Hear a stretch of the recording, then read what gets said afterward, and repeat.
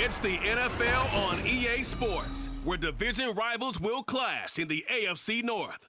It's the Cincinnati Bengals and the Baltimore Ravens under the lights on Monday night. With Chesapeake Bay gleaming in the distance, we are inside M&T Bank Stadium near the Inner Harbor in Baltimore, Maryland. Tonight, we've got the crew set for what should be a real treat, a great Monday night matchup, as it'll be the Cincinnati Bengals taking on the Baltimore Ravens. With Charles Davis, as always, I'm Brandon Gaudin. And Charles, you talk about storylines in this one. I think it begins and ends with our two quarterbacks, certainly two of the best in the business. And nowadays, I don't think you can get by for long periods of time without a top-flight quarterback. The way the game is played, with all the responsibility he has and how the game flows through him, if he's not on the top of his game, your team's not going to benefit at all.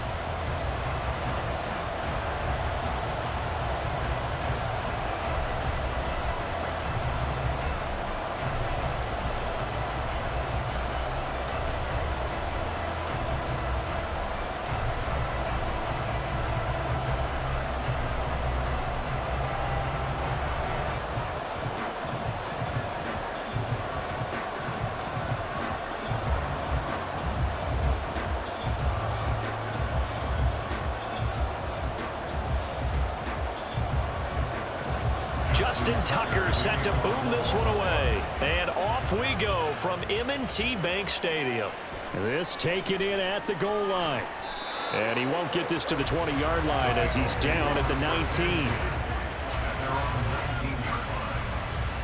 Here are the Bengals on offense, and here is Joe Burrow ready to lead them at quarterback. Hey, we all love a good story, and what we like even more, guys who can fight through adversity. Joe Burrow coming out of high school, goes to Ohio State, doesn't get a chance to start, transfers to LSU, not thought to be a top prospect, ends up the #1 pick in the draft, and justifies it.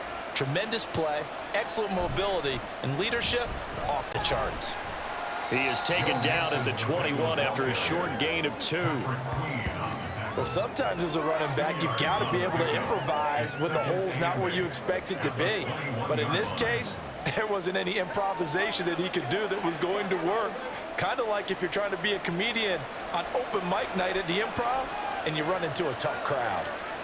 Now Burrow to throw on second down. And that nearly an interception here on this opening drive, but he gets a reprieve.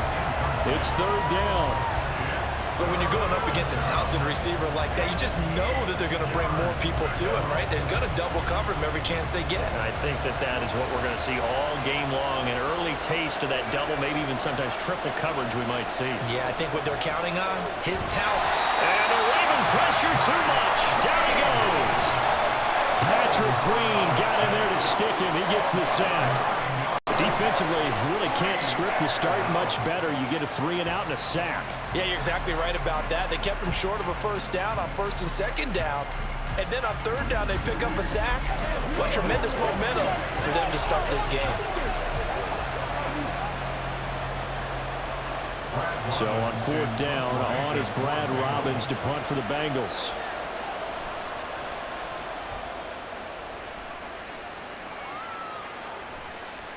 Taking it about the 36. A nice return there of 11 to help mitigate a good punt. And the Ravens, they'll take over. A number 8, Lamar Jackson, trotting onto the field at quarterback, ready to lead this Ravens offense. Early part of his career, defenses really had to focus on his running ability, and they still do. But now, he's turned himself into a true dual-threat quarterback. When he plants his cleats in the ground and turns it loose, good things happen downfield. And they'll begin by running the option. And this one goes nowhere. Losing yardage on the play back at the 46. He'll lose a yard there, and it's 2nd and 11. Well, that play never really got off the launching pad. He had a linebacker in his face before he had a chance to do much of anything. Yeah, I think it's big boys up front, that offensive line. They've got to do a little bit better job of protecting him if they're going to continue to run the option like this. Now it's Jackson. A short throw caught by Andrews. And he's out of bounds as he gets this down to the 45. So the completion results there in 9 yards. And now 2 yards to go on 3rd down. Let's not quibble about the gain there on 2nd down. That was a positive play because that was a take-what-you-can-get situation. Got out to the tight end. Now it gives them a much better opportunity to convert on 3rd down. They'll try to run for it with Dobbins. And it'll be a minimum pickup here as it will take us to the end of the 1st quarter. We're scoreless after 1. 2nd quarter now from Baltimore. It's the Ravens in possession as they've got it with 4th down and 1. A 61-yard attempt. And he missed it. It's no good. And this will remain a scoreless game. Well, he might be the best kicker the game's ever seen. And we've seen him hit from 66, which is the all-time record. But anything 60-plus, that's a very low percentage kick. Don't tell him. He doesn't believe it. But this one winds up no good.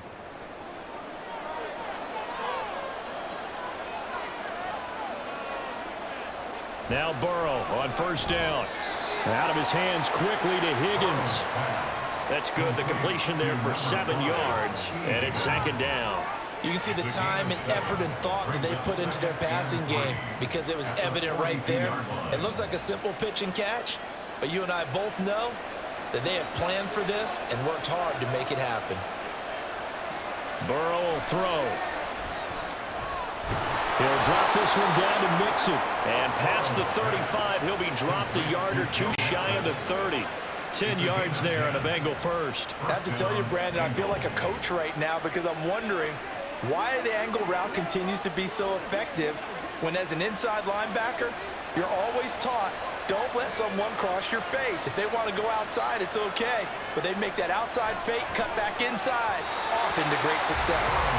Now here's a pass on 1st down. It's knocked away and incomplete. He didn't just deny a big throw there. He broke that one up in the red zone. An excellent play, one that may help save points on the board when this drive is over. Now a 2nd and 10.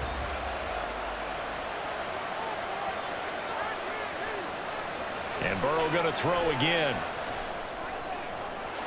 He's got his man. That's Sample, the tight end.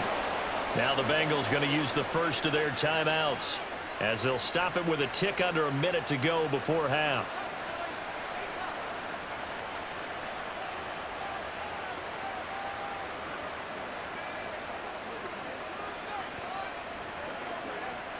Here we go now on 1st and goal. Burrow looking to pass. Toward the end zone, but that's going to wind up incomplete. That's a pretty play there. Got in at the last second, helped force the ball free, and kept them out of the end zone.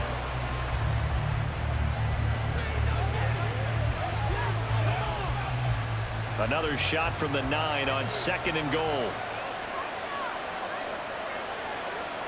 Now it's Burrow. Dumps it off to Mixon. And it looks like he'll be just a yard shy of the 5 here as he's out at the 6. Only 3 yards there on the completion. That'll lead to a 3rd and goal.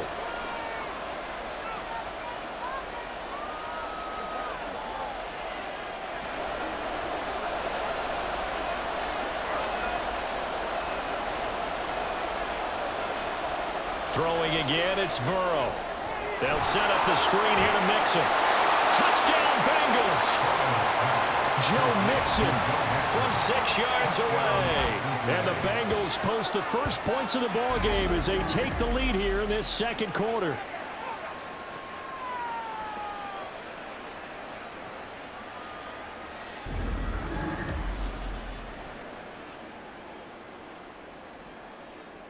Evan McPherson for the extra point.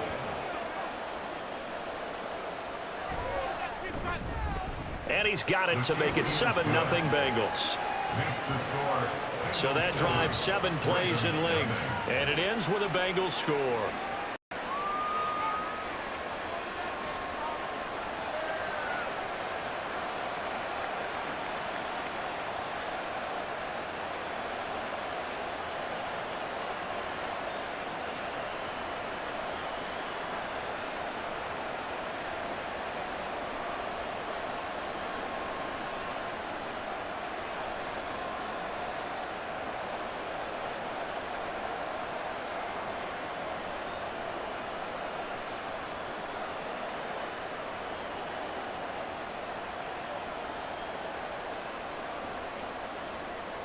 After the touchdown, McPherson on to kick this one away.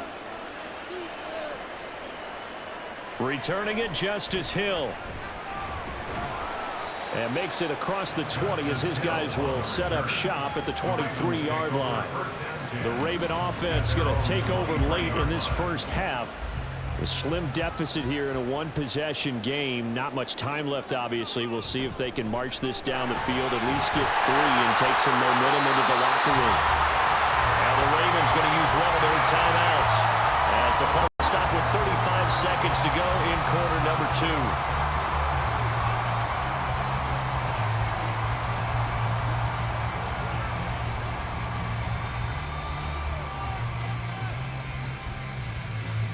So not quite a first down just yet as they come up on 2nd and less than a yard.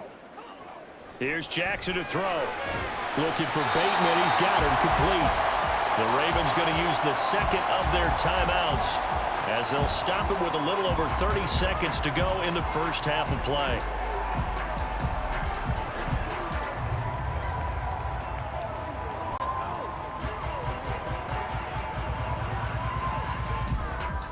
Line of scrimmage, the 37 on 1st and 10.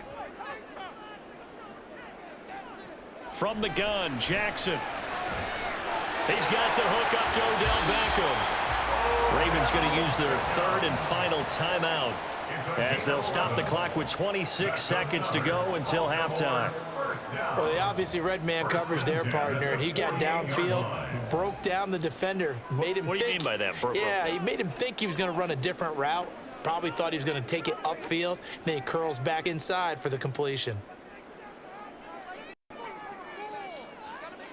Now Jackson on 1st down. He lets this one fly toward the back of the end zone. And incomplete on the deep ball. And they've been kept off the scoreboard in this first half, but here toward the end, they're trying to change that in one fell swoop, but that winds up incomplete.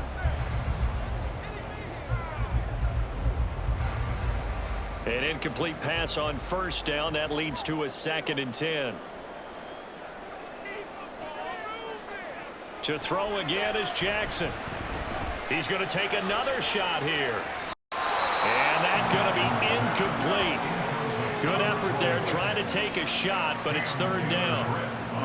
And they're not going to go quietly into this halftime break. They know they're in for a fight, so they're trying to make every possession count. They took the big shot there, but it winds up incomplete. Now they face a 3rd and 10 after back-to-back incompletions. Now it's Jackson. And he'll be taken down by the Bengal pressure. And they're going to take a timeout defensively. So with 4th down coming up, they go ahead and burn it and say we'll see what happens.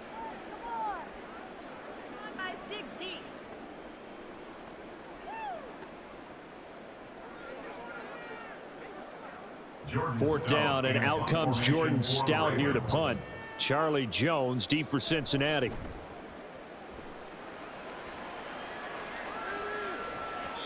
And this is going to hit the goal line and continue on into the end zone for a touchback. All that remains is to snap this once, and that'll do it for the first half of play.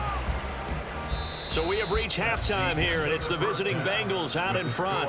As we'll send you down the coast now to Orlando, that's where we find Jonathan Coachman ready with our EA Sports Halftime Report. Coach. Okay, Brandon, back to you guys in just a moment, but welcome everyone to our Creative Village studios in the EA Sports Halftime Report.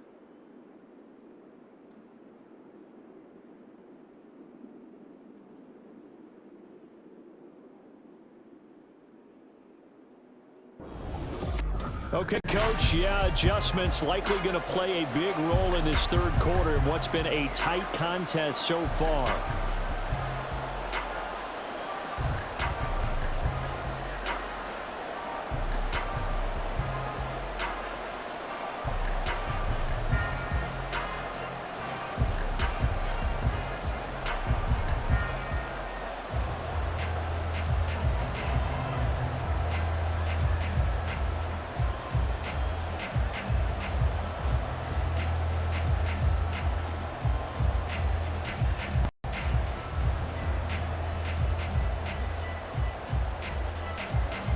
Just the one touchdown in that first half. 7-0 our score as we get going in quarter number 3.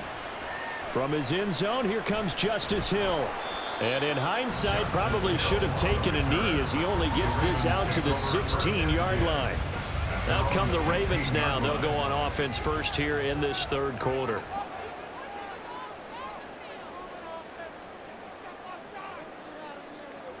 Jackson on first down. Oh, he tried to fit it in on the slant, and it's intercepted. Picked by Logan Wilson. And he'll take this down inside the 15-yard line. That one is going to sting. First play of the third quarter and a turnover. And you have to know that at halftime, they spent a lot of time going through their checklist of what they wanted to accomplish to start this third quarter.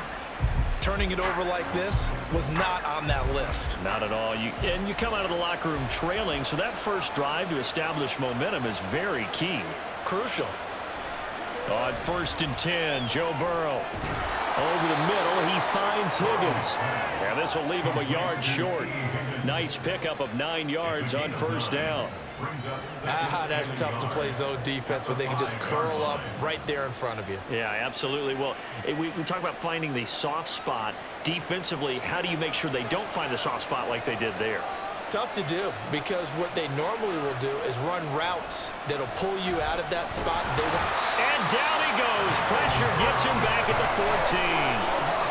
They dial up the corner blitz that time, and it delivers to the tune of a 9-yard loss. Well, partner, we know they came out of the locker room down on the scoreboard, but I will guarantee you the defensive side of the ball got super emotional. They can come out and play with aggressiveness, with fury, because they don't have to be quite as precise, and it paid off for them on that play, didn't it? Sure did. Excellent play, really setting the tone for this third quarter.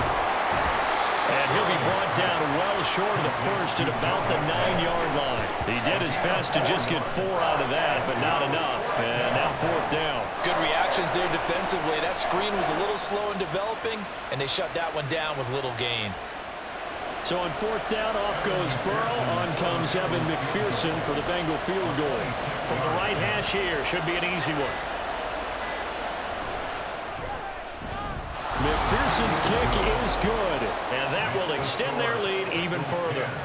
So the interception set him up with terrific field position, but 3 points, the end result. Yeah, we can make this one pretty simple, partner. You always want to end drives with points, but that's one that you're going to look back on and probably say, we should have done better there.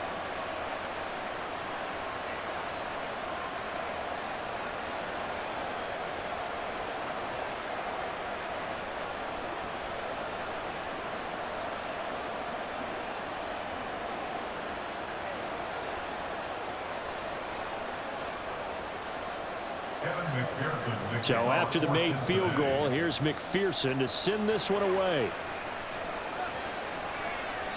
Hill going to sit on this one, and it'll come out to the 25. The Raven offense set at the line for this next drive.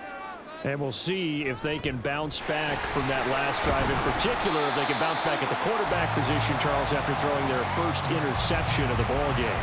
Yeah, some guys, you know they're going to want to try and get a big play right away and take control back.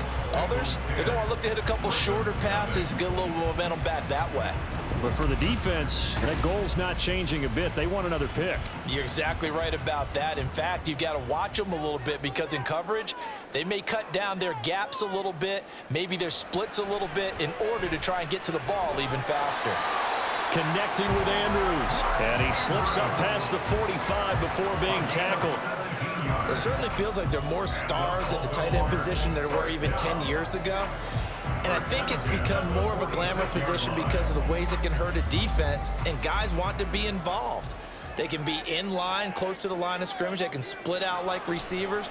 But hands, route running, speed, and some toughness to go across the middle, you put it all together, you got a heck of a tight end candidate. Looked like they were set up defensively in a zone coverage, but somehow they found a seam, because that receiver all alone. By rights, that should have been a touchdown, but somehow this ball's overthrown. They'll try again here. 2nd and 10. Throwing, Jackson. That's complete. It's Zay Flowers with it. And he's got another first down as the tackle's going to be made at the Bengals' 44-yard line.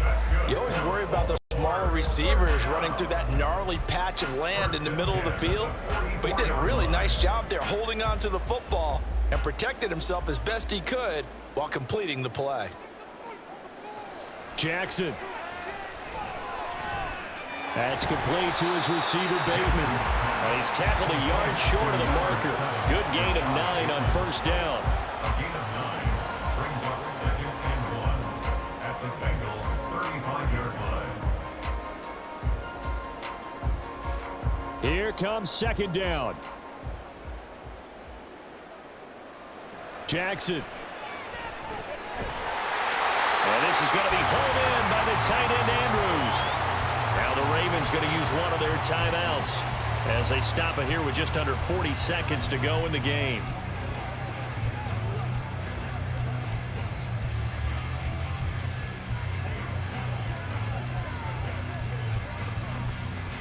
Two timeouts remaining, but time is of the essence. Down 2 scores. It's 1st and 10. Now Jackson. He drops this one off underneath here for Hill. The Ravens going to use the 2nd of their timeouts as they'll stop it with a little over 30 ticks to go in the football game.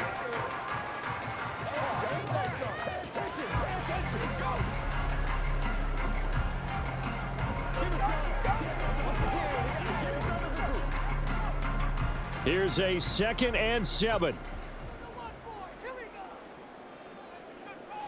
Jackson to throw. That one into the hands of Flowers. Complete to Zay Flowers. It's a gain of 4. Makes it 3rd and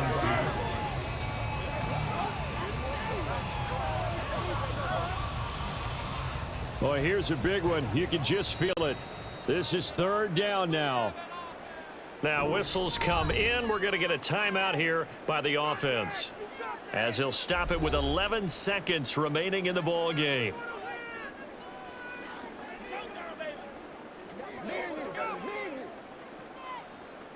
Hey, what we got? Let's go, baby. Play number 9 set to come here on the drive on 3rd and 2. Here's Jackson. Throw out wide is incomplete. I think that was a good job there defensively. They did allow them to drive all the way downfield, but once they got their backs to the goal line, they really turned up the pressure. Yeah, they let them get all the way down here. Now the field shrinks. They've struggled to convert, and that last incompletion brings up 4th. Here we go. It's Jackson on 4th down. And this is caught. So it's a late touchdown, but maybe too late. Still a little time left on the clock, however. Problem for them, they needed that score with a little more time left on the clock. I think just too little, too late now. I would agree with that, and we're programmed never to say never. But in this case, we're asking a lot for them to even think they have a chance. Tucker able to connect on the extra point. And now things get a bit more interesting here in this 4th quarter.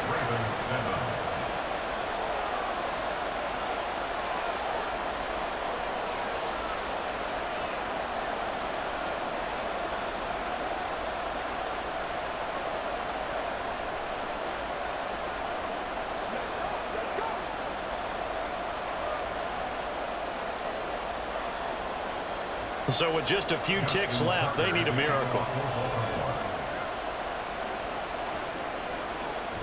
And this is going to be recovered by the Bengals hands team. And they're going to hang on and win this game. They had to go for it with no timeouts remaining, though. Now this one's as good as over. They gave it an effort. They tried their best, did everything they could to try and get the ball on the onside kick. You're exactly right. They had to try it. It was their only option. And now this game is done. Just take it, kneel, and call it a day. Well, obviously, Charles, this was by no means an offensive track meet. I mean, the defenses were the story in this ball game. But, hey, they got enough points to get the job done. And at the end of the day, that's all that matters. You're absolutely right about that, partner. In such a low-scoring game, it completely changes everything you had planned to do out.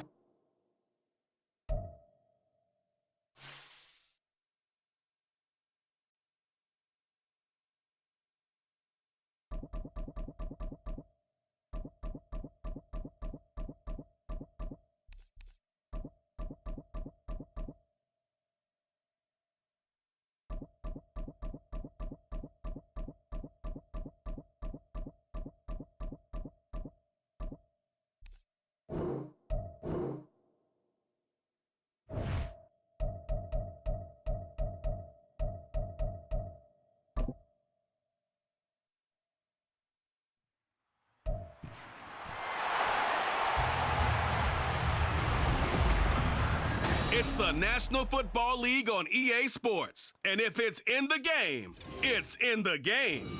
It's the New York Giants and the Carolina Panthers on Monday Night Primetime. A bit of a chill in the air, and temps supposed to drop about 10 more degrees, but otherwise a great night for football here in uptown Charlotte at Bank of America Stadium. Tonight we've got the crew set for what should be a real treat, a great Monday night matchup, as it'll be the New York Giants taking on the Carolina Panthers. Happy to be on hand. I'm Brandon Gaudin with Charles Davis. And before we kick, partner, your keys to the game, please. Well, my keys are on the defensive side of the ball for both teams. And the big one, making sure you avoid giving up the big play. These safeties are going to get tested all game long. Their job, keep the ball in front of them, tackle people, make them run extra plays in order to try and score.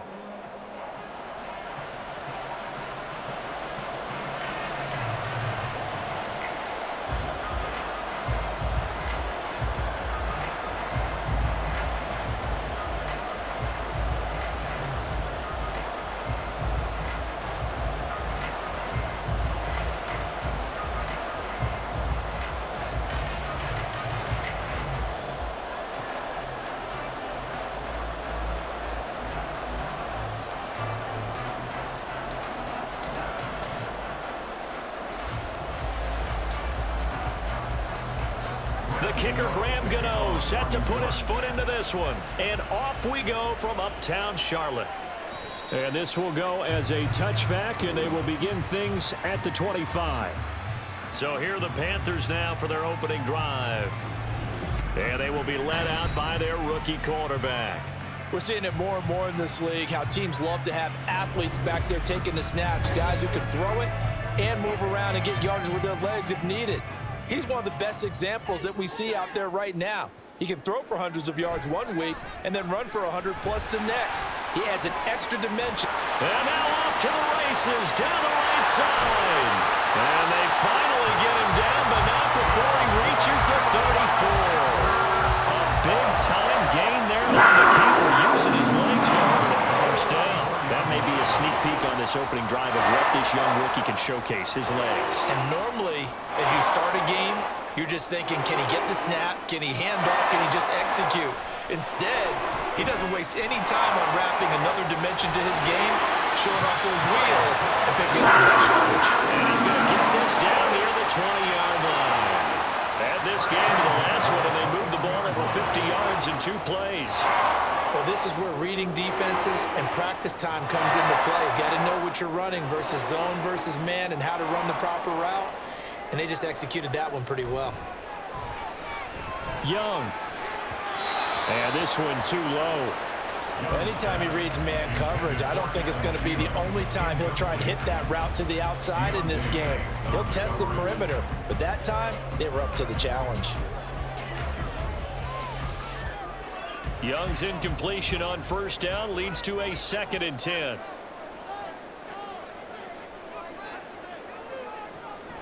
Back to throw here. He'll find Thielen work in the middle. 4 yards the gain, and it'll bring up a 3rd down.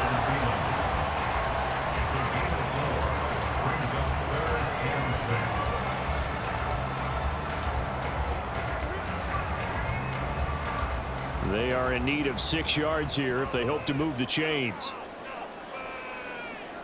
It'll be Young again.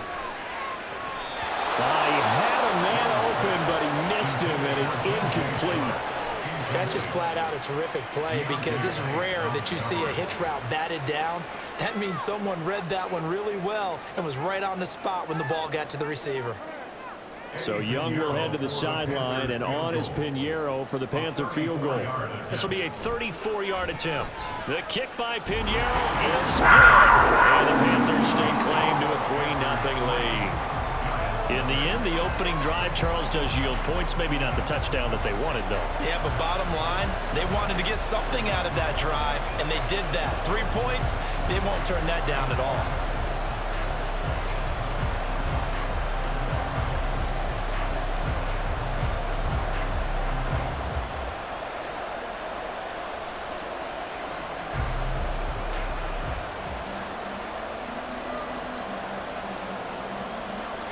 After the field goal, on to kick it away is Pinheiro. And here comes a return from just beyond the goal line. And he'll be brought down shy of the 20, so the decision to bring it out of the end zone, not a good one. First go on offense for the Giants under the guidance of Daniel Jones, the former Duke Blue Devil. I still remember when he was drafted, there was a little bit of controversy about how high he was selected by the New York Giants, but his talents were revealed. He can make every throw in the book. Surprisingly good athlete. As long as he takes care of the football, doesn't turn it over, he can really make plays. Blitz coming, and down he goes. A loss of 4 that time on the sack, and it brings up second.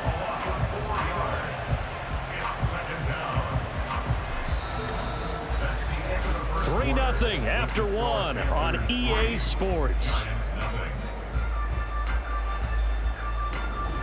Giant football, and we're ready to begin the second quarter as they've got it with a 2nd and 14 upcoming.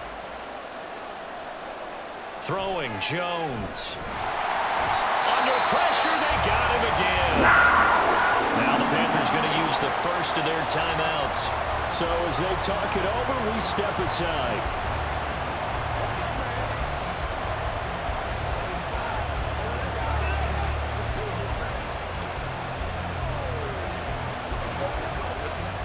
After that sack, 3rd and long, tough spot for Jones and the Giants.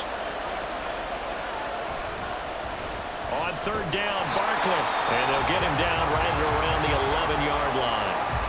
The Panthers going to use the 2nd of their timeouts.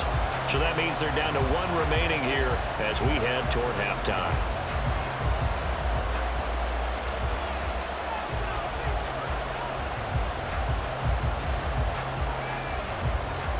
On 4th down, here's Jamie Gillen on to punt.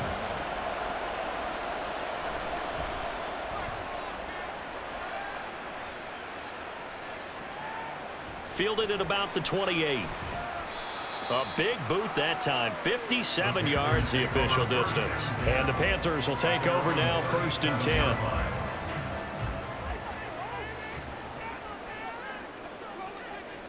Here's Young from the shotgun. And he can't get away from the pressure. The Giants get there. That one will set him back nearly 10 yards here on 1st down on the sack. And this is a quarterback who's already had success on the ground in this first half, but this time they're able to hem him in. And it's always different when you rush a mobile quarterback as opposed to a guy you know will be right back in the pocket.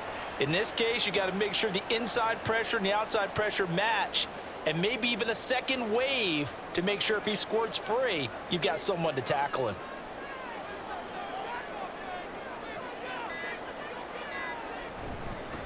On 2nd down, here's a run with Hubbard. He was able to pick up 6 yards there, so that leaves him with a 3rd and 13. So much of the game today, we're looking for hybrid players, guys who can do a combination of jobs. And anyone who plays a strong safety position, now more than ever, is a hybrid type player. Half defensive back that covers passes and half linebacker that makes tackles. We just saw the linebacker make that play. He's going to let this go. Back of the end zone. And that will be incomplete. Well, they weren't scared to let it fly, but it falls to the ground and brings up 4th down. I like the fact that he took the shot deep downfield. Even if you don't get the catch, maybe you get a defensive penalty and pick up the yardage that way. So on 4th down, here's Johnny Hecker to punt it away. Back deep is Gunnar Olszewski.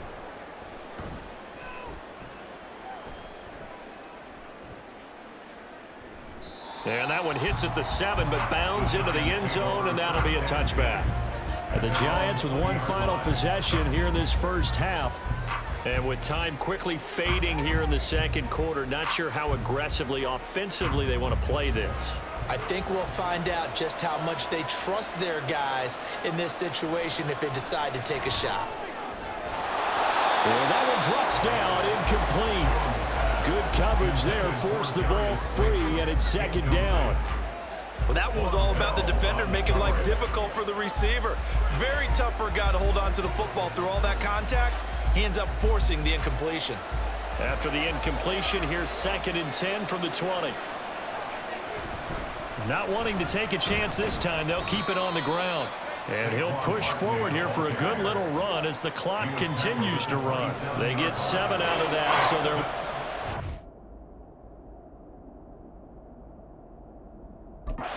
and 3.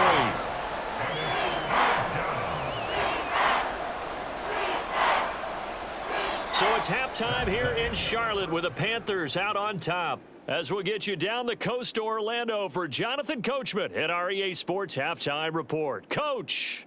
All right, Brandon, thanks very much. Welcome, everyone, to our brand new studios here in downtown Orlando in the EA Sports Halftime Report. If you missed the first half, there's not much to get you caught up on. Just the lone field goal accounting for the entirety of the scoring. A 3-0 game to this point, as both defenses have been strong so far. All right, Coach, thanks. Yeah, both teams likely to make some changes in what's been a closely fought battle to this point.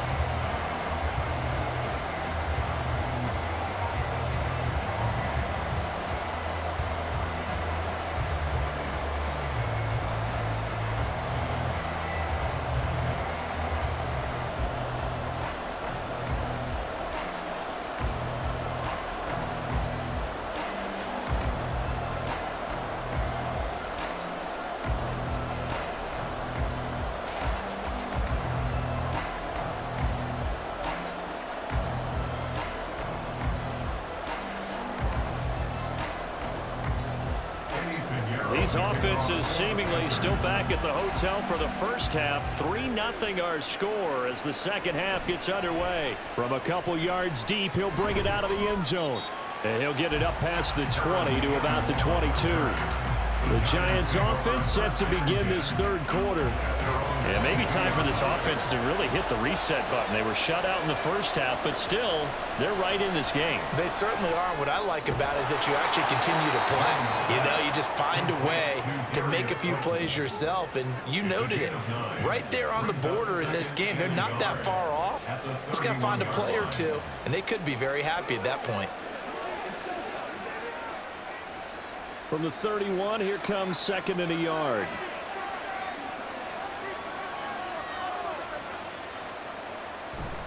Jones fakes the give to Barkley. Has this complete to Daniel Bellinger. And he goes out right around the 39. First target, first catch, and a first down. When the offense reads blitz, doesn't matter where it's coming from, tight ends know that they become a big part of the passing game because they should be an easy outlet when all those extra bodies are trying to get to the quarterback. A hot route, so to speak. Now Jones. Pass is caught by Wan'Dale Robinson. And the result here, a pickup of 8. Leaves him with 2 to go on second down. But that's what you're looking for when you want to throw the ball downfield. You want one of those guys who can play out on the perimeter, can play out wide, who can not only get open, but when they're covered, can uncover themselves downfield and create catches. Jones with a handoff to Barkley. And he'll be brought down just shy of midfield at the 49-yard line. 2 yards, good enough for a first. Well, we always talk about good down and distance, allowing offenses to expand their playbook. Well, 2nd and 2, that means your playbook's wide open. You can run just about anything. But a lot of times, the play caller, he just looks down at his sheet, sees the short yardage runs, and goes to one of those. They keep it with Barkley on first down. And he's going to take this ahead for right around 3 yards, but no more than that. Second down. It's a pickup of 3, and we have now arrived at the 2-minute warning. 1 quarter remains here as we wrap up the week on a Monday night. We'll return with more after this. This is the NFL, and it's on EA Sports. And we're back now in Charlotte. From just shy of midfield, Jones. It's been a very hotly contested game to this point. Just a field goal separating these two teams as we get set for the fourth quarter. You're not going to get many better opportunities than that to take the lead in the fourth quarter. He's got a man wide open. But, oh, my goodness, just too much air under the ball, and he knew it right away. To throw is Jones. That is caught, and he will have a Giants first down as they're able to get the third down conversion. This offense is starting to get into rhythm. A nice quick throw there on target, able to pick up another first down.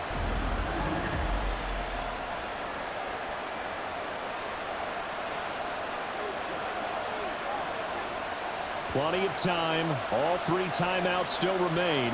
Here's 1st and 10 now. Here's Jones.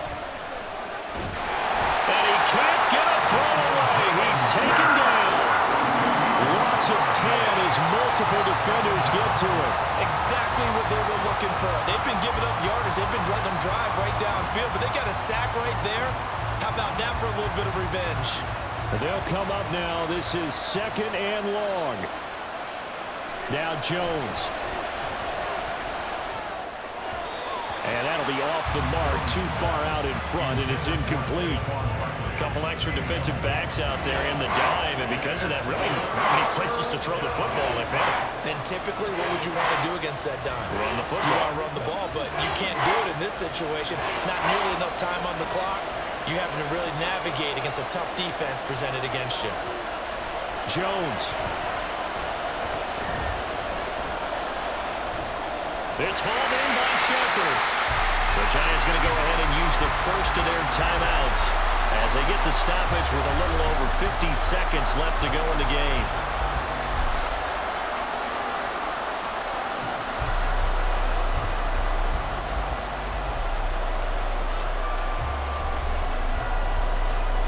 So now one of the biggest kicks of the night is forthcoming.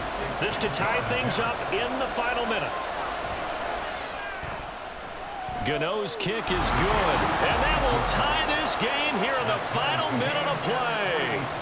Charles, even as long field goals become more and more common, this is still very rarefied air. Only just over 20 field goals have been kicked from 60 yards or further, and you can add his name to the list now.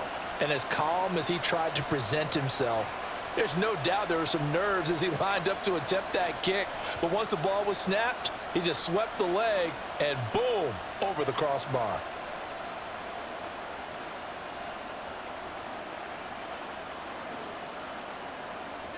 This one, all we could have asked for. All tied, final minute as it kicks away here. And with time a factor here late, he'll just take a knee and they'll put it out to the 25. The possession of the football goes over to Carolina.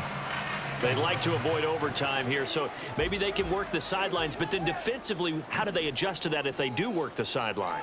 It's the old leverage game, and we usually talk about leverage at the line of scrimmage, right? Who's going to win with the low blocking and everything that goes along with that. But in this case, you're trying as a defender to leverage them towards the middle of the field, not let them get to the sidelines and try and tackle them in bounds in order to run the clock out.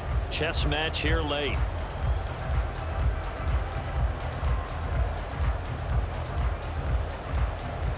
Another try, 2nd and 10 now. Here's Young.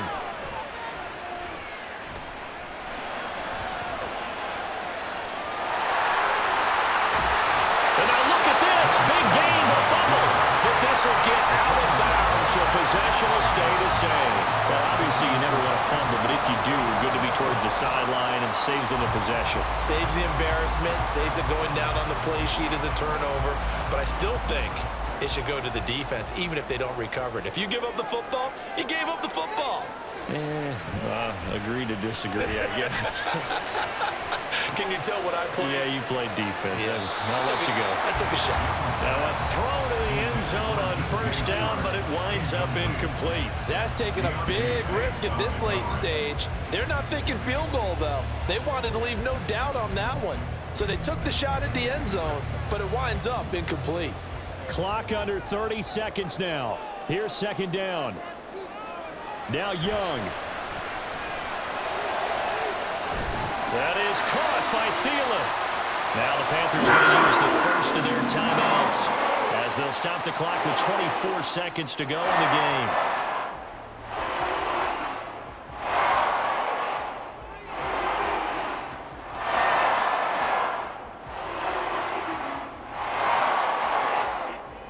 This is 1st and 10.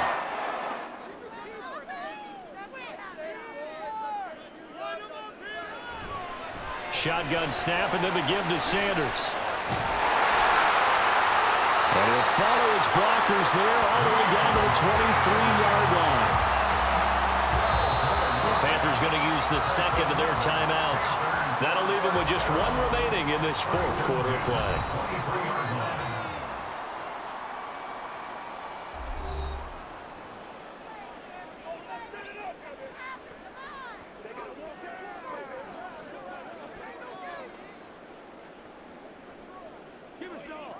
So it'll all come down to the right foot of Eddie Pinheiro. Now the Giants will use the second of their 3 timeouts as they'll stop it with 11 seconds remaining in the ball game. So the field goal unit is on the field as this is a big spot right here. This to almost certainly win the football game. And his kick here is good. And it's celebration time on that sideline as they have taken the lead in the final seconds. So they tried to ice him there, but it's fair to say it did not have the intended effect. And I've known kickers that take it as an affront. And there he says, you think you're going to rattle me? Think again.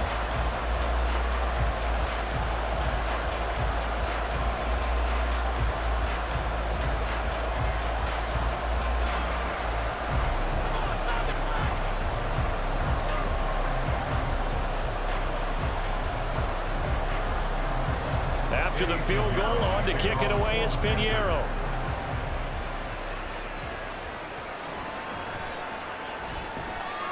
And out a little across the 25 to the 27. Here's first down. One final shot. They'll look to throw. That ball caught by Slayton. And he'll take this to the other side of midfield before going out of bounds. It was a long shot, but they did get one final chance to try to score and overcome this small deficit. No touchdown, though, Charles, and that brings this one to a close. Yeah, I think Hope was wearing one jersey and Worry was wearing another on the other sideline as that final snap played out. Now, we've seen some incredible plays to win games before, but in this case, I think the distance was just a little bit too great for it to happen.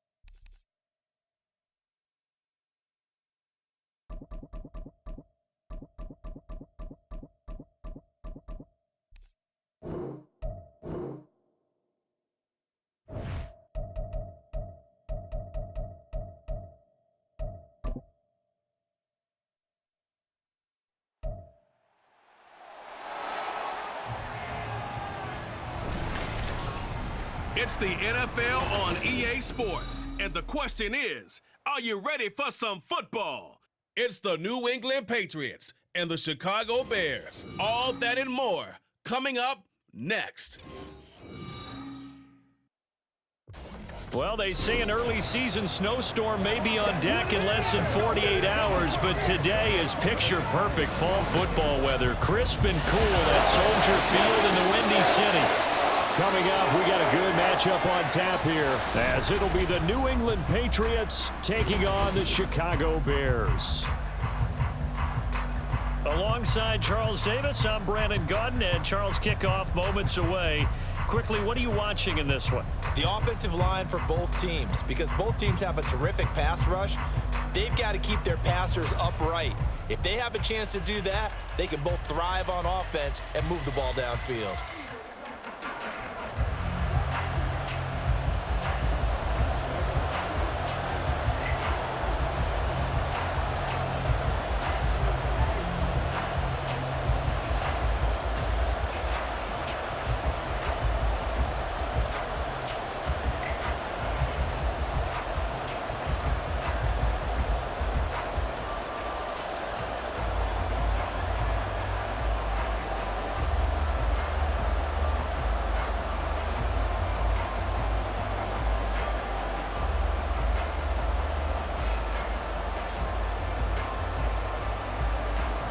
Here's the punter, Trenton Gill, now to do the honors, and off we go here at Soldier Field. This fielded right at the goal line. And no alley to be found. The coverage was solid, and he's dropped at the 18. So here come the Patriots to take over on offense. And they will be led out by their second-year quarterback.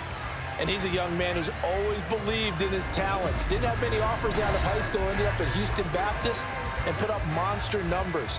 Decided to take the next step and go to Western Kentucky, and he did it again. Set NCAA records for passing touchdowns and passing yards in a single season. Now the big jump to the NFL. This guy's like a very skilled point guard. Knows how to deal and put the ball in the proper place with every throw. 4 yards the result on the first play from scrimmage. Second down.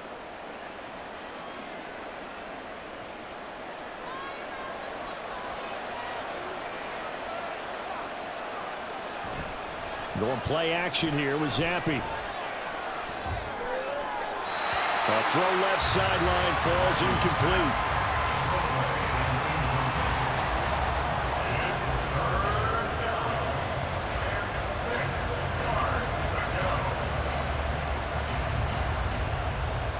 This defense looking for an early stop. This is 3rd down and 6. Now Zappi. Setting up a screen for Stevenson. And he'll go down just shy of the 25 at the 24-yard line. They'll get only a yard out of that, and it'll bring up 4th down. The key to any screen play is all in the deception. And that means everyone on the offensive side of the ball. But someone gave it up because that one wasn't very well concealed. And the defense able to rally to him and hold him for just a short gain. He steps into this one, and this is a rocket. Taylor now to return it. They'll call that a punt of 59 yards. Tough to do better than that. And the Bears take over. So out comes this offense to take over for the first time. They'll be led out by a first-round pick back in 2021 from Ohio State. It's Justin Fields. And not only does he have all the skills that you're looking for as a quarterback, he's incredibly tough and plays the game fearlessly as both a runner and a passer. You provide a good running game around him and let him throw deep off of play action, you've got an all-star in the making. And they'll run the option to start the drive. And he'll be tackled at the 23 after a gain of 3. Well, they held him to a short gain on that one, and it almost felt like on that first run, they were trying to just throw the jab at him. So how do you stop a jab? Get closer and smother it, just as they did on that last play. Now 2nd and 7 from the 23.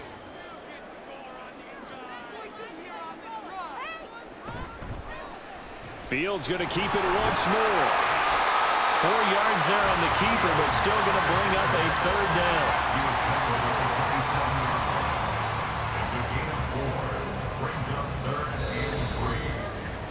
No score after 1 on EA Sports.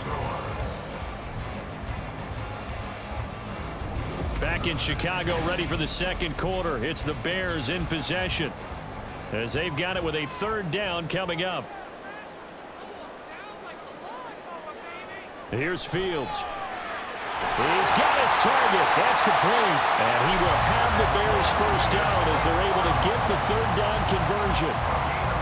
And Brandon, from our time in college football, where receivers weren't running the traditional NFL route tree, one thing they did learn, find open areas, find soft spots, and set up and catch the ball. And I think we just saw that there. Yeah, we saw that indeed, picking up the first. Flushed out right. And he is out of bounds inside the 35. 23 yards on the tuck and run. They asked him to take charge and get them to a spot where they can at least attempt to kick before the half, and he does just that. Didn't trust what he saw downfield, so he took it upon himself to get them into field goal range using his legs. That's coming through with a play they needed in a big spot. On 1st and 10, here's Fields. They'll set up the screen for Herbert. This will be stopped about 2 yards shy of the marker. 8-yard gain, 2nd and 2. And good yardage there on 1st down, because sometimes all you need to do on the screen is get one key block. That might set your man free, and that was pretty good pursuit to the football defensively, or it could have gone for more. Creeping up on a minute to play in this first half. Out of the gun, Fields. And a pass complete to Moore. Now the Bears going to call the first of their timeouts, as the stoppage will come with a little under a minute to go in this first half.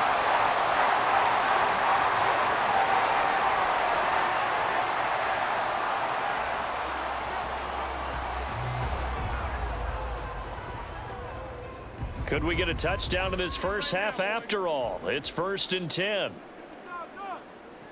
Now Fields. And able to get him down, but he does reach the 5. A nifty bit of scrambling there. 12 yards, first down. I can't be sure how much of that was planned pre-snap, but it certainly opens up some avenues for their offense. And if he can stay a threat to break off those kind of runs, it'll pull defenders away from coverage and open up some choice throwing lanes for him moving forward. Fields. Eluding the pressure. And he's going to have to eat this one as down he goes. Now the Bears going to use the second of their timeouts, as they'll stop the clock with 24 seconds to go in this first half.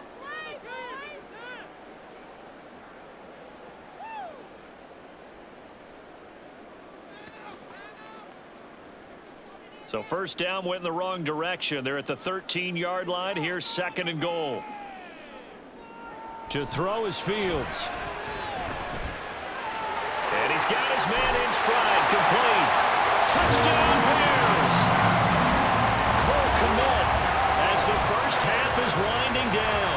And the Bears have taken the lead here in the final stages of this first half. Well, we know someone just added to his touchdown passing total, but all he did was get the ball out quickly to his tight end and let him take care of business the rest of the way. Cairo Santos on to try the extra point.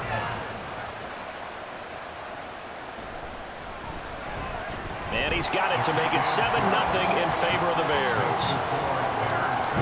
A good drive that time as they go 9 plays in all. And it was all capped off by Cole Kmet with a touchdown catch.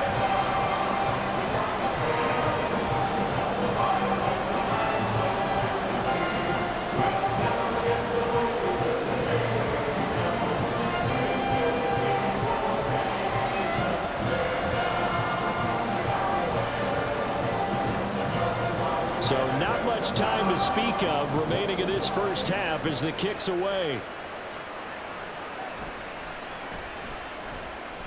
And able to get this across the 20, but not much further as he's dropped it to 23-yard line. New England with a first down as they begin the drive. And with time quickly fading here in the second quarter, not sure how aggressively, offensively they want to play this. I think we'll find out just how much they trust their guys in this situation if they decide to take a shot. So we've reached halftime with just the lone touchdown here. 7-0 is our score. As we'll send you down to Orlando, and we check in with Jonathan Coachman for our EA Sports Halftime Report. Coach. All right, Brandon, back to you two in just a bit. But first, welcome everyone to downtown Orlando and our EA Sports Halftime Report. The Bears were given a solid first half by their quarterback, Justin Fields. His touchdown pass is the only score of the game thus far, as his guys hold a 7-0 lead to this point. Okay, Coach, thanks as always. This one's still anyone's game as we welcome you back for quarter number 3.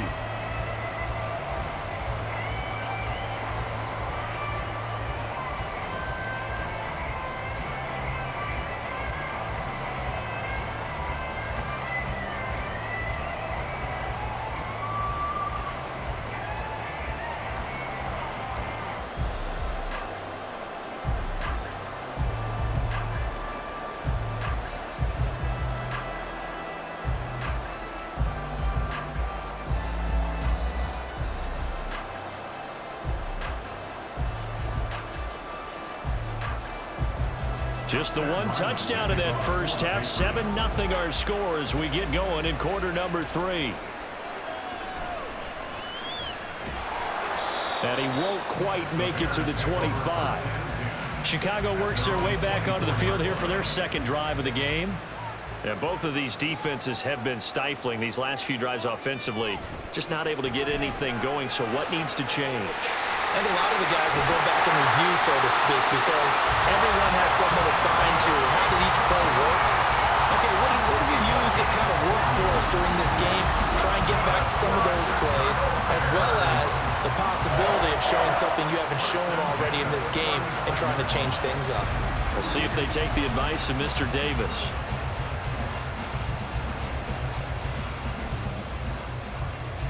So that changes things a bit. Here's a 1st and 10 all the way down at the 35. Fields going to keep it running right. And he'll be taken down at the 34. Only a yard on the keeper, and it'll be 2nd down. I do know from experience that when you slow down someone's running game, you're now doing the dictating on defense. And guess what? Now you're getting ready to tee off on their quarterback because they have to throw it all the time. But you still have to be alert for the draws and other plays of that nature to make sure you don't get hurt. Here's Fields now on 2nd down. And he overshot him there. It's out of bounds, incomplete. Had the right idea. They're trying to throw it to the sideline, but he led him just a little bit too much trying to get it out to his receiver. Ends up falling to the ground, incomplete. In need of a conversion on 3rd down. They had the big play to start the drive. Not much sense. Here's Fields. There's a short throw. It's caught by Kmet. And he's got another 1st down as the tackle's going to be made at the Patriots' 24-yard line. A nice pickup of 10 means that this drive will stay on track. It's taken a while for this offense to get going. A little creaky at the start, but they're oiled up now. A nice throw there, and they're really putting together a good drive. On 1st and 10, it's Herbert. And he works free. And down inside the 15, shy of the 10. Another nice gain, 13 yards that time, and another 1st down.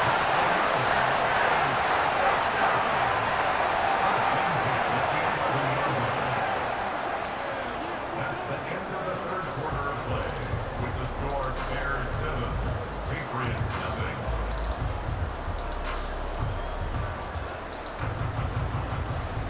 0. And they will not have time to get another play in here as time has run out on this 3rd quarter. We'll return with more after this break. You're watching the NFL on EA Sports. And this is caught. And that could seal it. It's a touchdown. What a huge touchdown that was, obviously, here in the late stages of the 4th quarter as they try to put this one away. And, Brandon, when they watch the film after this week, they'll be very proud of every rep if they close this game out. Just a few snaps remaining. They can't relax just yet.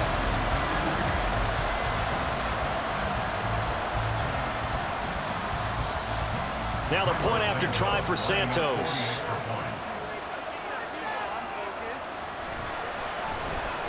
And it's good to make it 14-0.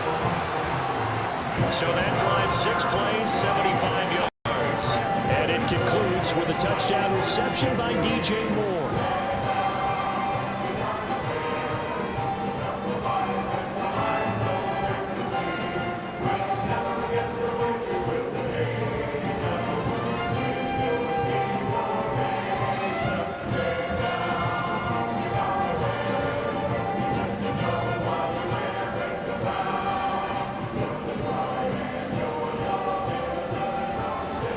Touchdown. Here's the punter, Trenton Gill, to kick it away.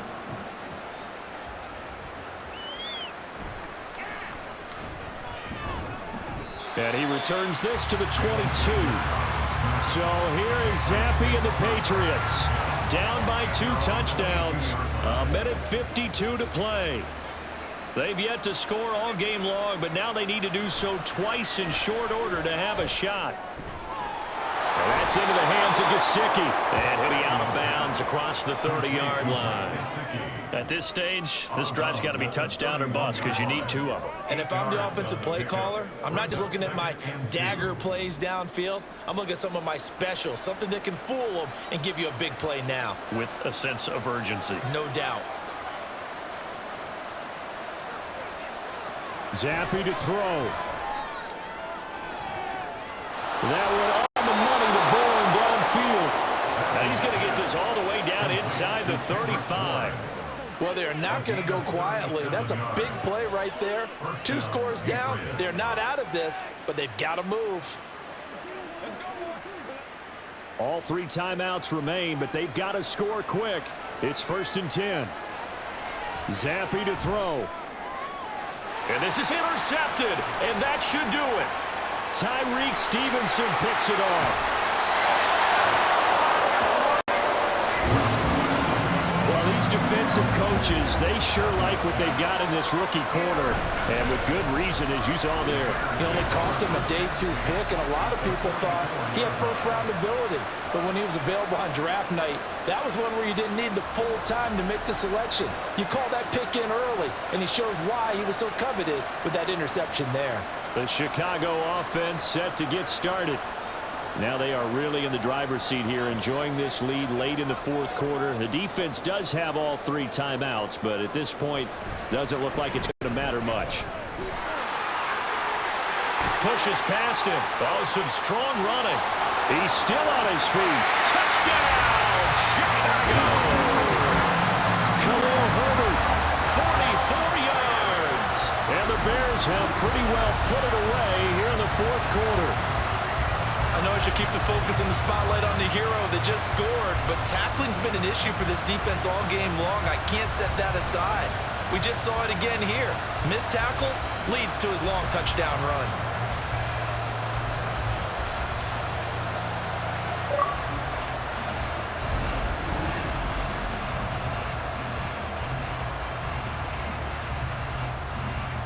Santos now to add the PAT.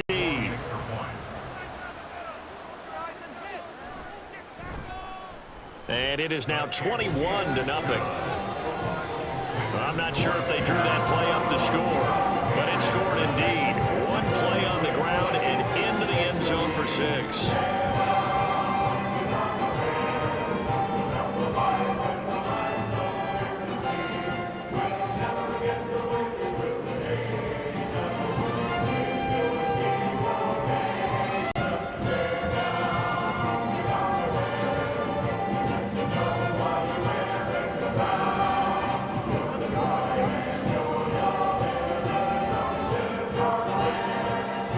After the touchdown, here's the punter Trenton Gill to kick it away.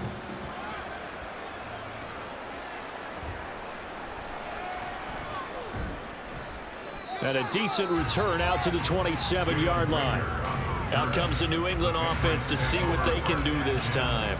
Well, it's been a struggle so far for this offense, Charles. It's not only that they haven't been able to put the points up, but really stringing yards together has been a real issue for them in this one. I'm so glad you brought up the yardage because I was thinking to myself, we've seen a lot of NFL games and we've seen our share of lopsided contests, but in almost all of them, both offenses have put up at least 200 yards in a game, but not in this one. This has been a display of offense that, frankly, I think the 2 of us have watched from behind our hands, trying to spread our fingers wide enough to actually see the result. Another throw on 2nd down, and this one incomplete as well. Well, for incompletions on 1st and 2nd down, it certainly seems like a reflection of what we've seen so far in this game. The defense, quicker to the punch so far. Let's see if they can get something going here on 3rd down. So back-to-back incompletions, and that has them staring at a 3rd and 10. Now Zappi. That is caught. Now the Patriots going to use one of their timeouts as they'll stop it with just over 40 seconds to go in the game.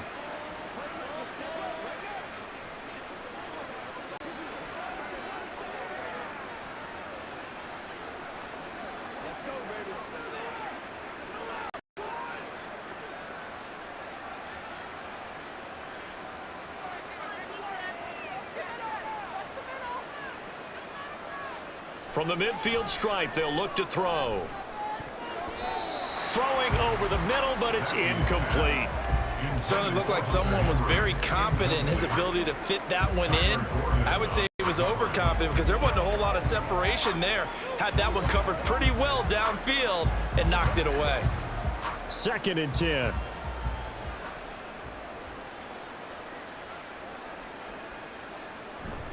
Zappi fakes a handoff, looks to throw it. He'll let this go for the end zone. And it's knocked away and incomplete. Well, these guys are not going to go out with their tails between their legs. They're going to keep taking their shots until the clock's at triple zeros. But that one, like a lot of others, winds up incomplete. They had the incomplete pass on second down. Now they need a big play here, 3rd and 10. Here's Zappi. Able to find the open man. That's complete. And he'll cross over out of bounds right at the 25. Excellent play there on 3rd down. Give them 25 yards. Well, I can put my defensive cap on right now, and I know they're saying don't give up any big plays now. They've controlled this game throughout, and all they want to do is see it through to the end. I think they let their guard down a little bit with that last completion. Sometimes when you're trying not to give up bigger plays, you don't react as fast as you should. And that's going to be caught for a Patriot touchdown. Juju Smith-Schuster, 25 yards for the touchdown. And the Patriots are finally on the board here in the 4th quarter. And yeah, that touchdown counts for their team, but I think it counts more for the fantasy guys, doesn't it? Yeah, it's just something maybe positive to look at on film, but this one's over, let's be honest. Yeah, I agree with you totally on that one. Extra point by Ryland, up and good. And they'll cut the lead to 21-7.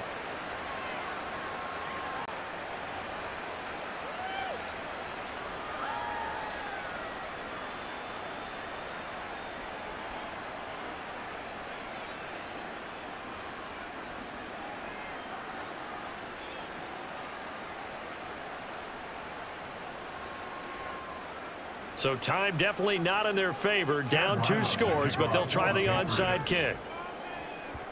And this is going to be taken in by the Bears, and it appears they're going to win this game. They knew they needed a miracle. They had to have that onside kick. They didn't get it. Well, as we knew, even before they put the toe to the leather on that one, their chances of getting that done, slim and none. And I do believe we saw Slim just leave the door, didn't we? We did indeed. I think we're down to none. And now the Bears coming out as they get ready. Well, partner, you know, coaches always say that every play is designed to score a touchdown. Sometimes that's not really true, but last drive, that was the case. One play to get into the end zone, and now they'll try to duplicate that success here. And it's rare for those moments to happen. Incredible when they do. And you saw the celebration. Pure, unbridled joy after that one.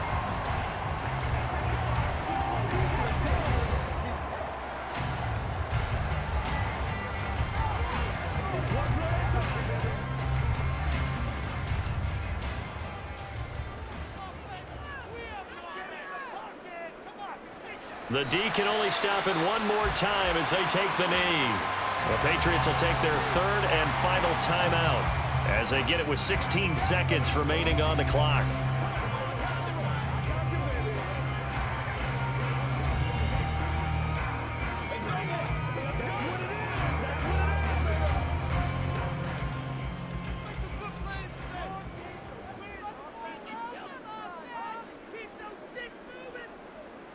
Fields down to a knee here, and that should just about put a bow on this one.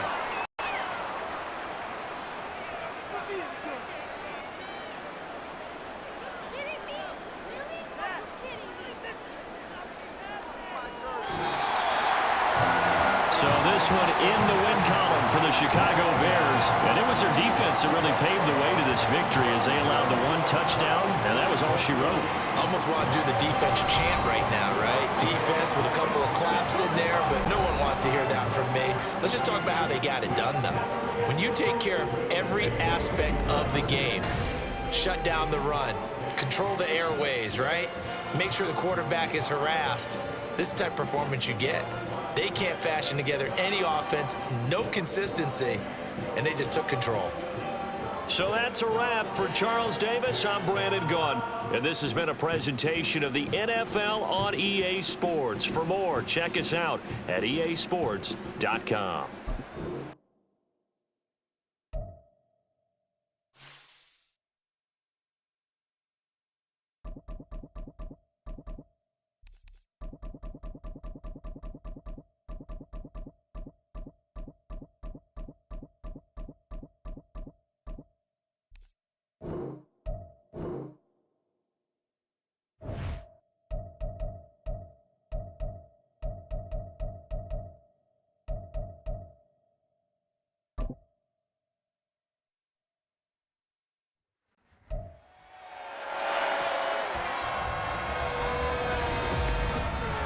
It's Madden NFL24, and the question is, are you ready for some football? It's the Niners and the Buccaneers, and it's all up next. Few better places in the country weather-wise this time of year than this one right here, Tampa, Florida, at beautiful Raymond James Stadium.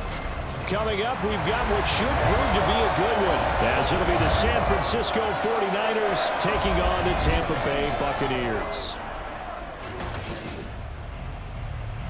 Brandon Gaudin and Charles Davis with you from our broadcast perch. And Charles, as we get this thing started, what are you going to be keeping your eye on? Special teams. Field position is always a big determiner in a ball game.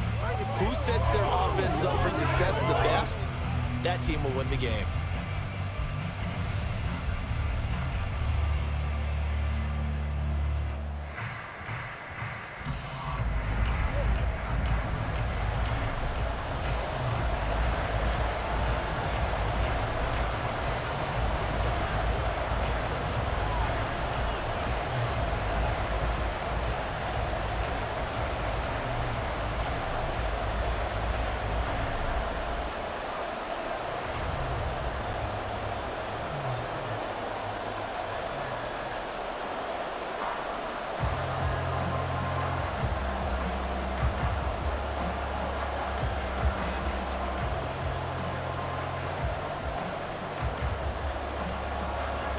Certainly happy to have you along. Chase McLaughlin has it on the tee, and off we go here in Tampa. From a yard or two deep, here comes a return.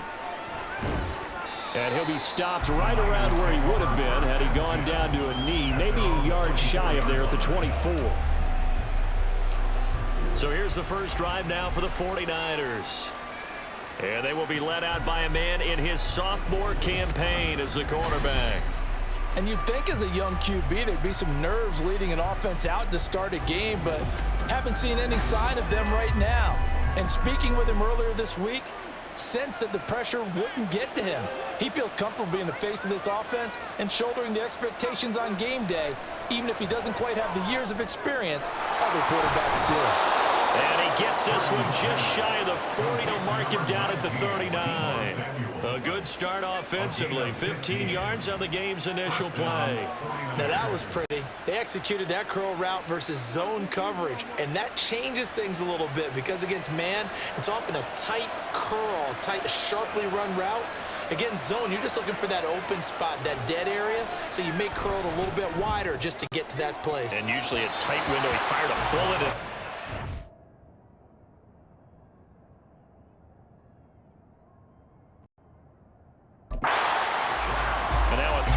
first down there, but it's incomplete. Deebo Samuel was the intended receiver, and that'll bring up second down.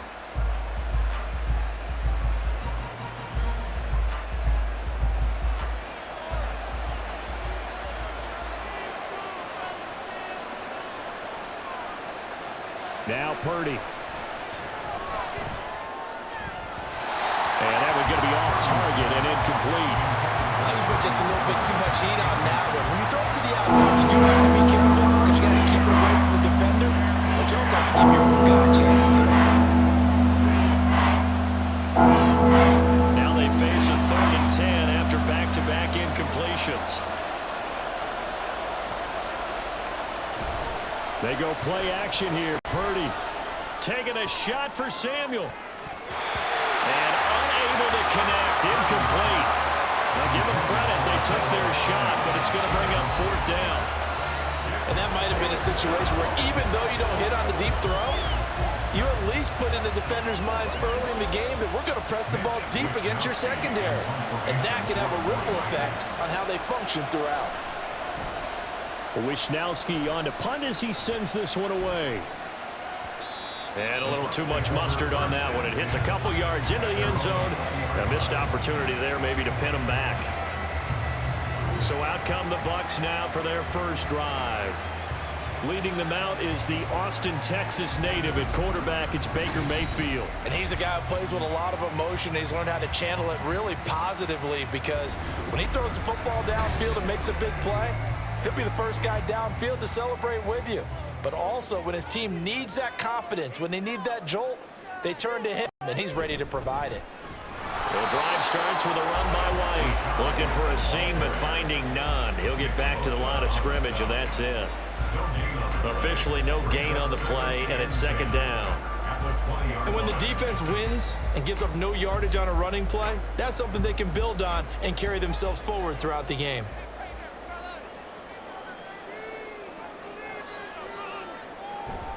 They stay on the ground with White. They find some open field here. And he's got it past the 30 before he's hit and dropped. First down Tampa Bay there, a gain of 13.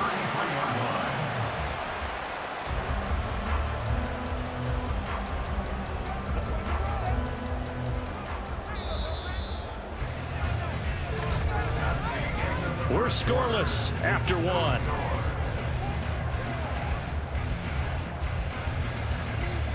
Second quarter now in Tampa Bay. It's the Buccaneers in control of the football as they've got it with a 1st and 10. Now Mayfield. Looking for White on the deep ball. And he knocks the ball away, and it falls incomplete.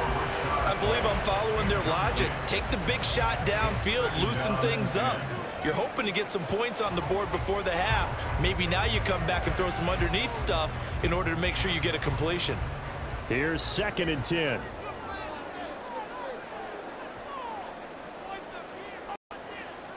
Mayfield looks to throw. Looking middle, and it's incomplete.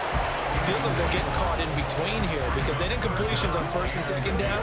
Now you got to worry a little bit about the clock because you prefer not to give them another shot here in the first half. But if you don't pick up the 1st down, guess what? You're likely going to have to. So back-to-back incompletions, and that has them staring at a 3rd and 10. To throw, Mayfield. And down he goes. The 49ers get there. The 49ers now going to use the first of their timeouts as they'll head to the sideline and talk over what to do next.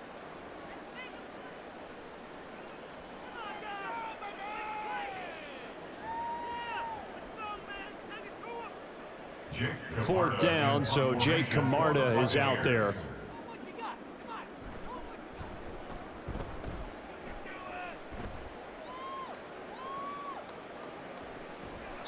That'll be put in the books as a 53-yard punt. And the Niners will go on offense. 1st and 10. Back out there comes the 49ers offense ready for their second drive. Over on the sideline, hoping to hit that reset button between possessions. Last time out, they had to punt it away. This time, hoping to finish this thing off in the end zone. And that's good for a pickup of 10 yards. And they'll be left with a 2nd and about a foot. When you run a screen pass really well, you got to like the look of it because so many parts come together to make it work well. The offensive linemen where they're faking people out, the back slipping out there, catching the football, then all of them going together as one unit downfield. A really nice pickup. Throwing here, Purdy. That's caught. It's McCaffrey again. And McCaffrey going to pick up a Niners 1st down up to the 47-yard line. 8 yards on the pickup there, and it moves the sticks. That was a pretty favorable situation there. What would you call that? 2nd and manageable? Smart play, too. Didn't force it downfield when he didn't have it. Just checked it down, let him get the 1st down, and that's exactly what he did. Now on 1st down, it's Purdy. The first catch of the game for George Kittle. Now San Francisco going to call their 2nd timeout as it'll come with 36 ticks to go in half number 1.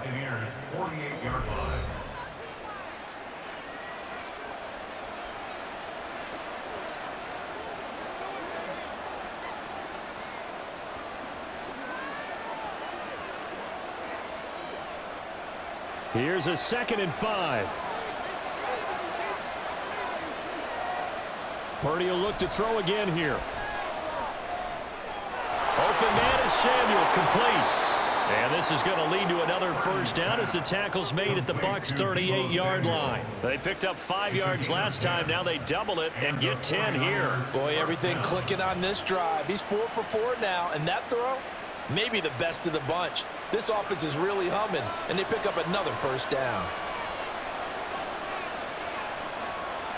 On first down, Purdy. Open man is Juwan Jennings.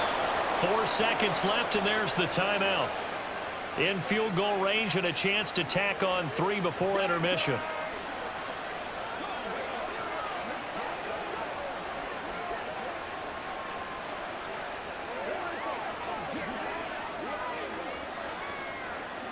So with 4 seconds to go in the half, here's the field goal unit onto the field. This will be, let's see, 38 yards out. And this one is right through. And we have action on the scoreboard just before halftime. It's 3-0. So they're able to end that drive with 3 points in this one-possession ball game. And ideally, you want to end every drive with points. Most quarterbacks would tell you, let's end it with a kick, right? A PAT, that's number 1. Field goal you'll take. Punts, you really don't want to do that. In this case, they'll take the field goal and get prepared for the rest of the game.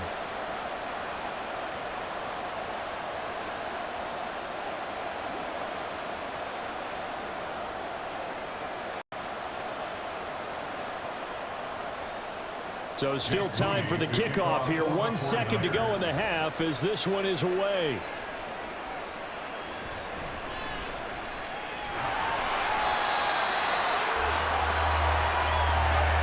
So we've reached halftime. All we have to show for the first half, a lone field goal. 3-0 our score. As we toss it an hour or so east of here to Orlando, it's Jonathan Coachman with our EA Sports Halftime Report. All right, BG, thanks very much. And welcome one and all to our beautiful new downtown Orlando studios for this EA Sports Halftime Report. This one's been all about the defense. Just a lone field goal in that first half. And as a result, not too much available in terms of highlights. But that's okay. We've got a full half to go. And to bring it your way, let's get back out to Brandon and Charles.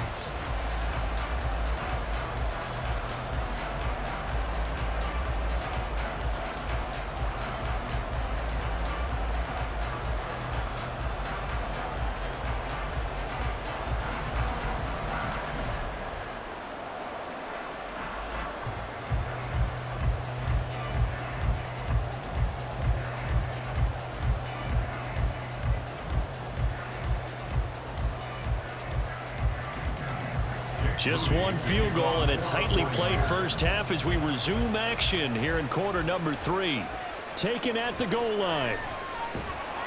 And he had no room to run as he's tackled down inside the 20. The Bucs offense set to begin this third quarter. And with the way this offense has played thus far, to be frank, they got to feel pretty grateful to be in the ball game. I would agree with you totally because they've done all of nothing offensively in this game, yet they still find themselves in a position on this drive where a touchdown can give them the lead. They need to take advantage of it. Yeah, they're still looking for that first touchdown here in the third quarter. All they have so far, the field goal.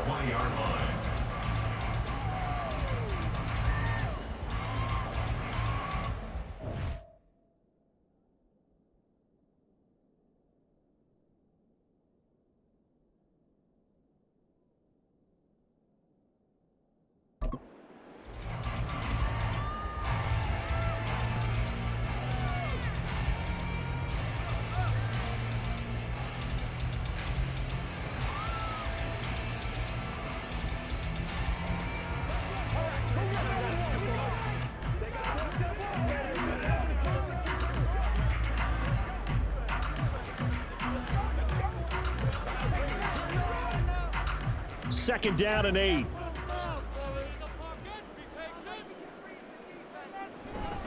Now a give up the middle. This is White.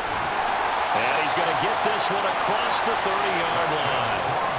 First down, Tampa Bay there, a gain of 13. Interior of that line blocked really well on that run, but also the 2 tight ends, they blocked well too. Not only have they scouted the line of scrimmage, with their agility, they can get upfield and hit moving targets like linebackers, defensive backs. They do a really good job helping out the running game. They go right back to White here on first down. Talanoa Hufanga in on the stop. Brandon, 5 yards on that run.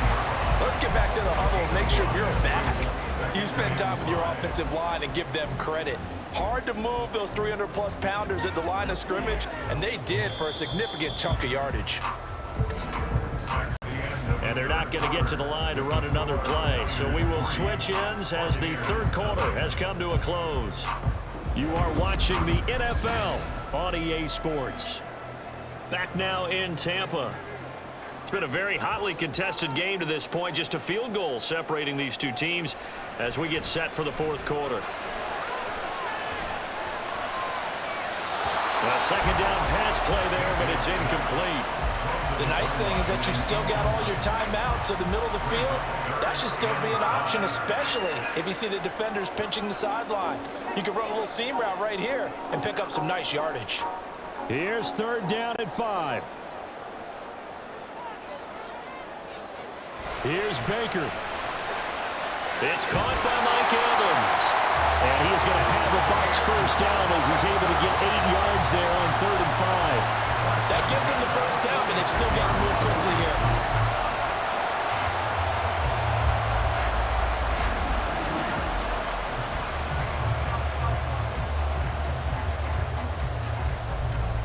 Plenty of time left, plus all 3 timeouts. Here's 1st and 10. Now Mayfield. Throwing middle, but it's incomplete. Well, they've certainly had trouble unlocking this defense through 3.5 quarters, so I don't expect it to get any easier now. You know they're going to be sitting back and waiting on everything, and they force an incompletion there. Here's 2nd down.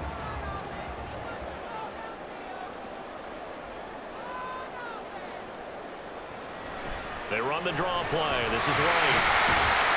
And he's got this one across midfield into 49er territory. Now the Bucs going to use the first of their timeouts as they'll talk it over here before what will be an important 3rd down.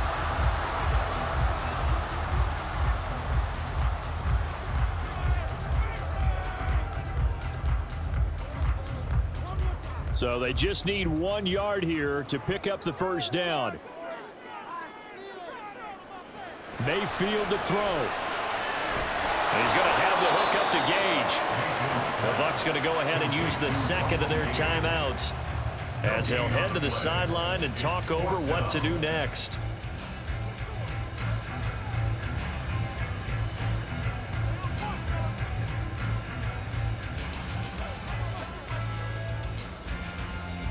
Too far for a field goal. They've got to go. It's 4th down. They'll run for it. This is White. And he will have a first down here at about the 40. Now you're right on the edge of field goal range. You've still got time, but get up to the line of scrimmage and get set.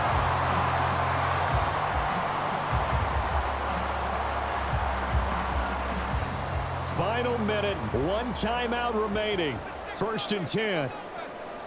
Mayfield. And that one too far in front. He couldn't reel it in. It's incomplete.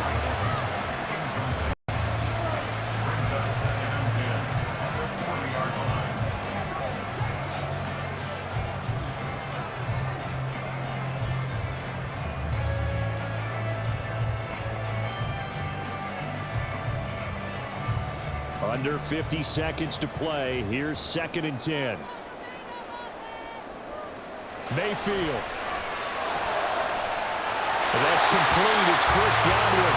And this will move the chains again as the tackle's going to be made at the 49ers' 26. All right, they picked up yardage, but they've got to get up to the line of scrimmage and spike it. They've got 1 timeout left. Want to save it. Here's 1st and 10. Now Mayfield.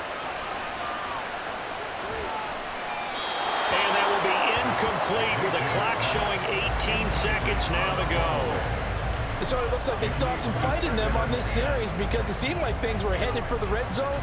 But if this defense gets 2 more stops, they can keep them out of that area. They'll come up now on 2nd down.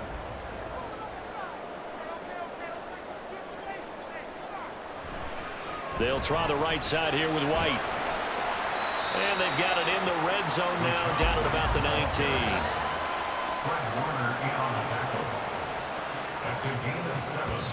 And now the timeout call. So 5 seconds left, and a field goal would send us to overtime. How bad you want it, boys? Let's have some fun. Let's get some job game, baby. Guys ready to get it on right now?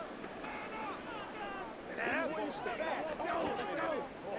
So here we go. Maybe the biggest kick of the game forthcoming. And the clock will now stop as a timeout is called with 5 seconds left. So now one of the biggest kicks of the night is forthcoming. This to potentially send us to overtime.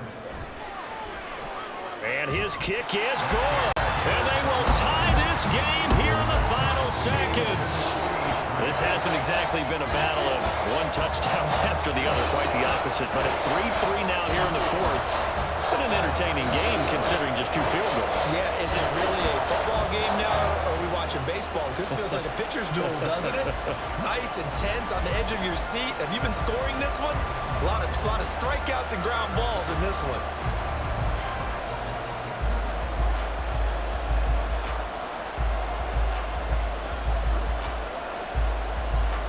So overtime on the horizon, barring a wild finish here as the kick's away.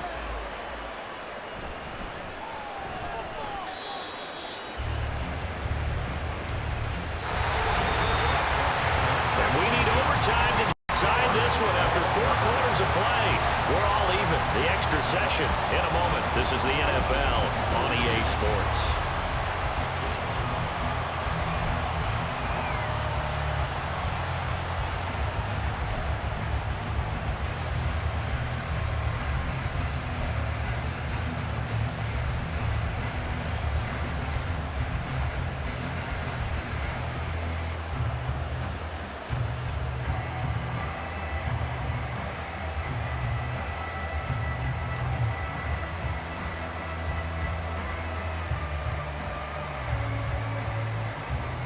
So the Bucs going to have a chance to go down and win it. They'll get the ball first here in overtime.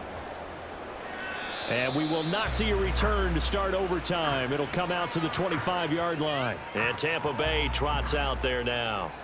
I cannot imagine how these players and coaches feel, Charles, because my palms sweating up here in the booth now as we go to the 3rd drive of overtime. And as we know from here on out, any points win this football game. I'll throw you a towel as well, partner. I've got one for myself, but let's face it, our nerves, our pressure, nothing compared to what's going on that field.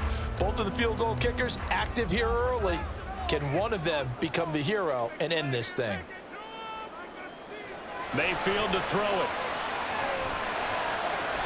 Toward the sideline, and he locates Gage.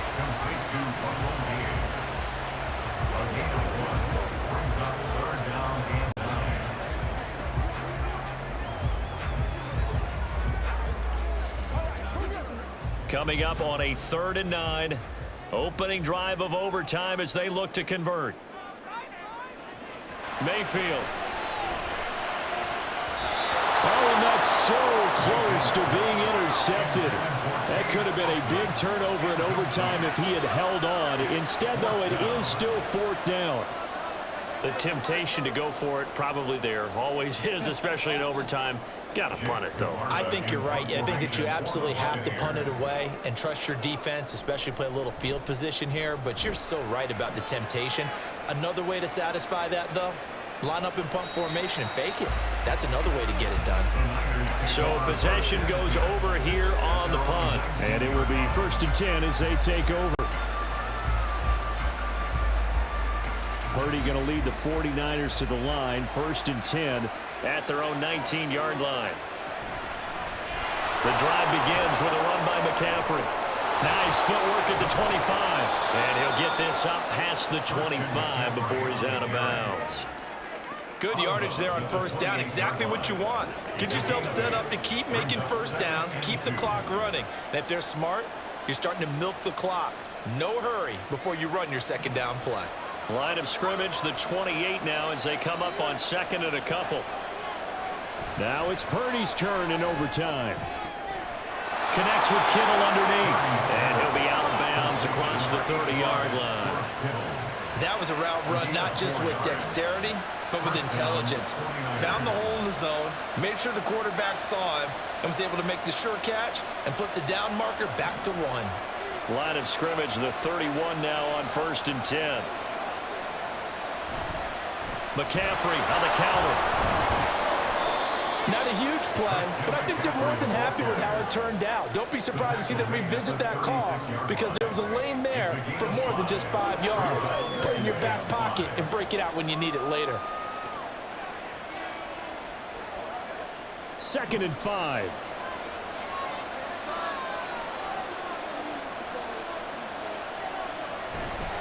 They stay on the ground. McCaffrey again. And they're going to have this across midfield and inside the 45. Now that's a big-time run. Lightning in a bottle, forget it. He exploded out of the bottle for that type of a pickup.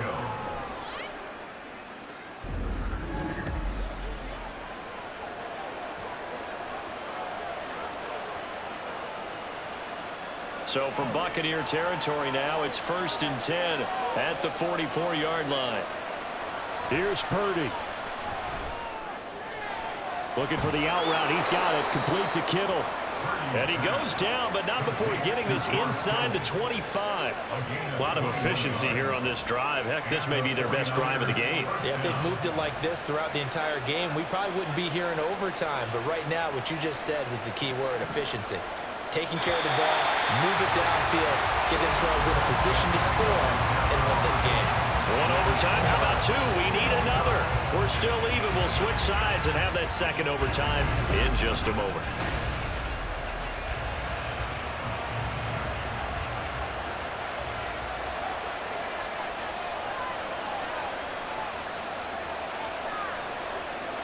Purdy looking to throw on 1st down here. Throws the out route and completes it to Samuel.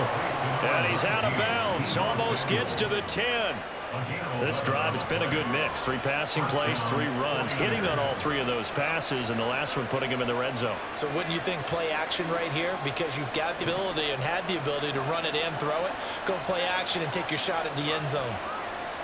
Purdy to throw it on 1st down. To the end zone, but it's incomplete.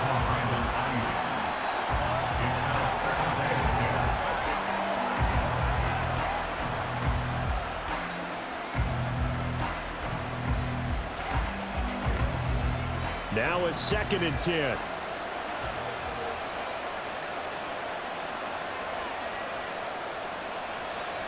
Again, it's Purdy to throw it. And he's going to be taken down, sacked back around the 18-yard line. Kalijah Cansey in there to take him down on what will take us to the 2-minute warning. All about the offense so far this drive, putting something sustained together. But the defense, they responded on that play. 2nd and manageable became 3rd and long. The drive marching to the end zone is 1 play from stalling out. Now throwing on 3rd down there, but he cannot connect. Another good drive, Charles, but it looks like another that might end in a field goal try. They've made some nice plays that give themselves opportunities, but as you noted, another field goal attempt coming up. And that's not how they want to end drives. They've got to figure out what's the final touch that they need to push it across the goal line. Yeah, still yet to find the end zone.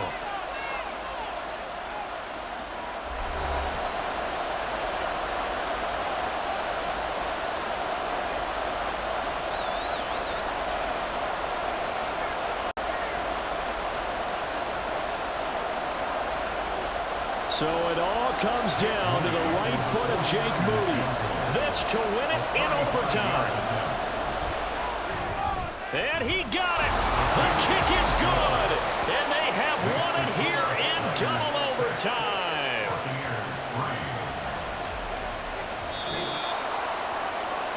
Well, obviously, Charles, this was by no means an offensive track meet. I mean, the defenses were the story in this ball game. But, hey, they got enough points to get the job done. And at the end of the day, that's all that matters. You're absolutely right about that, partner. In such a low-scoring game, it completely changes everything you had planned to do out there. Fortunately for them, they got just enough scoring to bring home the win. And in this type of a game, to play their defense, that became one of their biggest keys. So that'll do it for my partner, Charles Davis, and the best darn crew in the industry. I'm Brandon Gaudin. This has been a presentation of the NFL on EA Sports. With that, we say so long from Tampa.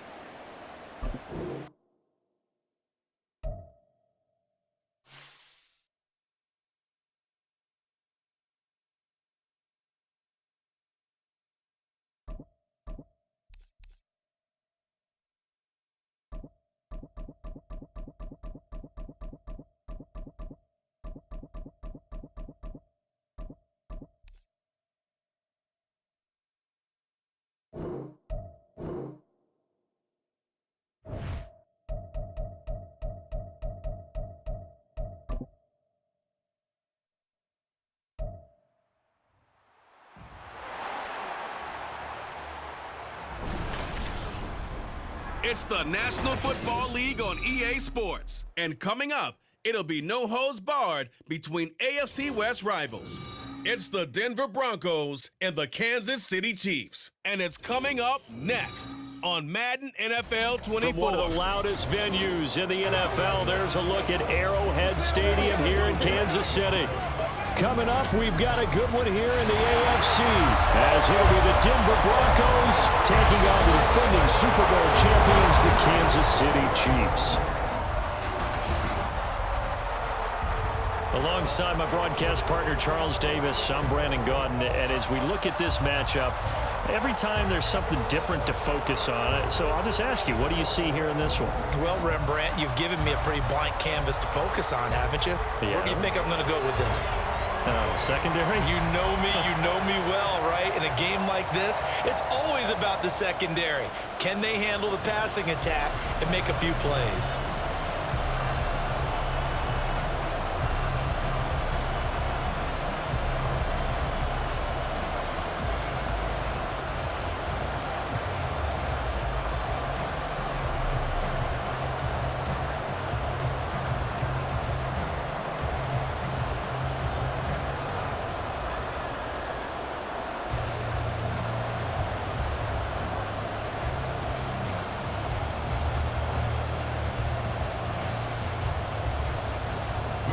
Here's Will Lutz ready to get this one started. And we are underway from Arrowhead.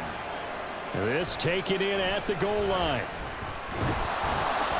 And not much happening on the return as he'll get this to about the 23. The KC offense set to go, led as always by the gunslinger, a former MVP in this league. It's Patrick Mahomes. And when you think of Patrick Mahomes, you start to think about all of his attributes, and you realize very quickly you can't just put him into one box. No matter how the game proceeds, no matter what is needed, he tends to have an answer for it and plays accordingly. First play, Mahomes looking to throw it. Man open, that's Marquez Valdez-Scantling. And he gets this up just shy of the 30 to the 29 before he's out of bounds. A gain of 5 brings up 2nd and 5. Now 2nd and 5.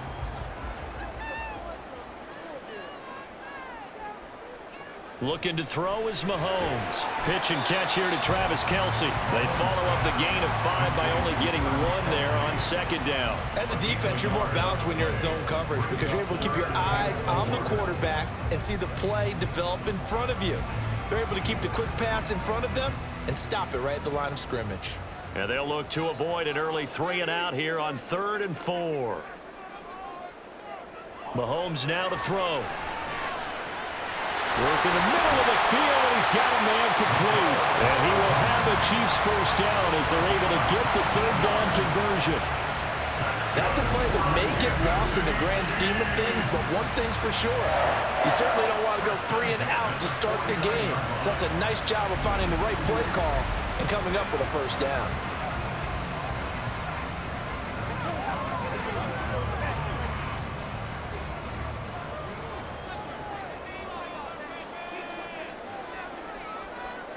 On first down, Mahomes. Over the middle, that's caught by Rice.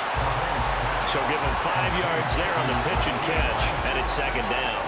We've seen quite a bit of the short passing game here early on first quarter, haven't we? We have, and I think it works a couple of ways for this team because, number one, you throw the short game until they stop it. And if they're not going to stop it, you keep throwing it, and occasionally you'll break a tackle and turn it into a bigger gain. Also, if they start to creep up, start to pressure receivers, now you go over the top, take it deep, and now you get some of those big shots downfield.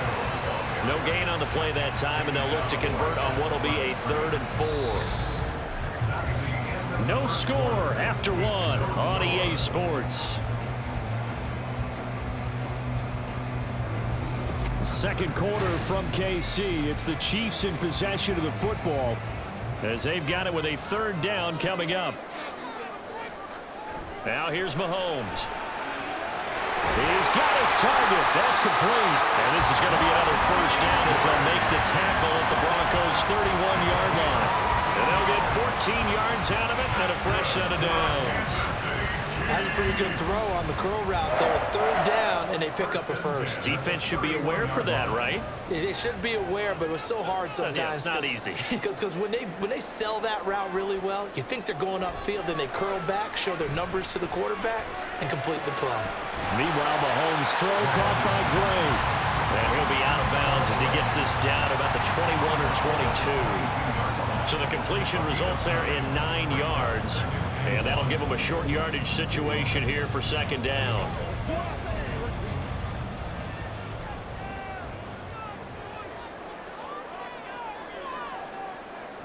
Mahomes going to throw. The tight end Kelsey has it over the middle.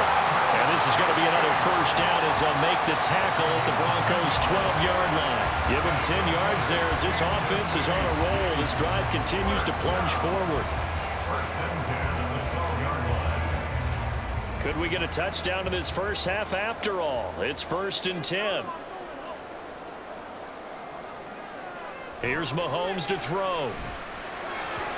Looking end zone, but it's incomplete. He already came through for them on this drive. No surprise that they were hoping he could do it again.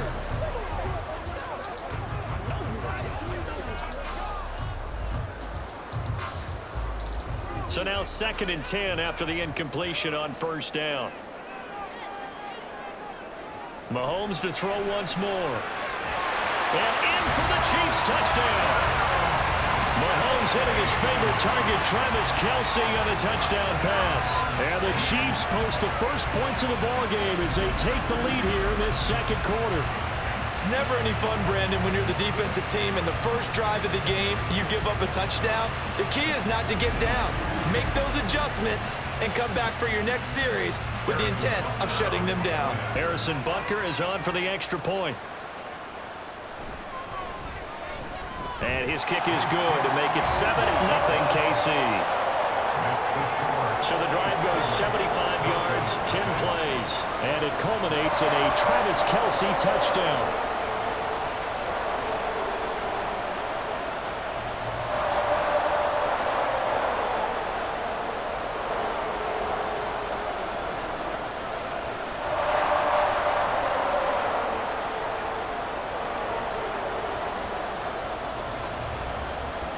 Now after the touchdown, here's Butker on to kick it away.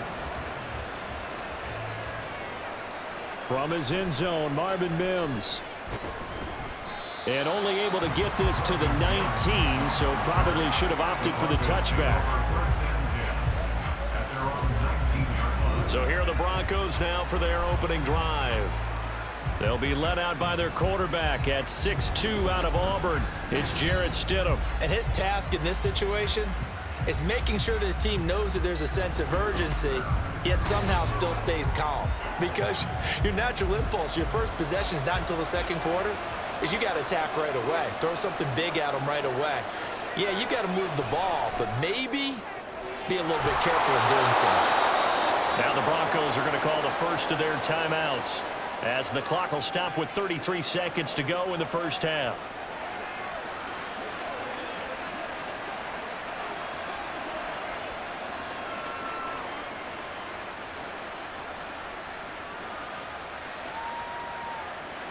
One play has him up past the 40 already, and another first and 10. Now it's Stidham. Rush coming, and he's taken down. Now the Broncos going to use the second of their timeouts as they'll stop it with a little over 30 seconds to go in the first half of play.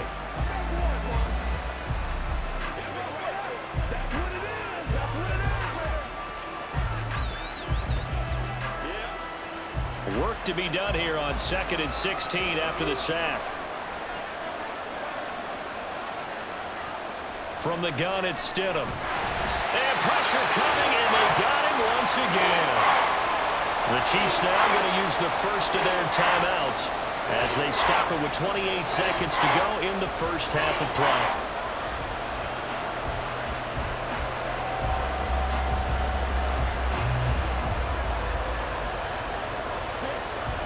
Need something from deep in the bag of tricks here after first and second down went backwards. It's third and very long. Not wanting to risk another sack, they'll play it safe with a run. And they'll indeed stop him on third down. And now what do you want to do with your timeouts?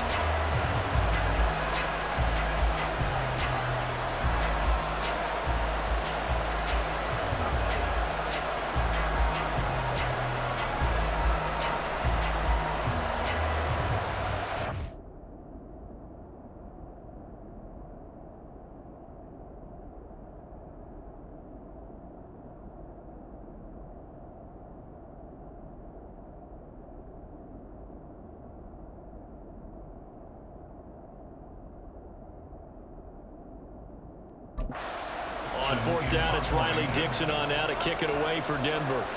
Waiting on it will be Richie James. He'll send this one into the Midwestern air, and it's a good one. And this will be taken at the 13. So a change of possession here on the punt. And control of the football switching hands with very little time remaining until the half.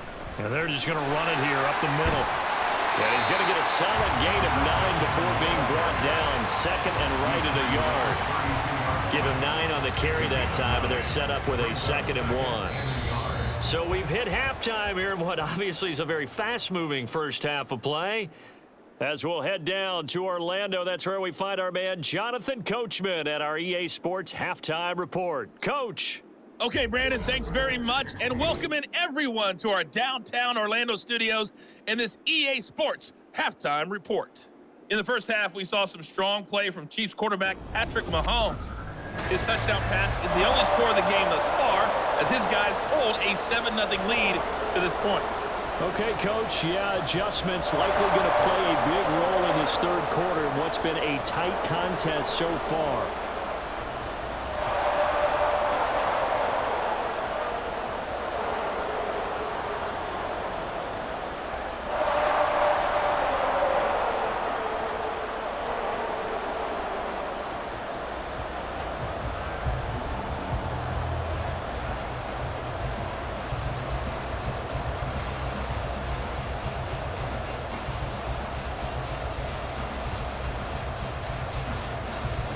Just the one touchdown in that first half. 7-0 our score as we get going in quarter number 3. And here comes a return from just beyond the goal line. And the decision to come out of the end zone is going to cost him 5 yards as he's taken down right at the 20. Here comes the Broncos offensive unit here as they'll have it first to begin this third quarter. Charles, it'll be interesting to see what adjustments this offense made in the locker room. Haven't really been able to get anything going offensively, virtually nothing in the ground attack either. So certainly something has to change here in quarter 3. And I'm pretty sure their friends from the defensive side of the ball told them exactly that, because those guys, the stop troops, they've been playing pretty well, and they've kept them around in this game. Now they've got some time. The running game struggled in the first half. Opposition knows how to focus on defending the pass here. They've got to re-energize that ground game and maybe open things up for a comeback here in this half. Stidham's throw taken in by Sutton. And he goes out of bounds just shy of the 45. He was held without a catch in the first half, but he's got one here, and he also picks up a first down. Second and short, that's a rundown, so it's definitely a good time to go play action if you're feeling it. And they do so and pick up a first down. Back-to-back good plays have him on the move on first down.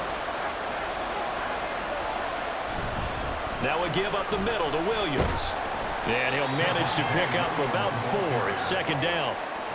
And that was a quality play to start a new set of downs. That was simply an offensive line winning the battle up front and winning in a big way and giving their guy in the backfield a nice lane to hit.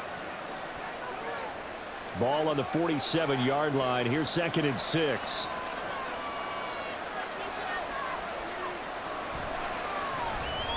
Outright, this one goes to Patrick. And he'll be brought down with a first down as the tackle's made at the Chiefs' 43. It's a 10-yard pickup, and it moves to James. I like watching the wide receiver screen because it's a real teamwork play. Because guess what? The guy catching the ball, he'll get all the credit. But how about the people up to block in front of him, either fellow receivers or offensive linemen? That makes that play a really nice timing play, and sometimes it can break big. Screen play set up for Williams. And he got blown up. Losing yardage on the play back at the 44. Officially, it's a 1-yard loss. That's going to bring up 2nd and 11. And that is going to do it for this third quarter of action. This is the National Football League on EA Sports. We're back now in KC. It's the Broncos trailing, but they do have possession of the football as we begin quarter number 4. On 2nd down, here's Stidham. He'll get this one to Patrick. And he'll be brought down with a first down as the tackle's made at the Chiefs' 20-yard line. He's been quiet all afternoon. He may have just come up with a play of the day right there, though. Obviously, it's not the volume in what you get done. It's the quality, and that was a quality catch right there.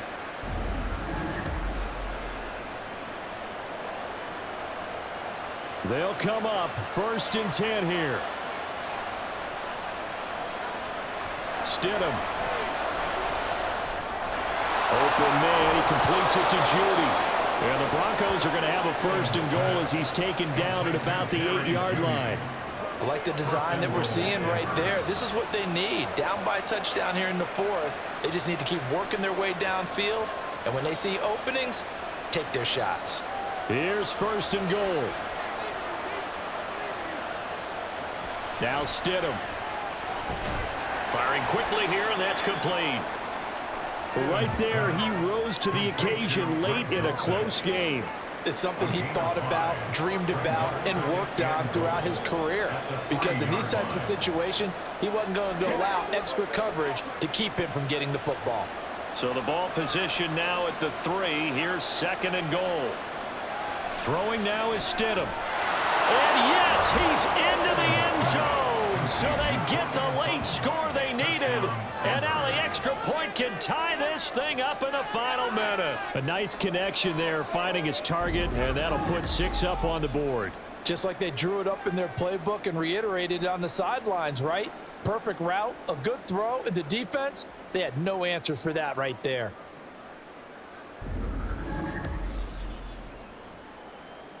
Will Lutz on for the point after.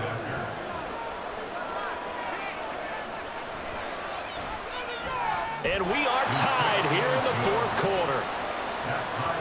So that drive consumes 9 plays all told. And the touchdown and PAT mean we are tied here in the final minute of play.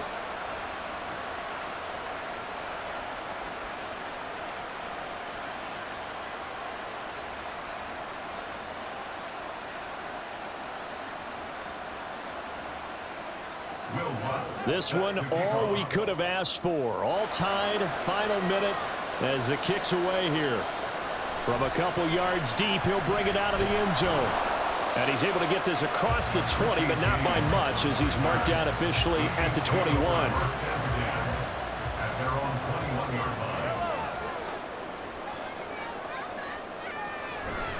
He'll start the drive here with Pacheco. Evades the tackler, and now some space. And he'll get a first down here up to the 25, but that clock still moving.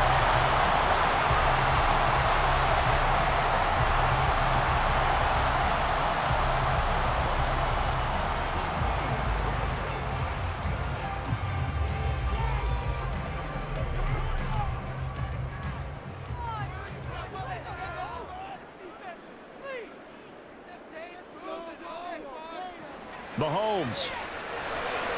He'll check this one down to Pacheco. Oh, the tackle comes quickly. That's only going to get him a couple.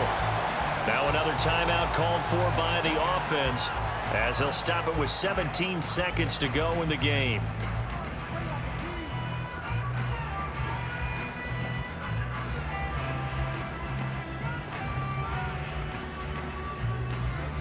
Second down, 8 yards to go. Here's Mahomes. And that's going to be incomplete. 12 seconds left. To give you an idea of how accurate he's been throwing the football, we're in the second half. That's just his second incompletion. Well, if he's that locked in, that means everyone's locked in, because to me it's like throwing a no-hitter in baseball. The pitcher may get the credit, but a lot of people making plays behind him in the field. Mahomes.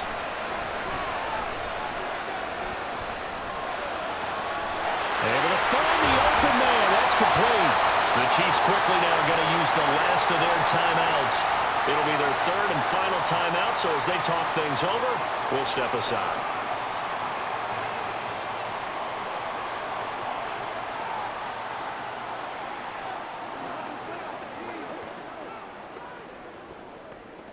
Everything right now resting on the right foot of Harrison Butker. And a timeout comes in. The whistles blow with 3 seconds remaining.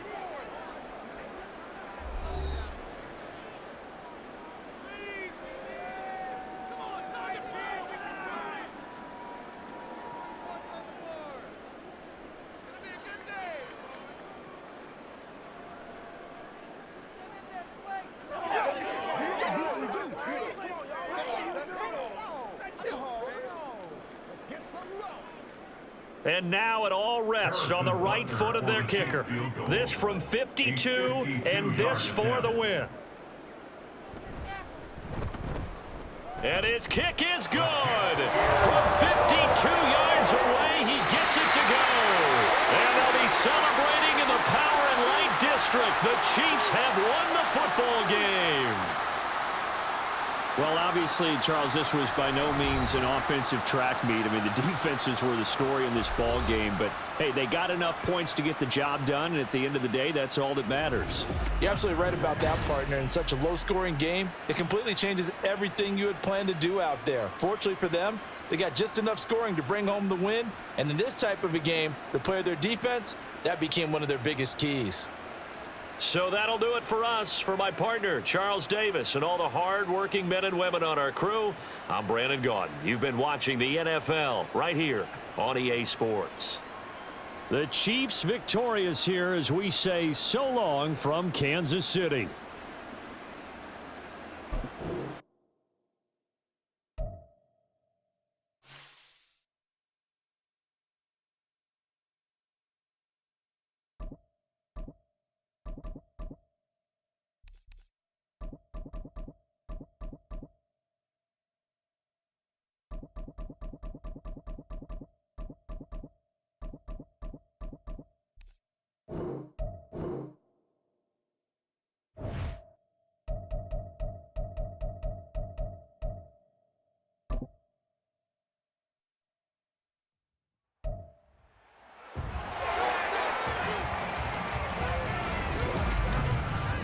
It's Madden NFL24 on EA Sports. And if it's in the game, it's in the game. It's the Buffalo Bills and the Indianapolis Colts on Monday night. EA Sports coverage of the National Football League is on the air. Tonight we've got the crew set for what should be a real treat, a great Monday night matchup, as it'll be the Buffalo Bills taking on the Indianapolis Colts.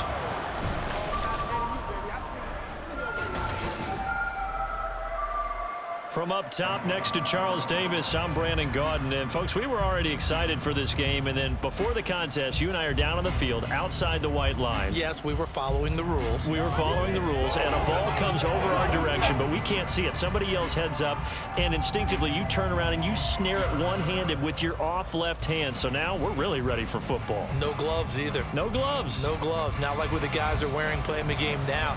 But wasn't that a whole lot better than that time we were down there? And I got the coffee spilled on me when I got nailed by the punt returner. That happened to the Vikings, right? Yes, a much better job of being heads up this time. Thank you for the notice.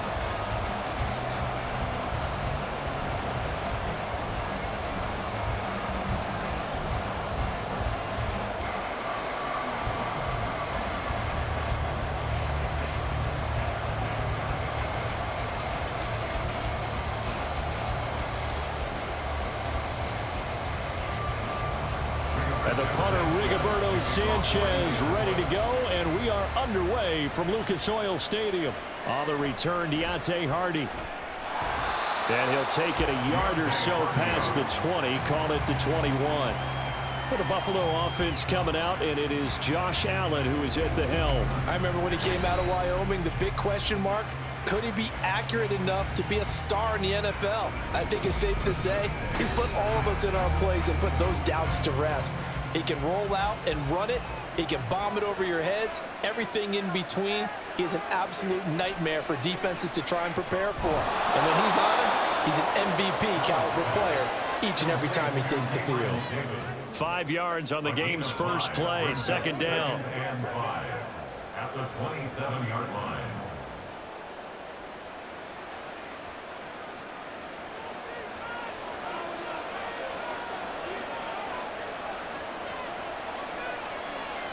Allen now looks to throw. Open man downfield is Davis. And they'll get this well past midfield before being stopped just before the 35. 36 yards on the play. Things are looking pretty darn good on this first drive, aren't they? Came right out, set the tone, this time with a big pass play. And if the peek behind the curtain that they gave us or their game plan today, I don't think that's going to be the last one we see. I think you're exactly right about that. So how about that for a chain mover? They're all the way down inside the 40 now for 1st and 10. Throwing now is Allen. Throw right side, caught by Davis. And they're able to get this one past the 30 to the 25-yard line. It's a gain of 13 for number 13, and it gives him a first down. Well, that's not just his first, not his second, already his third completion here on the opening drive. And I think it's safe to say that getting him the ball in this game, one of their top priorities. And a top priority for the defense has got to be finding ways to cover him. And I don't think you can have one basic coverage to get it done. You have to throw a number of coverages at him, make him think as he's running downfield, and hope you can create a little bit of havoc. 17-yard line.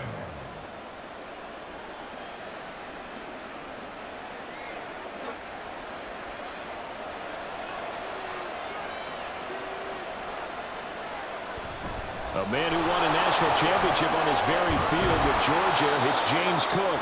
And the Bills are going to have a 1st and goal forthcoming as he takes this down to about the 5-yard line. We're scoreless after 1. The Bills with a football as we start quarter number 2. As they go to work on a 1st and goal. To the air, Allen. Touchdown, Bills!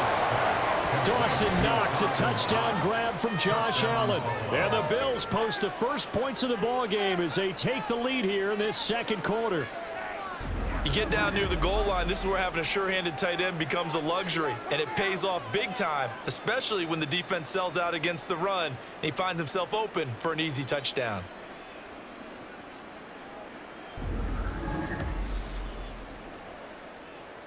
Tyler Bass on for the extra point attempt.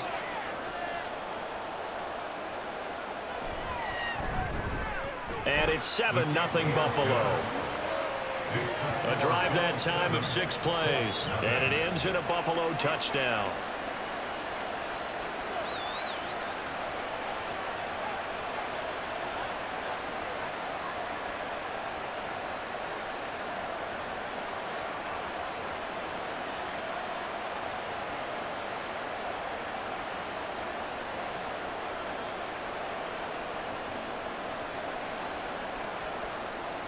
After the touchdown, Bass to kick it away.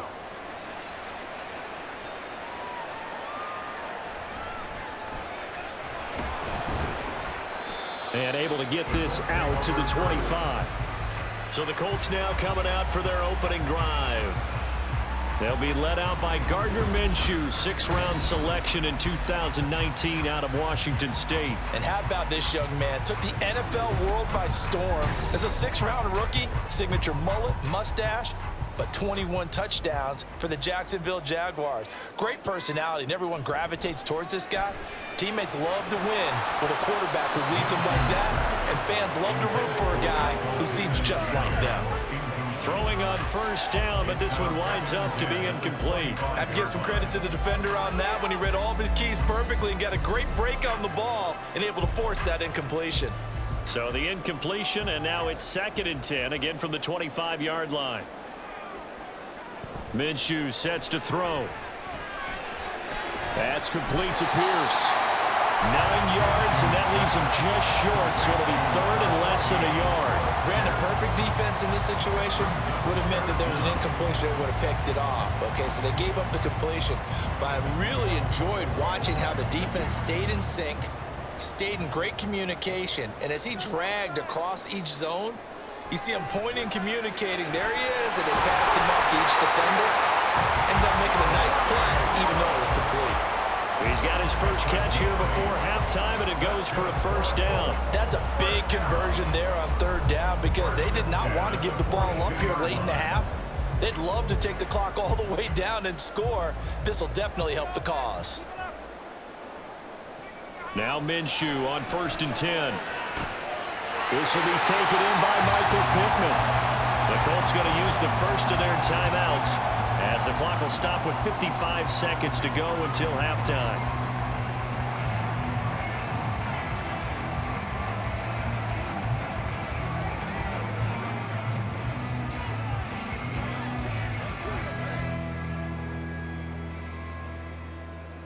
Get some points on the board.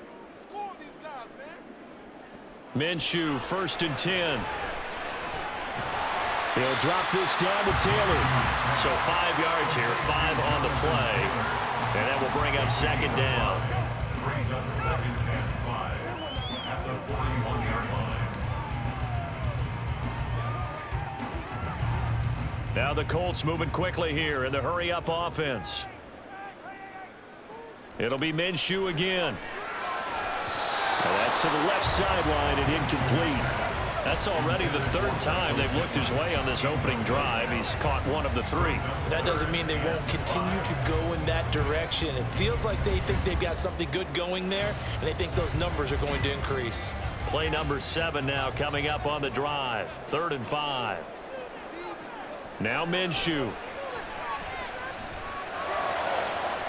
That is caught. And down he goes, taking it inside the 10, just shy of the 5 at the 6.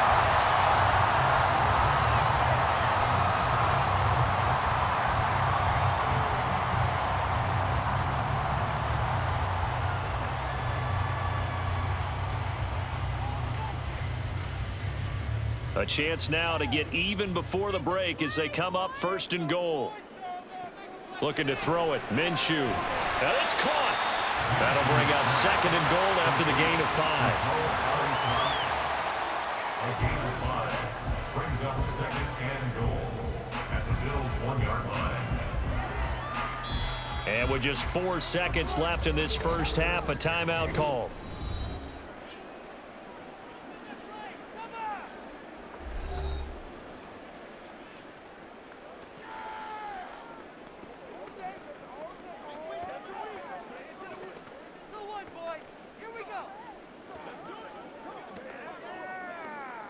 So with 4 seconds to go in the half, here's the field goal unit onto the field.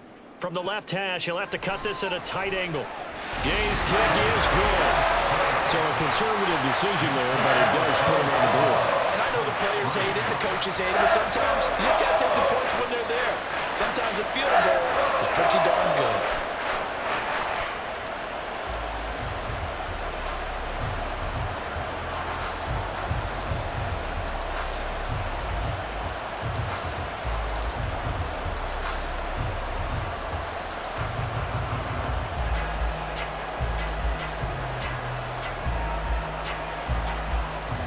So barring a touchback, this likely the final act of the half as the kick is away.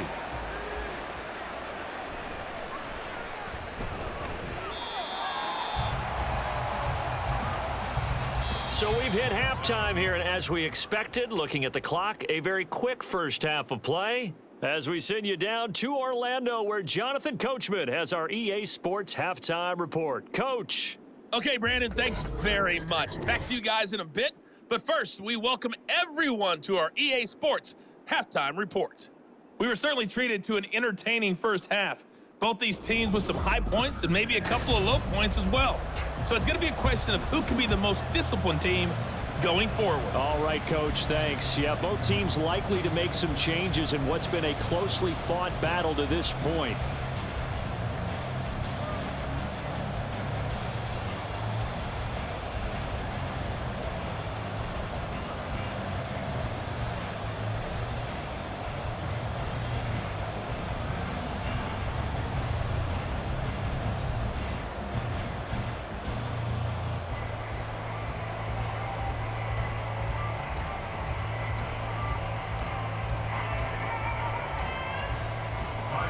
The Colts getting the football first, and they trail here as we are back underway in quarter number 3.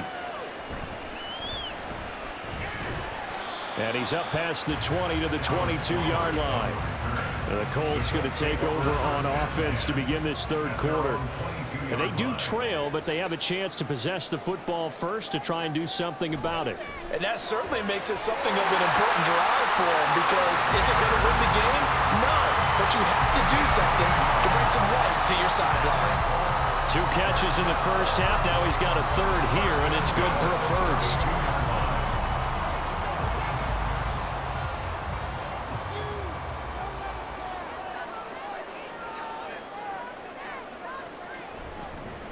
From the gun, it's Taylor.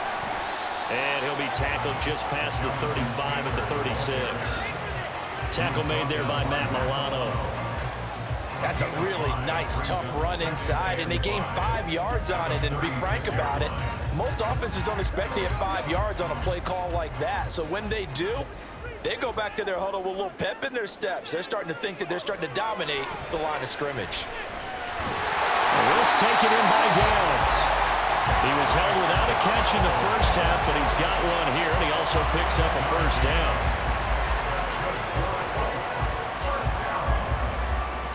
First and 10 at the 44-yard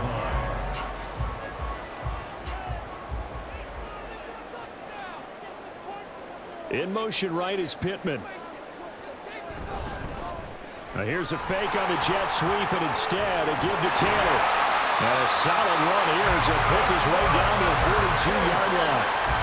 A 14-yard gain for Indianapolis, and also move the sticks. They're making it look easy out there. Another first down. So far on this drive, let me do this little bit of math here.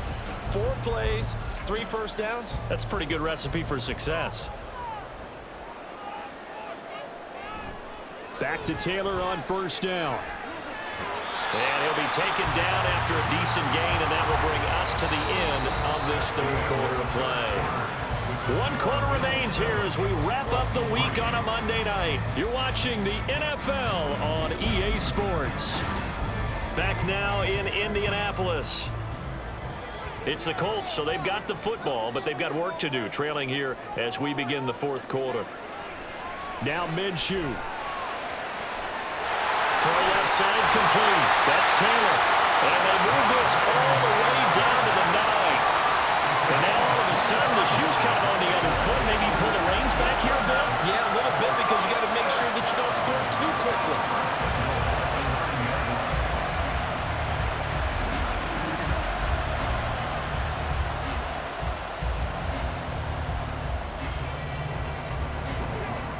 Now first and goal.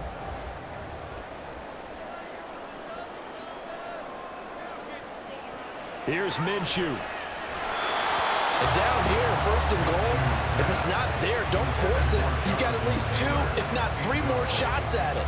So that's a wise move to get rid of it.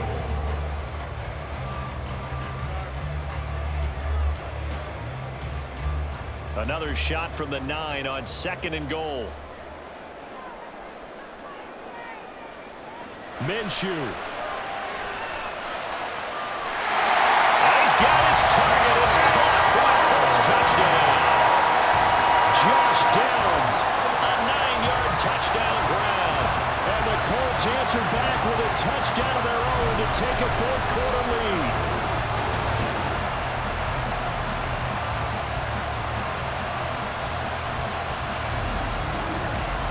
And touchdown and congratulations and zero relaxation ahead of them, right? Way too much time on the clock for them to start celebrating. Yeah, part one is done, but now on the sideline, you can already see them scrambling down there. They're getting those defensive guys ready. Yes, you have to get those guys ready, and you also have to talk to your special teams guys. Make sure the kickoff is exactly what you want and cover it well. Extra point by Gay is up and good. So it's now a 3-point game here in the closing stages as a field goal now can only tie it.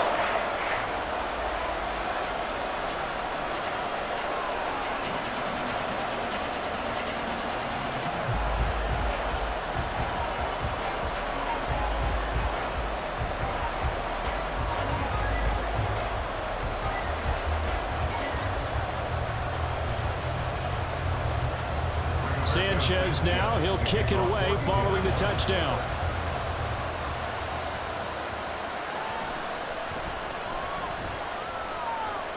A solid return, pretty good field position. They'll start at the 32. Allen and the Bills now. Down 10-7, a minute 14 to go. Now they need, at minimum, 3 points out of this as they come up 1st and 10. Gosh, given the time in the short game, would he have been better off just dropping that? Yeah, when you look at the clock, you think so. But it's hard to get a receiver to drop a football. They're trained to catch everything.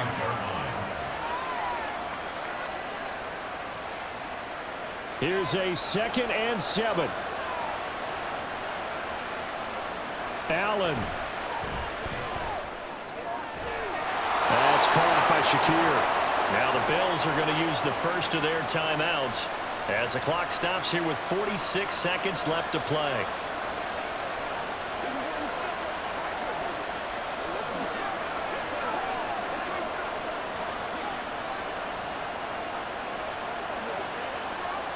Two timeouts still available in this final minute. It's 1st and 10 now. To throw is Allen. Oh, and that's going to sabotage their comeback plans. It is intercepted. And he'll take this all the way down inside the 40. Well, you knew you had to take some chances here with the clock winding down, needing a touchdown to win it, and that one might have just sealed their fate. Yeah, and that's the nature of the 2-minute drill. The offense trying to go downfield and make their plays. But defenses, they're sitting back watching everything that they do, but not too far back. They want to be in position to make a play on the ball, and that they did. Down to a knee here. The defense still with a couple of timeouts. We'll see if they want to use them. Now the Bills will use the second of their timeouts as they stop it here with just under 40 seconds to go in the game.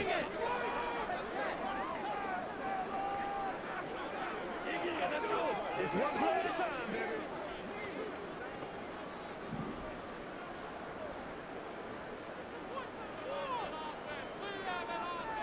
The Colts in victory formation now as they take the knee.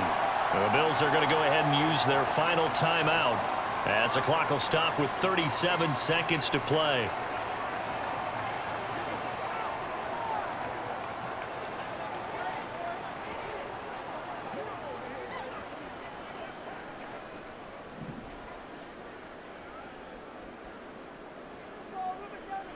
Minshew down to a knee, victory formation, and that should be just about it. I don't know about you, partner, but watching them take the knee there and finish this one off, I feel like I'm going to be sore tomorrow. This was one bruising affair. Low scoring, but my kind of football. Not a work of art, but maybe in your world, a little bit of a work of art. You like the defensive side. I thought it was pretty. I can't help myself. I thought it was pretty. And it ends in a kneel down as the clock rolls down to zeros. What a game we were treated to in this one. And on that final play, they had a chance. They had the ball just beyond midfield for one final shot, but couldn't get it done, and they suffer the loss. Yeah, and you mentioned how they had a chance on that final play, and getting it to midfield gave them that opportunity, hoping they could find their way to the end zone and make that miracle happen. A really good ending to an entertaining contest, though. So that'll do it for us. For Charles Davis and all our crew, I'm Brandon Gaudin. You've been watching the NFL on EA Sports. The Colts are winners as we say so long from Indy.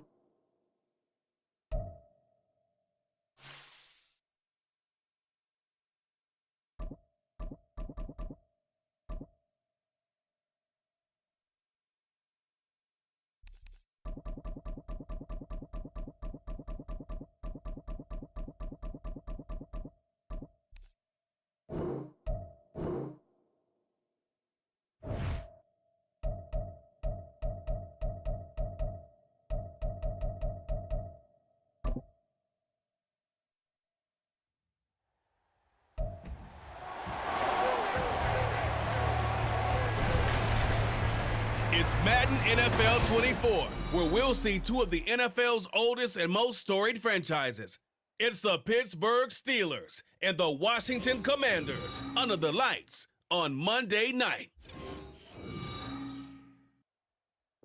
The sun has gone down and the mercury going down as well. To be expected, I guess, here on an autumn night just outside of D.C. at FedEx Field. Tonight, we've got the crew set for what should be a real treat, a great Monday night matchup, as it'll be the Pittsburgh Steelers taking on the Washington Commanders. Alongside my partner, Charles Davis, I'm Brandon Gunn, happy to be with you. And CD, as we get this thing going, give the folks at home something to keep their eye on. The running game for both teams, because I think this is going to be an old-fashioned, old-school type of a game. Physical, who wins up front, who runs the ball the best and controls the clock, they will come out the victor.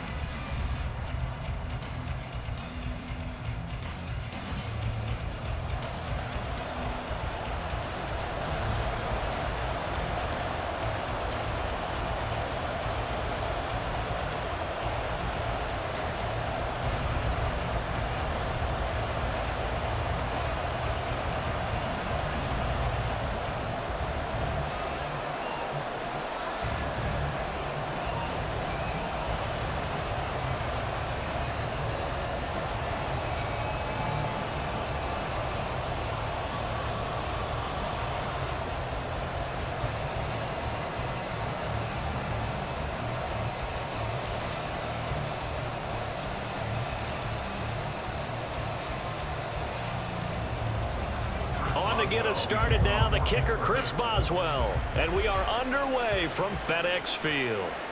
And we'll see a return here from the end zone. And only able to get this to the 19, so probably should have opted for the touchback. So out comes the Washington offense onto the field. And they will be led out by their second-year quarterback. And he left North Carolina with most of his school's records, and at one point was thought to be maybe the #1 quarterback in his draft class. He does bring deceptive athleticism and plenty of upside to the table. Add some consistency, and maybe he can really unlock what he can be in the NFL. And he can only manage to get a couple. 2nd and 8 coming up.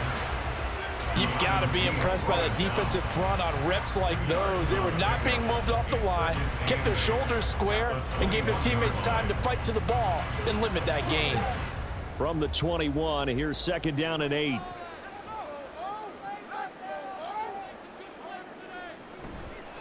They'll run for the first time here with Brian Robinson. And he got blown up on that play. Back at the 20. A yard in the wrong direction. Makes 3rd down tougher. 3rd down and 9. Well, that was not what you would call straight line pursuit for a middle linebacker to make this play. He's got to work his way through the clutter to get to the ball carrier on the outside, and he does exactly that. That's called avoiding the trash. Howell throwing on 3rd down here. And this is going to be incomplete.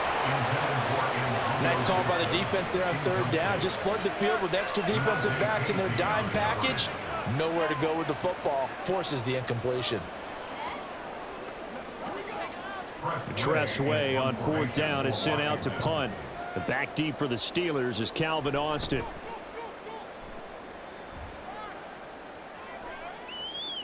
That's taken on the 25. A big kick that time, 52 yards. And the Steelers will go on offense here, 1st and 10. So out comes this offense to take over for the first time. They'll be led out by a 3rd-round pick back in 2018 out of Oklahoma State. It's Mason Rudolph. And when Mason Rudolph is on the field, sometimes the scouting reports have to be revised a little bit because often quarterbacks like to throw short to get a rhythm. For Mason Rudolph, he loves the deep fade, and he loves the deep post pattern. Anything over the top, those are his favorite shots downfield, and that's what gets him comfortable. And now a throw on 1st down there, but it's incomplete. Oh, boy, partner, did that just happen? I've got my hand over my eyes right now because, like him, it's going to haunt my dreams, too. He was wide open. How did he overthrow him there? Defensively, just very lucky. You know that they got away with one there. On 2nd and 10, Rudolph. Throwing quickly there, but it's incomplete. But so far in this drive, they've done some good work. They force incompletions on 1st and 2nd down, bring up 3rd and 10. That brings up the big question. Do they bring pressure or do they play coverage on this down? Now they face a 3rd and 10 after back-to-back incompletions. Rudolph looking to throw. And the Washington pressure gets to him. He will go down. He could not get away that time, and it'll be a loss of 11 on 3rd down. Now that was a passer's nightmare. The front door totally shut down by the defense, so he kept going backwards, hoping to find another avenue of escape. It didn't exist.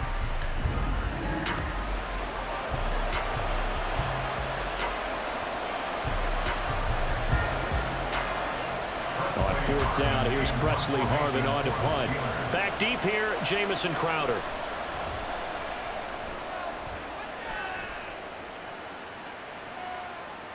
Fights loose. And this will probably be the last play of the quarter. The Commanders take over 1st and 10. Hal to the air on 1st and 10. This one complete to Curtis Samuel. And he'll be taken down as that will take us to the end of the 1st quarter of play. No score after 1 on EA Sports. 2nd quarter now from our nation's capital, and it's Washington in possession of the football as they've got it with a 1st and 10. Howell out of the shotgun. Again, he'll find Samuel for the completion. And he'll be taken down, but not before he works it past the 50. 13 yards as they've got the connection working. His 2nd catch in a row, 1st down. Howell try to get his offense to hurry up and get set. They'll throw on 1st down. Here's Howell. And looking for McLaurin, but this is intercepted. Picked up by DeMonte Casey. And the Steelers are going to take over here up near the 40. Well, this had trouble written all over it from the start. He's got 2 extra defensive backs in the game he's got to deal with. They're in a dime set. So everywhere he's looking, he's seeing a different color jersey. And sure enough, this one winds up being intercepted. So Pittsburgh retakes the field for their 2nd offensive possession. And they'll certainly be trying to do better than that first drive where they went 3 and out. And sometimes the first drive is just simply to settle nerves. You know what it's like at the start of a game with the emotion. Guys a little bit jumpy. But you do. Oh, you understand the same way. It's just like us calling one, right? Making sure we ease into the game, let it come to us. Well, you went and 3 now and they out. have that opportunity. No, you didn't go 3 and out. I went 3 and out on that first drive. I'm trying to do better here.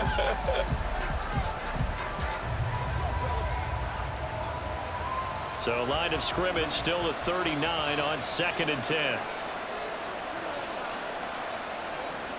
Rudolph looking to throw it. Now they set up the screen. That's complete. They do get a yard there, but only a yard. Leaves them with 3rd and 9 looming. Boy, that one was well read defensively. And this is all about diagnosis as a safety and being decisive because he saw it setting up in front of him, able to knife through there and make the play. They'll get to the line here, but remember, it's also 3rd down.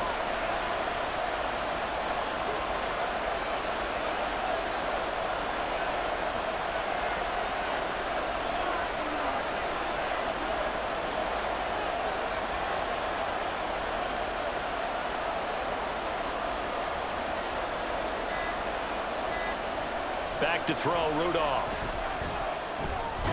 Over the middle, complete. It's Warren. And Washington now going to use the first of their 3 timeouts as they stop it here with just under 40 ticks to go in this first half.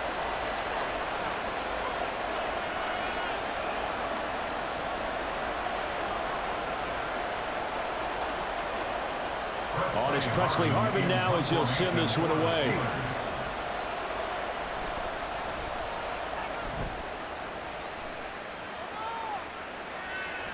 And not what he was hoping for there as this will hit in the end zone for a touchback. The Commanders back out late in this first half as they will take over here with a little more than 30 seconds remaining.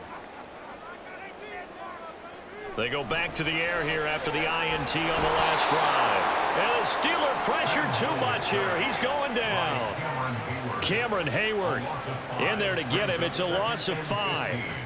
And they weren't in zone coverage. They were in man, and each man did his job. And that looked like vintage, old-school coverage, didn't it?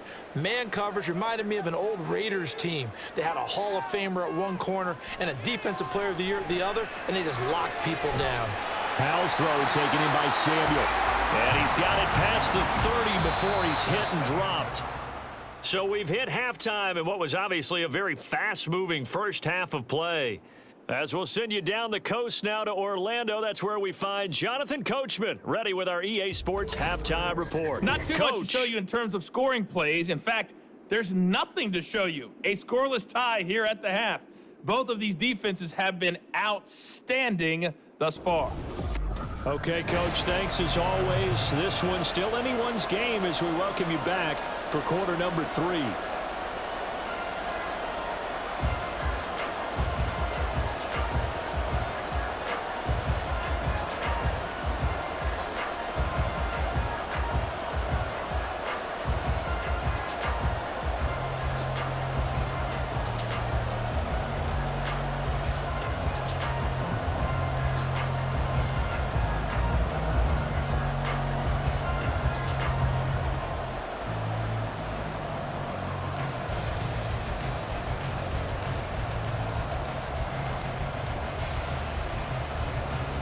After a rare scoreless first half, these teams now just looking for something as the second half gets underway. And we will not see a return to start the half as this will be a touchback. The Steeler offense ready to get going to begin this third quarter. And we thought this game had the potential to be tight, maybe not this tight, scoreless as we start the third quarter. And I love the way you use the word tight. I'm going to take it a little bit different direction here because it's not just tight on the scoreboard. I think both offenses have been tight in how they've played this game. No one's been loose. No one's been free. They've got to find a way to make some plays, and I don't think you do it if you're really tight in everything that you're doing in the game. They were maybe hoping for a little bit of a back shoulder fade there, and that's a play that's been in vogue the last few years in all aspects of football. But they couldn't get the hook up there. Here's Rudolph.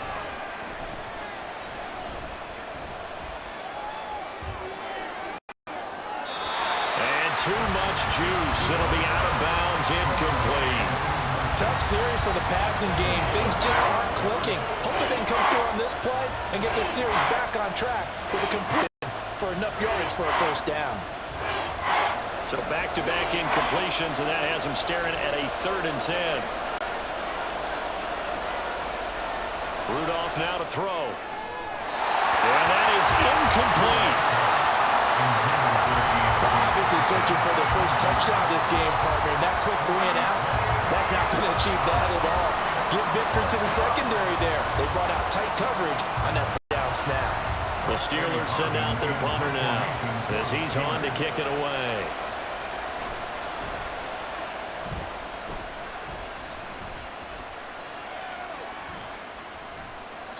We'll call that a punt of 54 yards. Struck. And it will be Washington football now with a 1st and 10. First possession of the second half now for Washington. We have not seen much on offense here from either side these last few drives. We've hit a wall, so to speak. And have hit it hard, haven't we? Because the defenses right now, they seem to be a step ahead, don't they? Beating them to the point of attack, beating them to the punch. These offensive guys, they're tinkering like crazy. What's it going to take to get back on track? Yeah, both sides searching for adjustments. From the 20, here's 2nd and 9. Back to throw, Howell. This is caught by his tight end, Logan Thomas. And he'll get this up to the 30-yard line. First target, first catch, and a first down. Many different ways to create space, but on that play, he did it with that big, wide body of his. Didn't get a whole lot of yardage on the play, but it did what it was supposed to. Pick up a first down. So 1st and 10 now from the 30. And Howell will throw it. Open man is Samuel, complete. That'll go for a gain of 7, and it'll be 2nd down.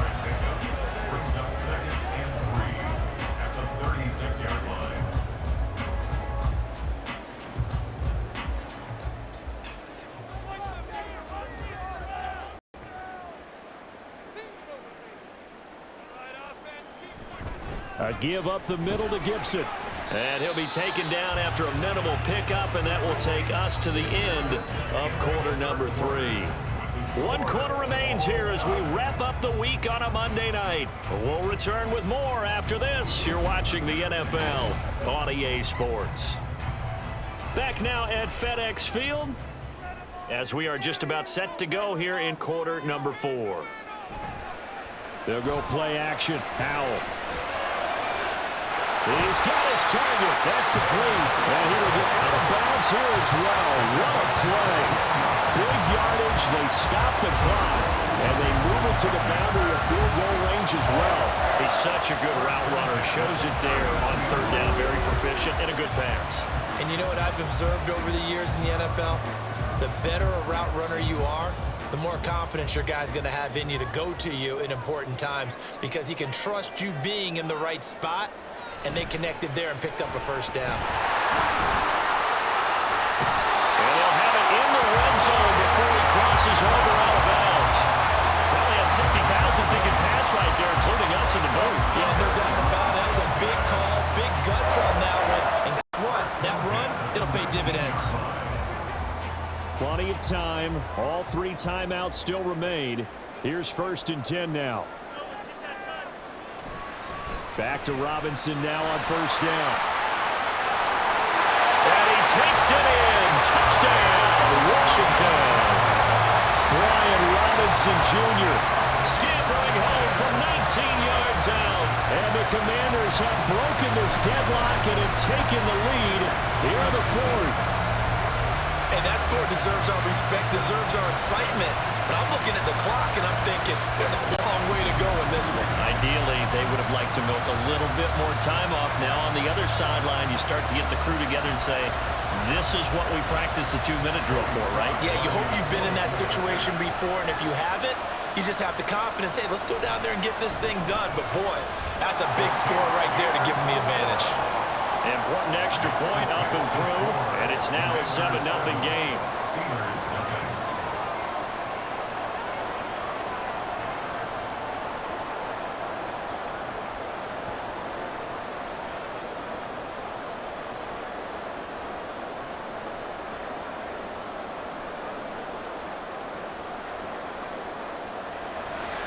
Joey slide out, a kickoff after the touchdown. And he'll just sit on this one as their drive will start at the 25. So now the Steelers down by 7. A minute 45 to play. They need a touchdown and the PAT to tie it as they come up 1st and 10. That's to Freiermuth. And this will leave them a yard short. Nice pickup of 9 yards on 1st down.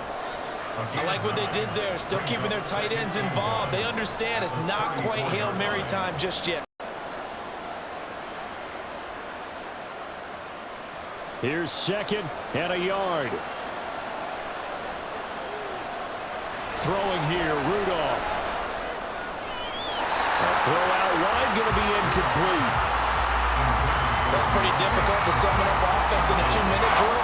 When your guys have struggled to put points on the board all afternoon, there's an incompletion right there. The towels are waving. Steeler fans on their feet. It's 3rd down. Rudolph. He's got Pickens complete. And he will have a Steelers 1st down as they're able to get the 3rd down conversion. Haven't heard much from him all night, but welcome to the party, making his presence felt in a big way. They've kept him under wraps all night long, but boy, did he find a great time to bust out. All 3 timeouts still at their disposal. Here's 1st and 10 now.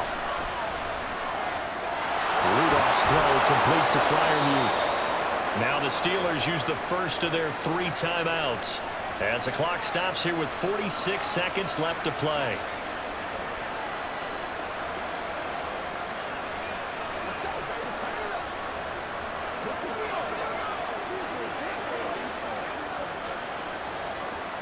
This is 1st and 10.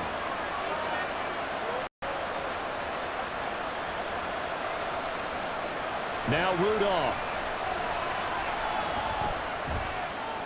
And he's got his target, Harris. The Steelers signal for the second of their timeouts. That'll leave them with just one remaining in this fourth quarter of play.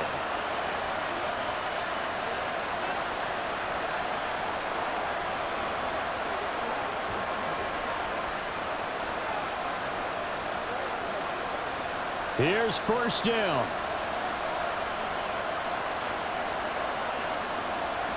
Rudolph. Now he'll dump it underneath to his running back, complete. It drives some people crazy to see those short throws underneath. They've got to find a way to gash the defense downfield. At the Commanders' 5-yard line. Here's second down and 3. Now Rudolph. Completes this one to Pickens. And they'll be driven back here, losing yardage to the 9.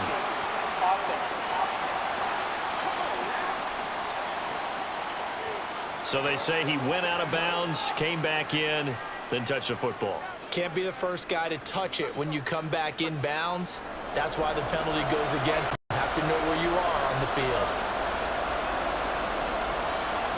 Rudolph now to throw. And he'll just get rid of it.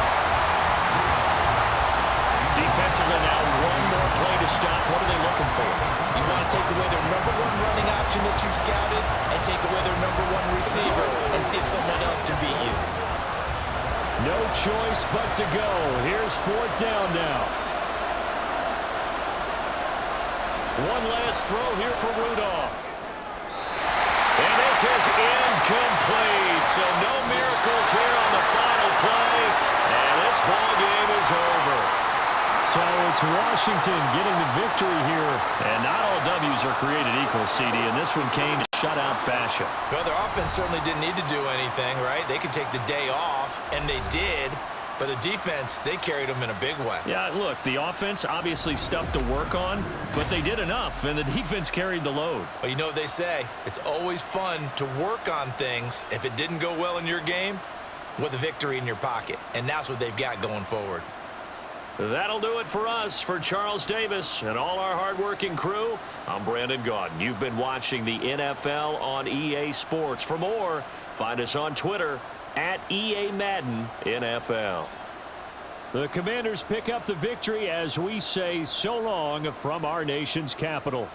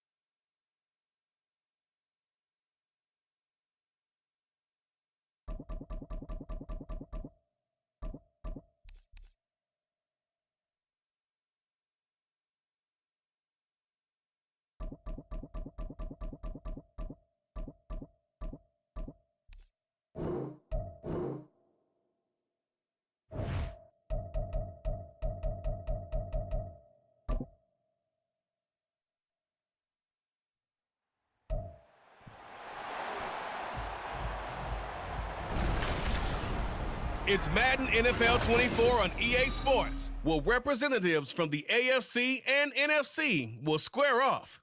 It's the Minnesota Vikings and the Jacksonville Jaguars on Monday Night Prime Time. Our NFL friends up north are busting out the sweatshirts and blankets, but not us. TIAA Bank Field is pretty idyllic tonight, almost perfect, as we say hello from Jacksonville. Tonight we've got the crew set for what should be a real treat, a great Monday night matchup, as it'll be the Minnesota Vikings taking on the Jacksonville Jaguars. Brandon Gaudin alongside Charles Davis. And before kickoff, Charles, quickly your keys to the game. Well, partner, I could give you the standard ones, turnovers, special teams play. But here's one that doesn't get talked about much anymore, and that's time of possession. Whoever controls the football, gives their defense a break, and takes care of business, that's the team that's going to win this ball game.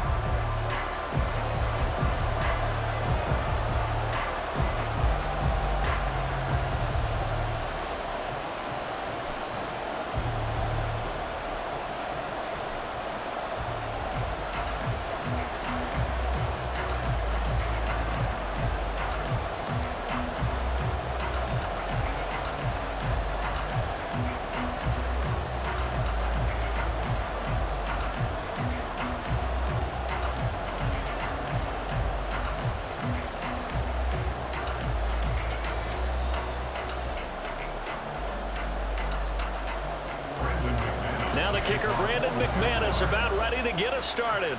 And off we go from Jacksonville. Taking it about the 1. And good coverage there on special teams as they'll get him down shy of the 20. Under center for the Vikings, out comes the former Michigan State Spartan and longtime veteran Kirk Cousins. And one nice thing you can always say about Kirk Cousins is that he's consistent. Always puts up nice numbers each and every year. If there is a downside to his game, it's been the lack of playoff success. All in all, though, a formidable starting quarterback at a time in the league where it's tough to find your franchise guy. First play, here's Cousins. And he's taken down. Back at his own 7. Josh Allen charges in there hard and drops him for a loss of 12 from that outside linebacker position. Didn't have the greatest field position to start, did they? And now, after this sack, it's way, way worse. And right off the bat, first play of the game.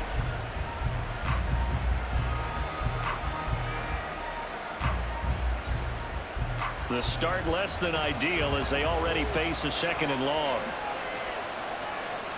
To throw is Cousins. Middle of the field to Jefferson. And that's good for a gain of 6. And they're going to be staring at a 3rd and long here. It's a gain of 6. And it's 3rd down.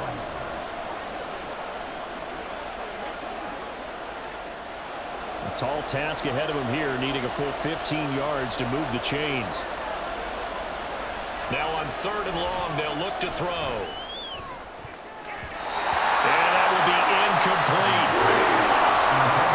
As a defensive back, you have some weapons at your disposal that we don't often talk about, and you can read the receiver's eyes, you can read his hands, and you know that the arrival of the ball is imminent, and that allows you to make a play on it, and oftentimes knock it away. So on 4th down, on is the punter Ryan Wright.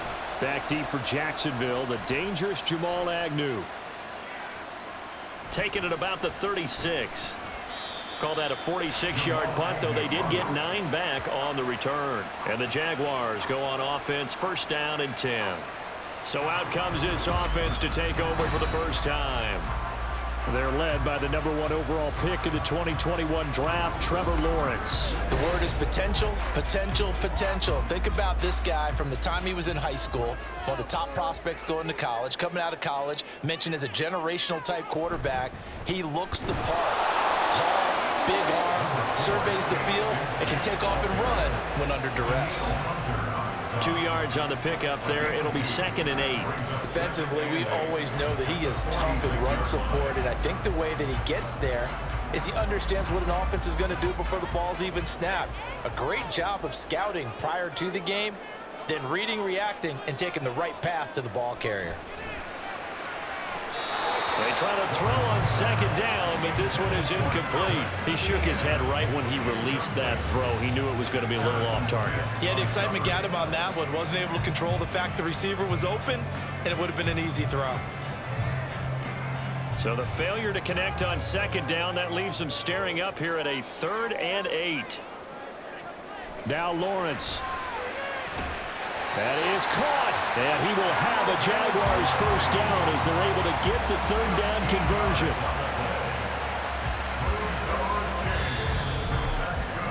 We're scoreless after one. First and 10 at the 41-yard line. Second quarter now from Jacksonville, and it's the Jags with the football, as they've got it with a 1st and 10.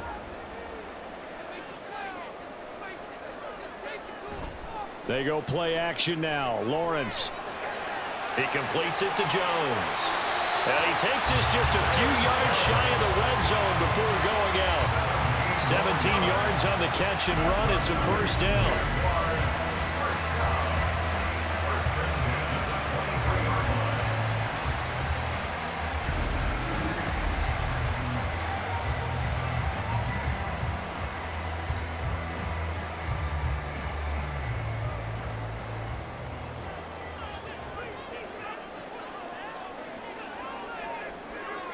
Now Lawrence to throw. And the timing a bit off that time as that one falls to the ground. Nice progress down the field was halted by that incompletion. They could try for some safe yards here to get things moving again, or keep throwing it and pushing it downfield to try and pick up bigger yardage. 2nd and 10.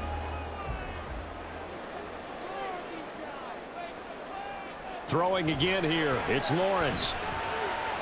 They'll complete this to Ingram as tight end. They get 6. That'll leave them with 3rd and 4. Not a big window to throw. Coverage wasn't too bad there. Yeah, they had him under wraps pretty well, but somehow able to muscle his way open and catch the ball. Here's the 7th play of this drive. This is 3rd and 4.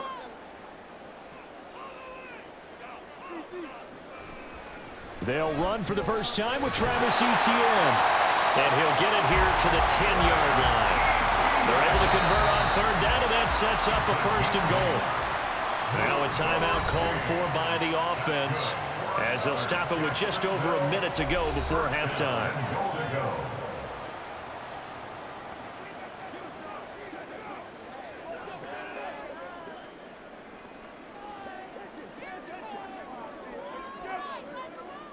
Here we go now on 1st and goal. Looking to throw, Lawrence. Touchdown! Calvin Ridley from 10 yards out. And the Jaguars will take the lead here in the final minute of the first half.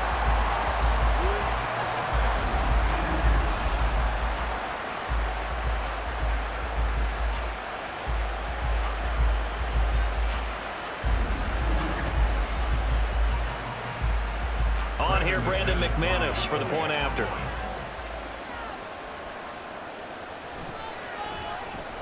And this is up and good. The score now 7-0 Jaguars. So that drive in total 8 plays. And it's Calvin Ridley who finishes it off with a touchdown reception.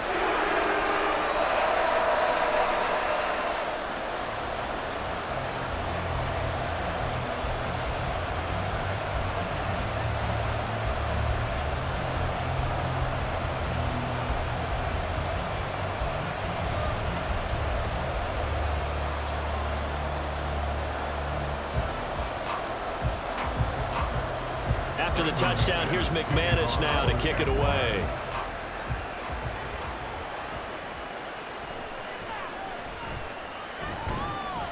And he'll be stopped up at the 25. The Vikings going to take over now late in this first half. And with just under a minute to go, they might try to think about mounting a drive here if they can and get in the end zone. Could potentially tie this game up.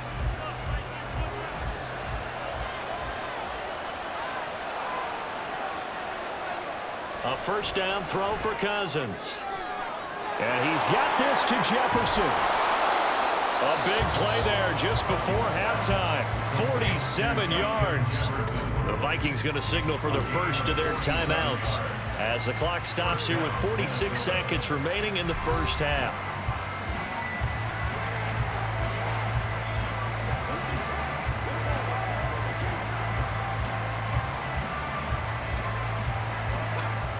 So now then, the big play has them all the way inside the 30 now, 1st and 10. Working out of the gun, Cousins. Finding Hawkinson here on the out route. And down inside the 15 he goes. Another good completion on the drive as the Vikings have a first down. A lot of tight ends just use their size and their strength, try to occupy some space and kind of body people away and catch the football. But not this guy. He's a refined route runner. Makes me wonder if he took some dance classes in his background with his footwork. From the red zone now, Cousins. To the sideline and incomplete. I'm really liking what I'm seeing from this defense because their coverage has been playing at a shutdown level so far. Even backed up late, they're forcing incompletions and fighting to keep them out of the end zone as the first half winds down. Here's 2nd and 10.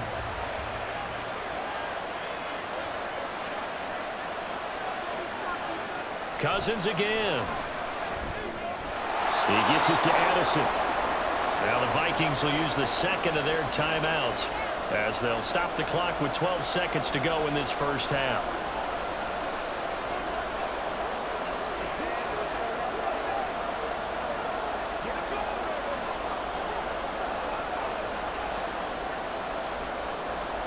Third and 5.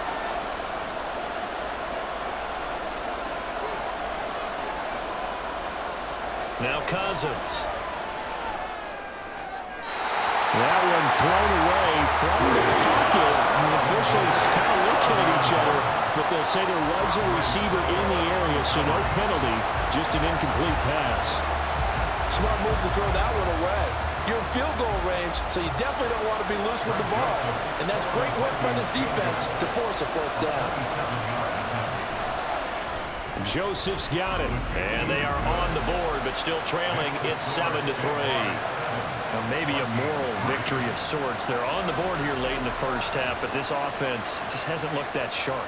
Yeah, but at least they got the 3 points, right? At least have something to, quote-unquote, hang their hats on and maybe feel a little bit better about themselves as they head to the half.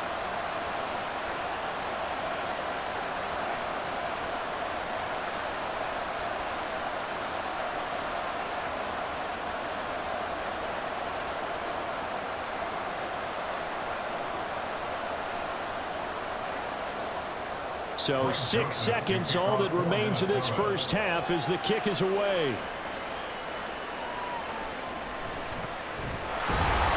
And he'll get it up just past the 20 as his guys will go to work at the 21-yard line. At their own 21-yard line. He'll take the knee, and the final couple seconds will tick by in this first half. So we've reached halftime here in a 4-point game. As we send you a couple hours south of here to Orlando, that's where we check in with a coach and our EA Sports Halftime Report. Okay, Brandon, back to you guys in just a moment, but welcome everyone to our Creative Village studios in the EA Sports Halftime Report. The Jags were treated to a strong first half from their franchise quarterback, Trevor Lawrence. He has a touchdown pass, and that amounted to the only touchdown of the game for either team thus far. Okay, Coach, yeah, adjustments likely going to play a big role in this third quarter in what's been a tight contest so far.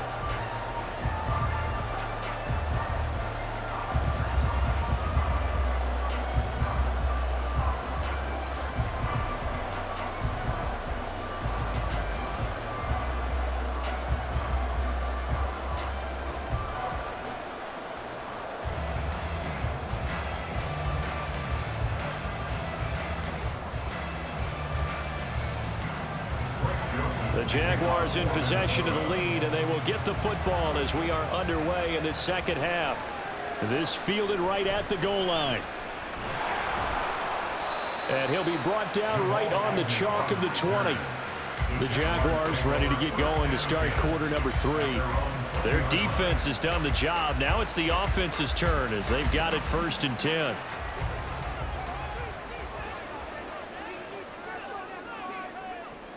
Here's Lawrence to throw. Throw right side is going to be caught by Kirk. And he stopped right at the 25 after a gain of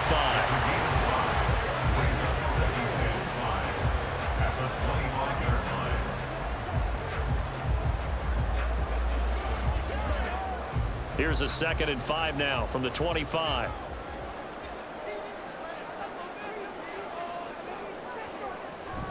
A shotgun snap and again to ETN. And he's upended after a gain of 2 out to the 27. Well done to sniff that out defensively. He had it diagnosed pretty quickly. I love that description because diagnosed is perfect on that one. Read his keys, made the play, and he couldn't even get going moving the football. 3rd and 3.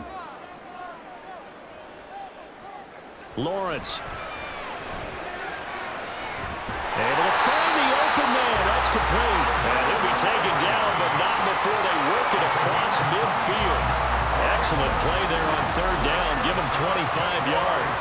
Well, we're used to seeing the guy that you consider the #1 receiver double covered, but how about this guy?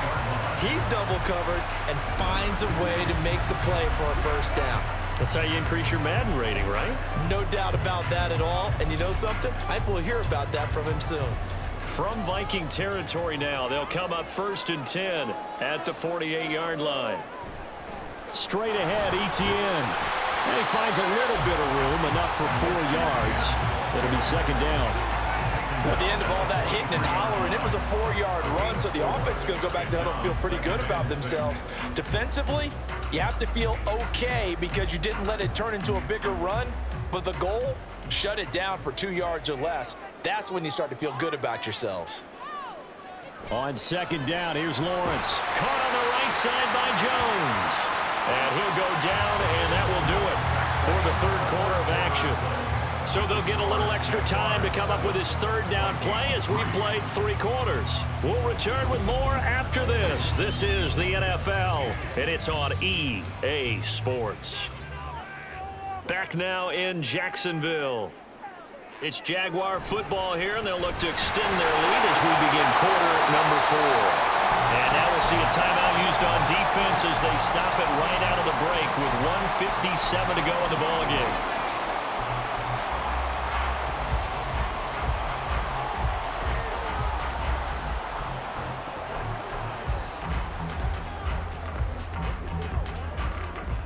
Not totally home free yet, but it's looking good as they come up 1st and 10. ETN once more. And he's going to take this one down to the 25. Now the Vikings will use the 2nd of their timeouts. That'll leave them with just 1 remaining in this 4th quarter of play.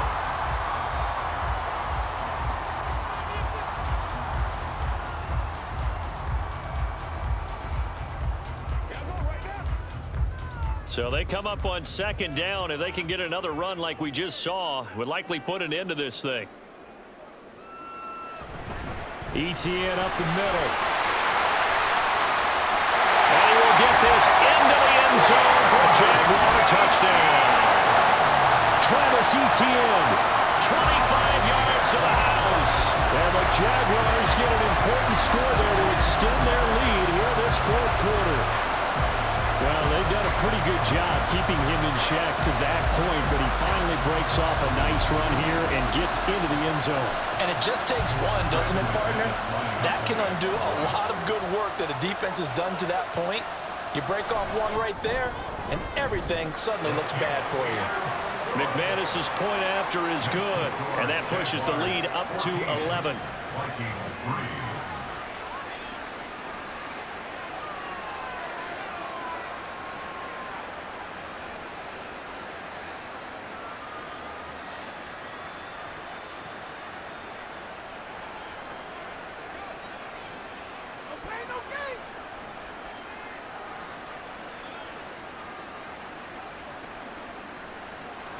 After the touchdown, here's McManus now to kick it away. This taken in right around the goal line. And just shutting him off there.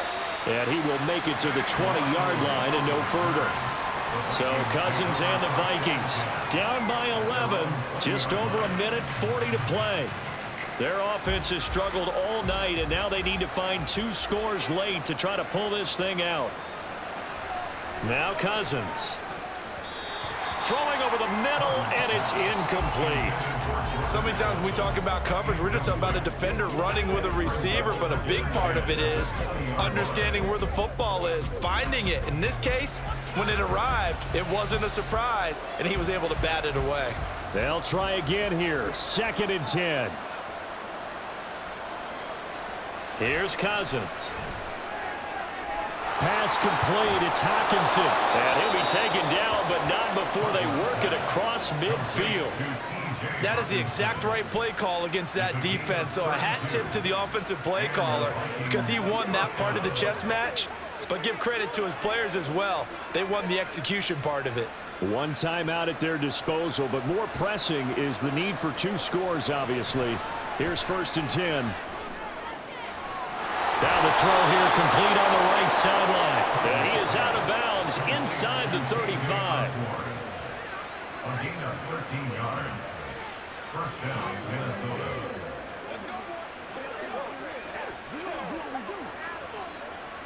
From the 34 now, here's 1st and 10. To the air again, it's Cousins. Going underneath, he's got Hockenson. And he is out of bounds inside the 30.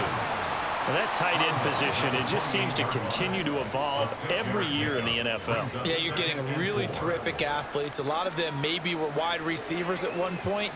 They continue to give you speed, great hands, and big bodies, which make them excellent targets for quarterbacks. Throwing is Cousins to Jefferson on the slant. And Jefferson's going to have the Vikings first down as he'll get it down inside the 25. What terrifies defenses when they see slant routes thrown is that the receiver is on the move, and oftentimes he catches it and gets upfield. Does a really nice job rallying to him and stopping him for a minimal gain. Cousins now to throw on first down. Slant route, and he's got Addison. And they'll get him down after a pickup of 8. 2nd and 2. 8 yards on the pickup. Brings up 2nd and 2 at the Jaguars' 16-yard line. They come up now on 2nd and 2. To throw, Cousins. And he is into the end zone for the touchdown. So they still need a miracle with a clock where it's at, but they get one piece to the puzzle done. Still have hope. Coming from where they were, they knew this was going to be tough, but they got the touchdown. Now they need the miracle, the onside kick and a little extra. Yeah, and you have to get the onside kick and not have the ball bounce around a lot and eat up time. You want to be able to grab it, possess it, and get your offense out there for what you just termed a miracle last chance. And he's got it. So the try for 2 successful. And with it, they're back within a field goal. So a crucial 2-point conversion there, but that's just part 1 of this 2-part story that they need to happen here. Yeah, they do need to do a few other things, don't they? They got the 2, as you noted. Now they've got to make sure they get the onside kick and hope to get into field goal range and maybe have one last miracle left. Yeah, I guess you're right. It's more than a 2-part story. It's a 3- or 4-part story.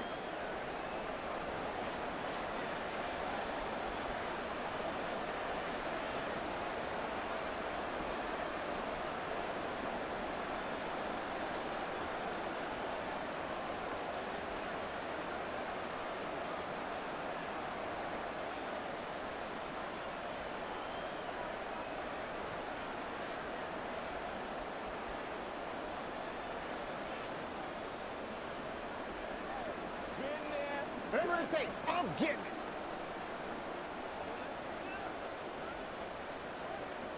So 15 ticks remaining as they line up for the onside kick. And this is going to be recovered by the Jaguars. And that should just about do it. And that's why you have your hands team out there on the field. Those are the best guys ready to make that play. And let's face it, it was executed well. It wasn't a bad kick. It wasn't anything like that. Just that the normal outcome actually came to play. Analytics will tell you it's a very low possibility of getting the ball for the team kicking it in an onside kick situation. You're all about the numbers, aren't you? All about the numbers, baby. It's a new game now. They don't lie.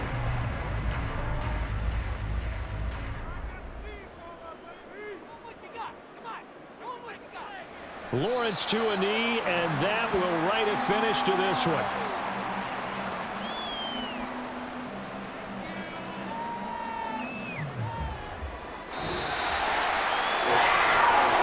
Well, you really can't ask for much more than what we just had here. Not only a close game that went down to the wire, Charles, but a clean one, too. No turnovers in this contest. And I think you're exactly right about that. To me, this is just a pair of offenses trying to find the slightest bit of separation from each other. and they were both hoping that the other side would make the big mistake first. But today, neither side made that mistake. And what we got, a very entertaining game throughout. So that'll just about do it for Charles Davis. I'm Brandon Gaudin. You've been watching the NFL on EA Sports. For more, log on to easports.com. The Jaguars are winners here as we say so long from Jacksonville.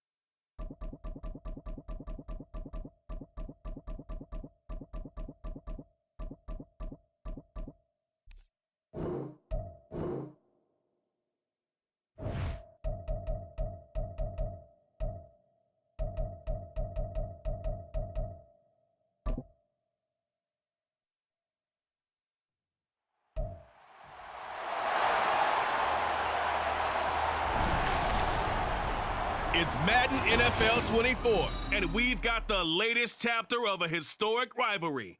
It's the Atlanta Falcons and the New Orleans Saints on Monday night.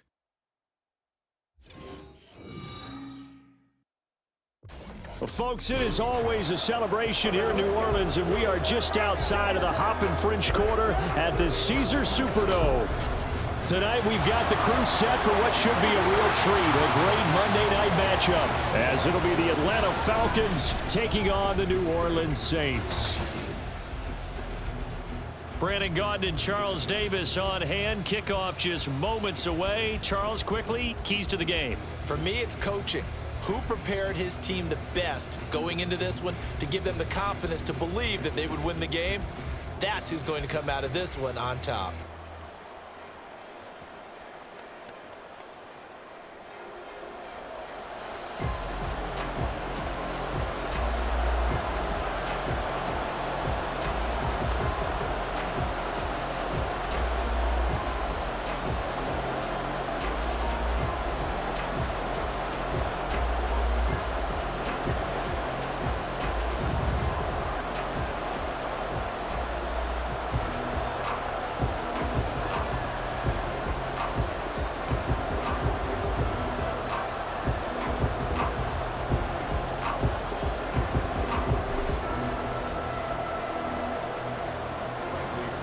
Here's the punter, Bradley Pinion, on to get us started. And we are underway from the Superdome. Taken at the goal line. And no alley to be found. The coverage was solid, and he's dropped at the 18. And here come the Saints for their opening drive. They're led out by their quarterback out of Fresno State, Derek Carr. It's been fun to watch his development through the years, and right now what you see is a very confident quarterback who has a strong sense of self, totally understands the offense, and knows how to get the ball to his playmakers on the run. Carr going to throw right away. To the right side and complete to Thomas. The game's first play produces 6 yards, brings up second down. In today's football, where receivers break tackles, make people miss, get upfield for the extra yardage, when you see a play like that where it's caught and he's dropped on the spot, that's a big-time play by the defense. A first carry now. This is Alvin Kamara.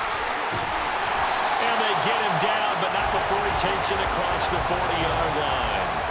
Give him 18 there, and the Saints have a first down. Well, there's plenty of real estate for him to maneuver on that run, and let's face it, it shouldn't be a surprise. He's one of the better backs in the league. Had to come into this game with the idea, slow him down, otherwise it's going to be a long afternoon. Play action, now it's Carr. Over the middle, into the hands of Michael Thomas. Give him a gain of 5 on the completion, and it'll be second down.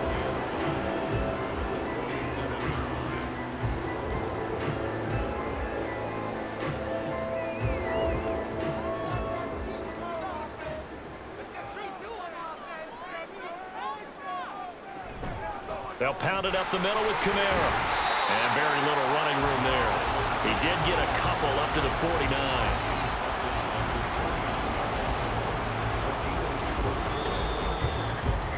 No score after 1 on EA Sports. Ready for the second quarter from New Orleans. It's the Saints in possession as they've got it with a third down coming up. Here's Carr to throw. They'll get this out to Kamara. And oh, he's just going to be short here, barely. Maybe by a half a foot. It'll be 4th and inches. And they're getting him involved early. You feel like they saw something on tape, or they just have a sense with him because he's had a good week of practice or something in that area that they want him involved. Just as you said, they want him to touch it either in the running game or the passing game, but they must like the matchups they're getting. And no return here. Where will they spot it? They say just outside the 20-yard line. So here come the Falcons now to get the football for the first time. And they will be led out by their signal caller in his second year of the NFL now. And you know how scouts always talk about checking all the boxes? I think this young man does exactly that when you're looking for an NFL quarterback. Proven leader. Teams went 43-6 while he was in college. Has speed, dual threat ability, and the production off the charts while he was in school, and also did a nice job of limiting turnovers. When you put it all together, there's a lot to be excited about for this young quarterback. Call it a gain of 6 on the play, and that'll bring up second down. A 6-yard pickup brings up 2nd and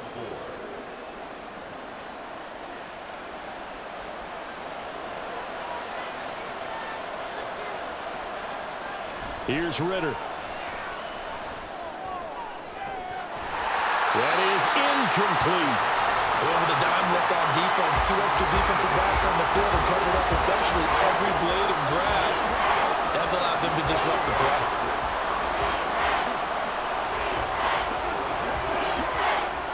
Now they face a 3rd down and 4 after that incompletion on second down. Ritter. He's going to get that to his running back out of the backfield. Now the Falcons going to use one of their timeouts as they'll stop it with just over a minute to go before halftime.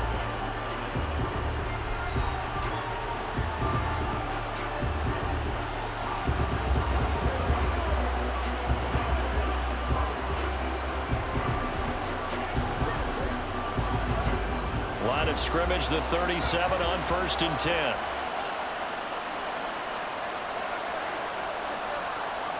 Looking to throw it here. Ritter.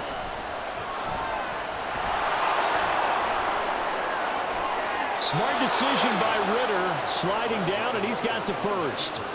A good pickup there, a 22. Certainly not the way they drew it up in the playbook, but that's why they love this guy back there. He sees things breaking down, and he's more than capable of finding an escape route and still getting a decent gain. First down now, but that clock rolling. Working from the gun, Ritter. And that nearly a turnover, but it's incomplete. Oh, fortunate to retain possession there, and it's second down. Well, he's smart enough to avoid the taunting rule, but I'll guarantee he quietly has told them, you might want to stop coming after me downfield because I just broke up another pass and took away a big shot that you were trying to succeed with. On play action, here's Ritter. On the move to his left. And he'll slide to a halt here, still a little shy of the first down marker. The Falcons going to use the second of their timeouts, as the stoppage will come with 23 seconds to go till halftime.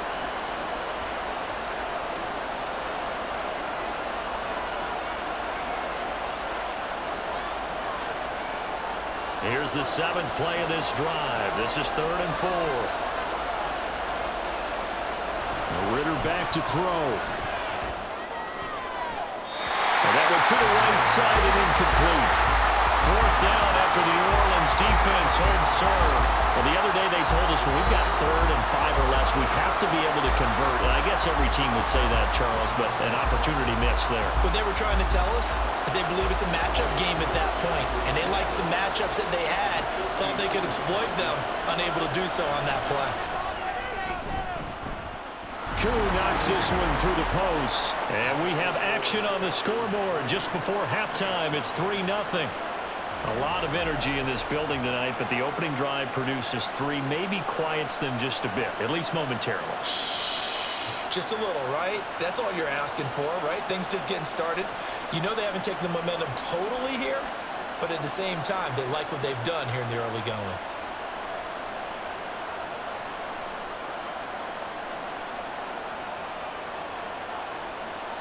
Let's go.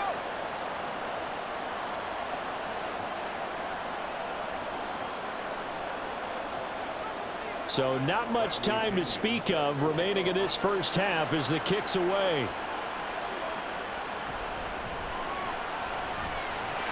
And a good return as he'll be stopped just shy of the 30-yard line. Getting set for their next drive, the New Orleans offense.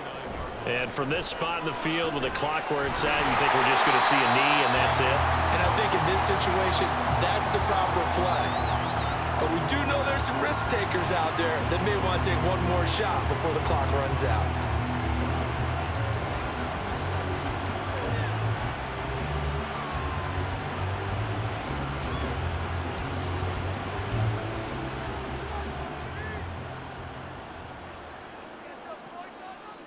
Carr now on 1st down. And this is incomplete with a clock showing just 3 seconds left. I know at times people think we use it too often, but you've got to be able to throw guys open. And when you read zone, you've got to stick it in there before your receiver gets to the next guy in the zone. Otherwise, you bring him into the play. And that's precisely what allowed that defense to disrupt the pass. The final shot here before half for Carr. Finding Johnson on the out route. That's complete. And he will lose yardage back to the 34-yard line.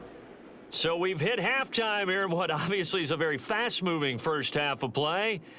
As we send you on over to Orlando for Jonathan Coachman at our EA Sports Halftime Report. Take it away, Coach. If you missed the first half, there's not much to get you caught up on. Just the lone field goal accounting for the entirety of the scoring. A 3-0 game to this point, as both defenses have been strong so far.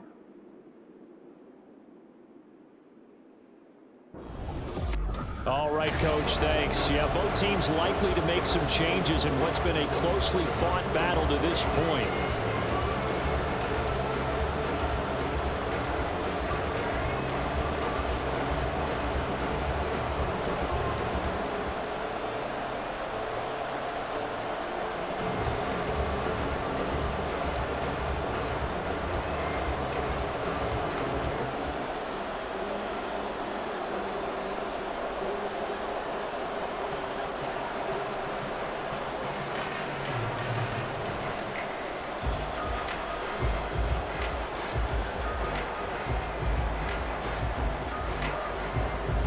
These offenses seemingly still back at the hotel for the first half. 3-0 our score as the second half gets underway.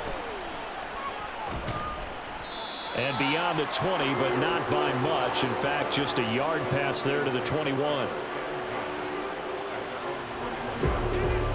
So we get set to start this third quarter. Here's the Falcons offense now.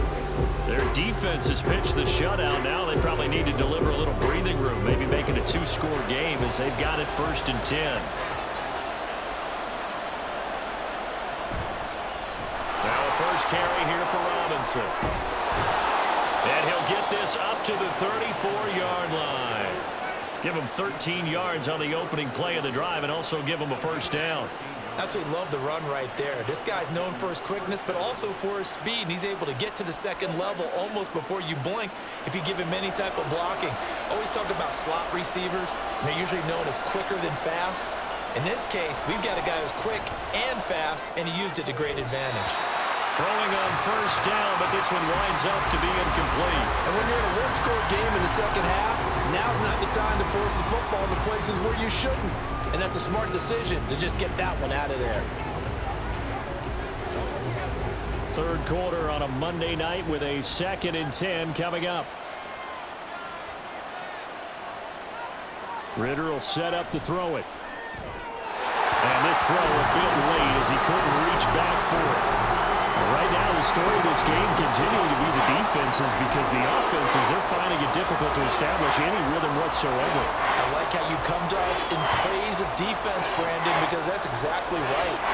That was an incompletion for us there, but we've seen it throughout this game. Both of these defense coordinators, they're a step ahead of their offensive counterparts. He's got his target. That's good.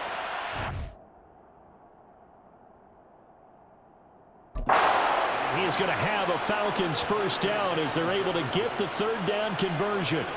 Whenever we talk about moving the sticks and controlling the football, there's a great example right there. Those are the third downs you need to convert to win football games. We're in the third quarter of this one, and this is a tight one. In order to maintain pace, keep the ball away from the other team, and put points on the board, those are the plays they need to continue to convert. Looking to throw once more. Here's Ritter. Steps away to his left. Ritter slides down, and he has enough for the first. That one good for 16 as the drive continues. The defense did its job of taking away a quick throw, but that's only half the battle because they've got to get to him before he can make a run for it. A little bit late containing him there, so he makes a nice gain out of a play that looked like it was in trouble. And as they come to the line, they will not be able to get off another play as time has run out on this third quarter. We'll return with more after this break. You're watching the NFL on EA Sports. Back now here live in New Orleans. It's been a very hotly contested game to this point. Just a field goal separating these two teams as we get set for the fourth quarter. And now right out of the 2-minute break, we'll get a timeout used defensively with 1:56 to go. Let's go do this thing, baby. Let's rock. Let's do it. Let's rock and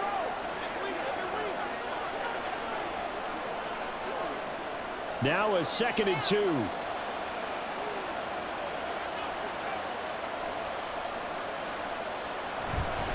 Robinson up the middle. And he'll be a little shy of the 25 here at the 26-yard line. Now we'll get a quick timeout called by New Orleans, number 2.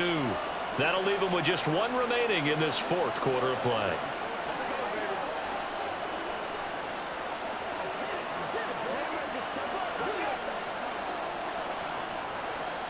And not totally home free yet, but it's looking good as they come up 1st and 10.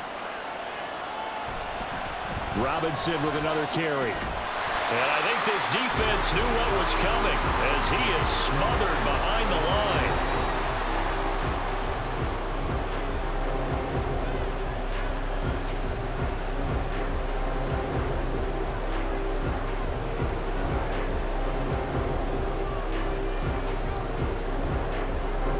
You'd have to think likely another running play coming here, 2nd and 11.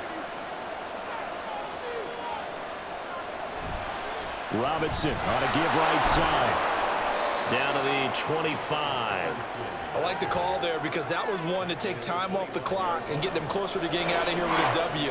In the mind of the play caller, all you want to hear is tick, tick, tick. They'll come to the line here needing 9 yards to pick up the first.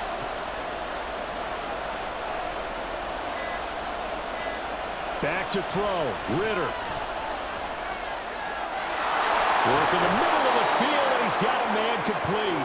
And they will eventually get him down, but he's inside the 5 all the way to the 3. A big gain there, and should certainly be enough to put this one in the win column. And this defense, they needed that one more stop to have any chance, but that completion, that's likely going to seal their fate. And you could hear it in your voice, that one more stop. I feel their pain. Oh, it was so important. They just didn't get it done. Wow, what a way to finish this one off. Down to a knee goes Ritter, and that should be enough to finish this one off.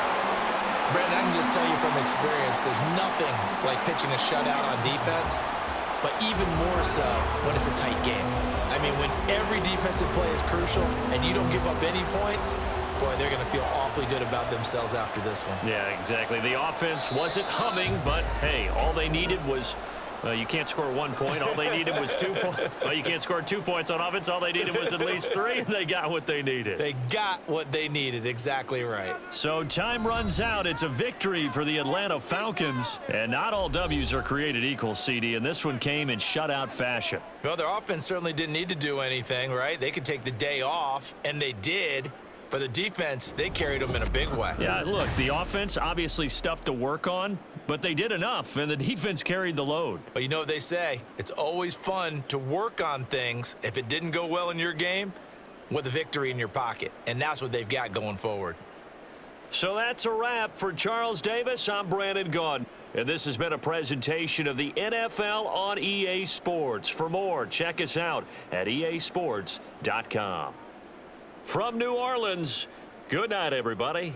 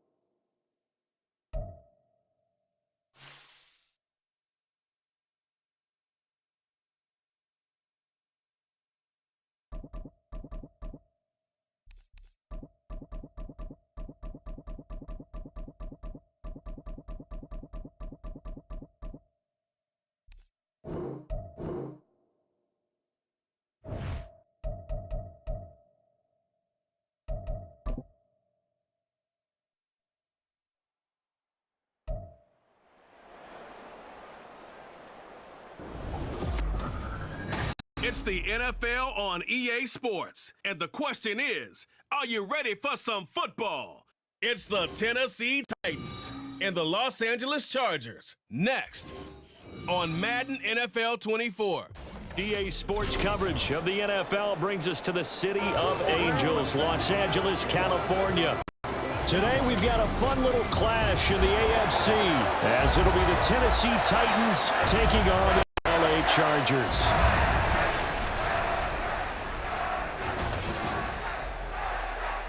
Up in the booth with Charles Davis, I'm Brandon Gaudin, and kickoff straight ahead, CD. What's one thing that you're going to have your eye on? I think about what the great coaches of the past always said.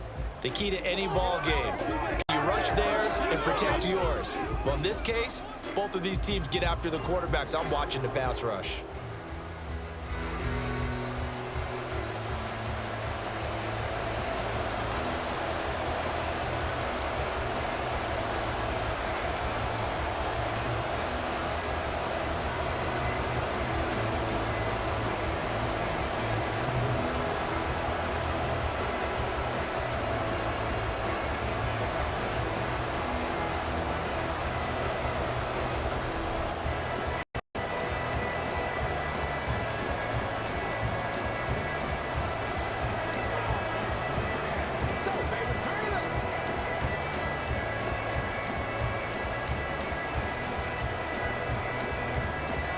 The ball on the tee, we're set for football, and we are underway here in Los Angeles. From his end zone, here's Darius Davis. And that decision to bring it out ends up not being a good one. Cost him about 5 yards as he's tackled at the 20. Here are the Chargers ready to go on offense, led by their first-round pick in 2020, the man out of Oregon, Justin Herbert. And he is just absolutely marvelous to watch throw a football. That's something I could do all day long, watch him throw routes versus air. but he's even more impressive when there are bodies on the field, and he's creating with big throws downfield. Here's Eckler to begin the drive. And he'll go down at the 26, following a gain of 6. From the lineman to the guy running with it, that was a well-executed first down by the offense. With 2 shots left to get the first, you can get a little aggressive here on second down if you want and try for some bigger yardage. From the 26, they'll line up on 2nd and 4. Here's Herbert. And that falls to the ground, incomplete. A nice job of bodying him up defensively, and now it brings up 3rd down. He did an okay job of absorbing the hit, just couldn't secure the football through the catch. And he was right there on the spot and forced the incompletion. That's something defenders work on all the time. If you're there, make the contact, but continue to work your way through the receiver so that he can't possess the football and turn it into a catch. And he'll be out of bounds across the 30-yard line. A nice first down pickup on a gain of 6. Well, they kept it simple there, CD, only needing the short gain to move the chain, so they didn't want to go with a deep throw. They just go with that safer, shorter throw and able to convert. Nothing wrong with that at all, partner. Check the box, right? Make sure you pick up the first down. Offense is getting established. You're moving the ball. You're not turning it over. Check, check, check. They like what they're doing early in the game. They'll give him 4 yards there, and that's going to bring up 2nd down.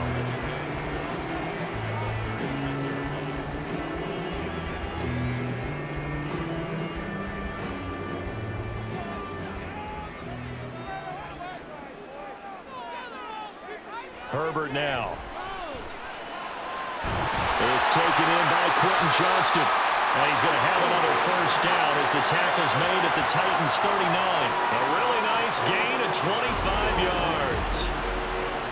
They hit that crossing route really well. Excellent timing, puts it right on him, and he keeps running. Yeah, turned it upfield for good yardage.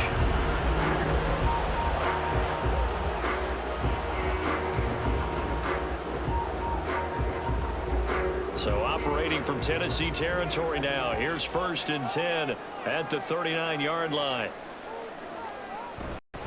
Herbert will give this one to Eckler. And he's going to be met at the line of scrimmage and taken down. Call it no gain on the play as it takes us to the end of the first quarter. We're scoreless after 1. Charger football to start quarter number 2 as they've got it with a 2nd and 10. It's Eckler again, dancing away at the 35, and he gets this to the 35. Good for a gain of 5. It's not a huge breakaway run, but if your starting running back finishes the game with averages of 5 or 6 yards per touch, you'll take that every single time.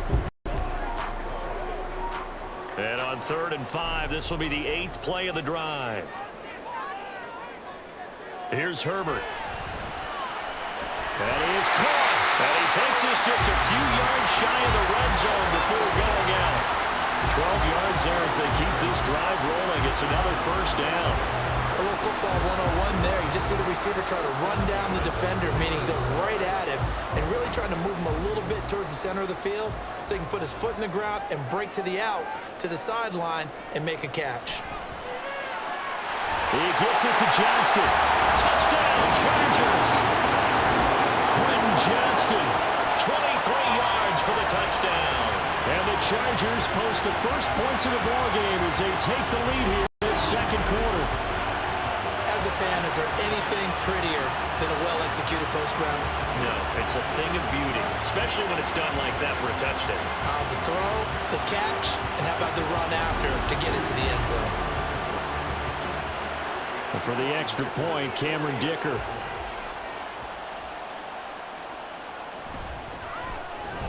And the Chargers grab the 7-0 lead. A good drive that time as they go 9 plays in all. And it was Quentin Johnston who finished that drive off with a touchdown grab.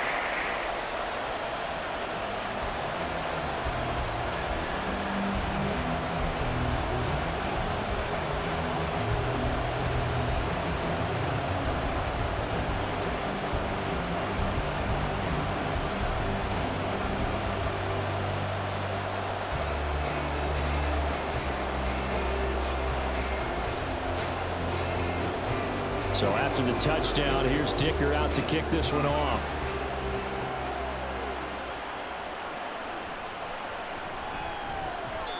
And his guys will get the football right at the 20-yard line. So now the Titans get their first shot on offense.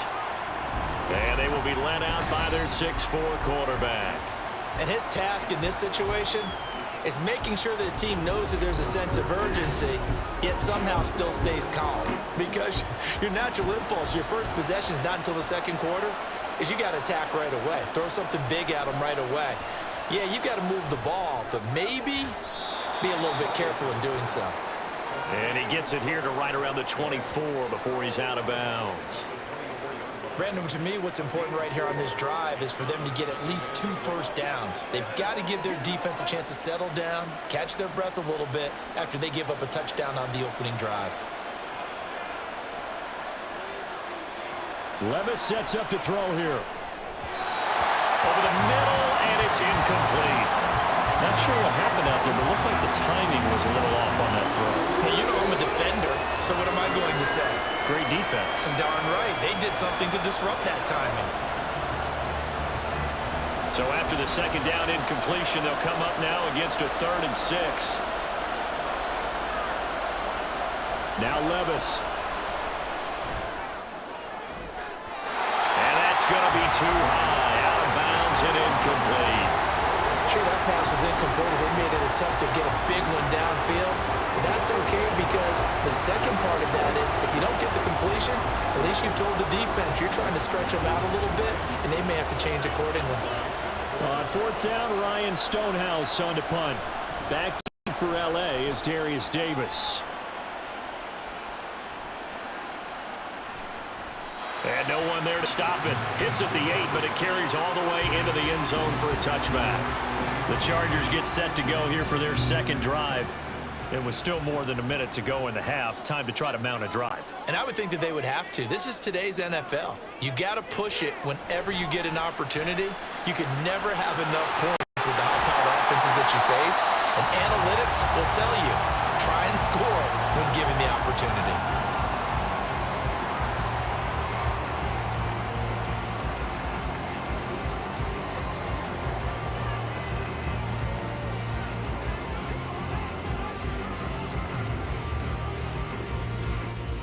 Line of scrimmage, the 28 now as they come up on 2nd and a couple.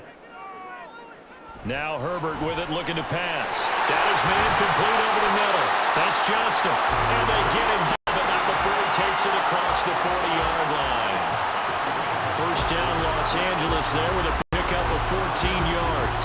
And defensively, they were in zone coverage there. Do you have to be a little careful? You're losing, playing against a good quarterback like he is, to not play too much zone? Yeah, you have to be careful about how much time you're giving up. I think it's a good point you just brought up. So maybe if you still want to play zone, you go to a zone blitz scheme.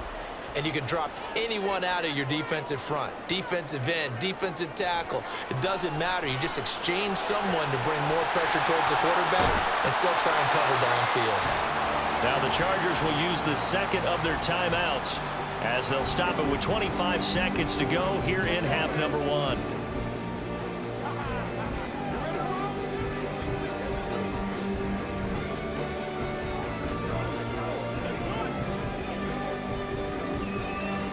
Second and 9 from the 44.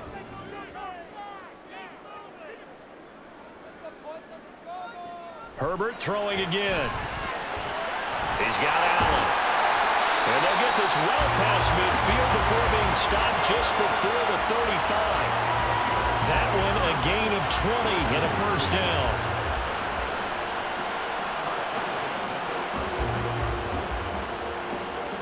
And with just 4 seconds left in this first half, a timeout call.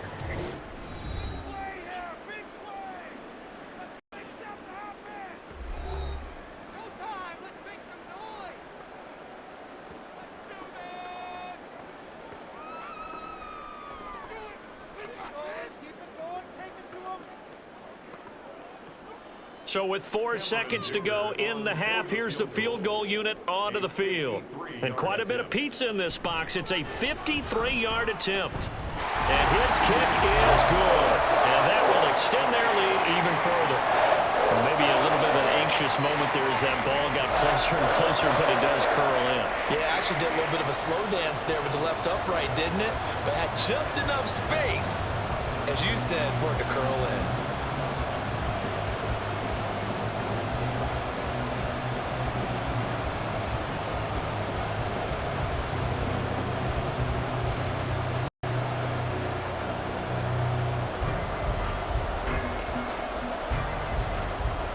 So still time for the kickoff here. 1 second to go in the half as this one is away.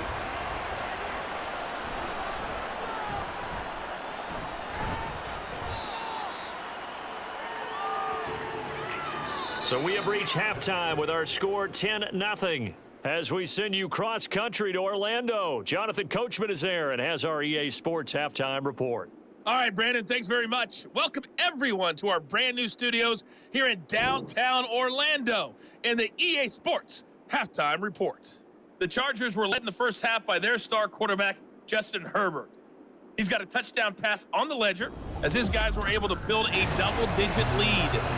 All right, Coach, thank you, and we welcome everyone back for quarter number 3.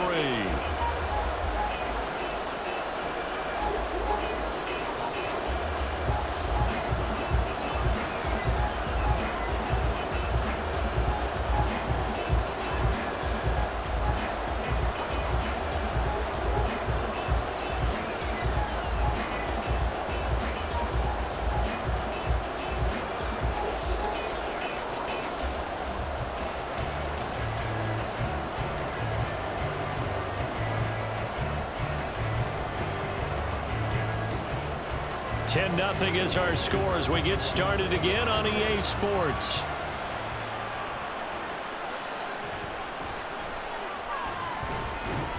And he'll go down as this drive will start at the 25-yard line. The Titans coming back onto the field for their second drive as they begin their second half here, Charles, offensively. You know, not where they want to be, obviously. They're losing in this ball game, but very much within striking distance. We'll see what adjustments they make in the second half.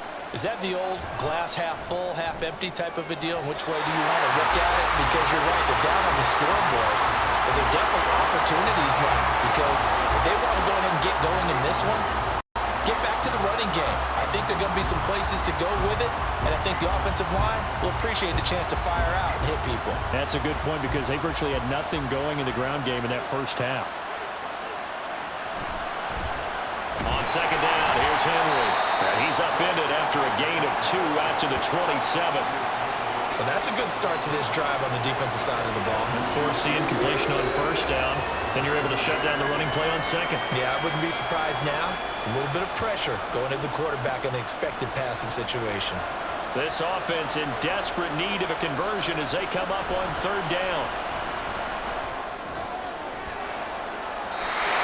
Now, meanwhile, a pass that should have been intercepted, but it winds up falling complete. Well, if they have any designs of getting back into this football game in the second half, they're going to need to be much sharper offensively than they were on this opening possession. Not much happening here, and it'll lead to a fourth down. Here's Ryan Stonehouse now as he'll punt it away for the second time. And this is away. It's a high kick, and he got all of it. And he couldn't get it to check up. That kicks all the way into the end zone for a touchback. Now we'll look at the Chargers offense. They get ready for their first possession of the second half. Herbert and the Chargers now with a 1st and 10 at the 20. Here's a play fake as they set up to throw. And it's hauled in by Nick Vanell. And he'll be taken down, but not before they work it across midfield. 33 yards that time. Another big play right there, and this is where, as an offense, you can really put the hammer down. You've got a double-digit lead, but those other guys, they've been hanging around. A touchdown here could put this game out of reach, and that's a strong step towards getting it done. So the line of scrimmage moves all the way across the 50 now as they come up 1st and 10. Back to throw here, Herbert. And this one is going to be off the mark, too far out in front.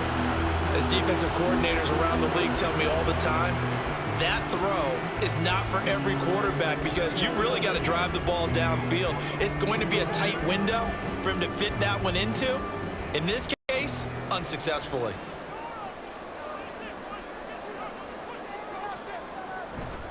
On second down, Eckler. A beautiful fake. And a 5-yard gain gets him to the 42. That second down play call was not to pick up the first down. It was to accomplish what they did to get him into a manageable third down because they had incompletion on first down, so they were behind the sticks, so to speak. They needed to make up some ground, and they did. In need of a conversion on third down. They had the big play to start the drive. Not much sense. Draw play. It's Eckler. And he's going to be stopped up right at the line of scrimmage. No gain on the play that time as we have now reached the end of the third quarter of play. 3 quarters have come and gone. You are watching the NFL on EA Sports. Back now at SoFi Stadium in Inglewood as we are set to bring you the home stretch here, the fourth quarter. On is the punter Scott here as he gets this one away. And this one will not be returnable as it sails out of bounds. So Levis and the Titans now down 10-0. Just under 2 minutes to go. They've yet to score all game long, but now they need to do so twice in short order to have a shot. Levis, he'll look to throw it. And guy's man complete. And he'll take this to the other side of midfield before going out of bounds. Well, that's something you haven't had to talk about much this game. A nice big play right there. But this team, overall, they haven't done a whole lot offensively. Well, they're still sitting on the goose egg. We talk about defenses having pride in a shutout. This offense wants to get rid of that 0. Levis to throw.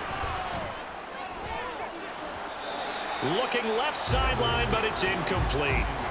That was well played, but that was also an example of a corner who understands his coverage, realized he had support behind him, and could be a little more aggressive in the shorter zone, and did exactly that, knocking that pass away. Another try, 2nd and 10 now. Levis. And the Chargers rush is going to get there. Down he goes. The Titans going to use the first of their timeouts as they'll talk it over here before what will be an important third down.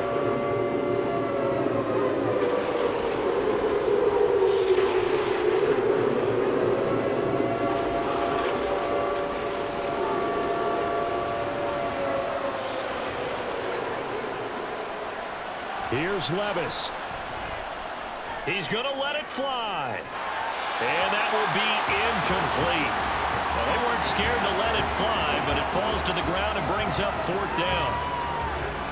That means it's just one last chance left, and this has to be a first down or a touchdown, or this game's over. Here we go. This is 4th down. Desperation time now. Here's Levis. And it's incomplete. They cannot convert, and they turn it over. They had to go for it with such little time remaining, and the Chargers will get the football back in excellent field position. So with that, we can just about close the book on this one, Charles. Yeah, what's the old expression about slim and none? Well, Slim just left town on that They're one. down to none? Yes, exactly right. We got to have 2 hands on the football here as they run on first down. Now Tennessee going to use the 2nd of their timeouts as they'll get it with just under 90 seconds remaining.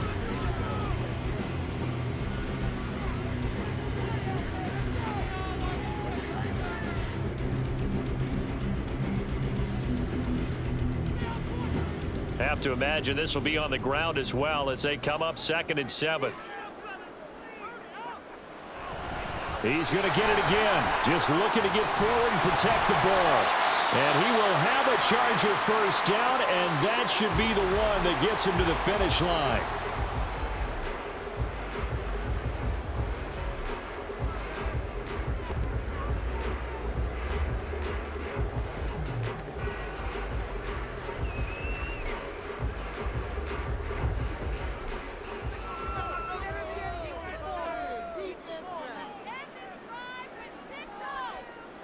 And we'll see if the defense wants to stop it as they take the knee.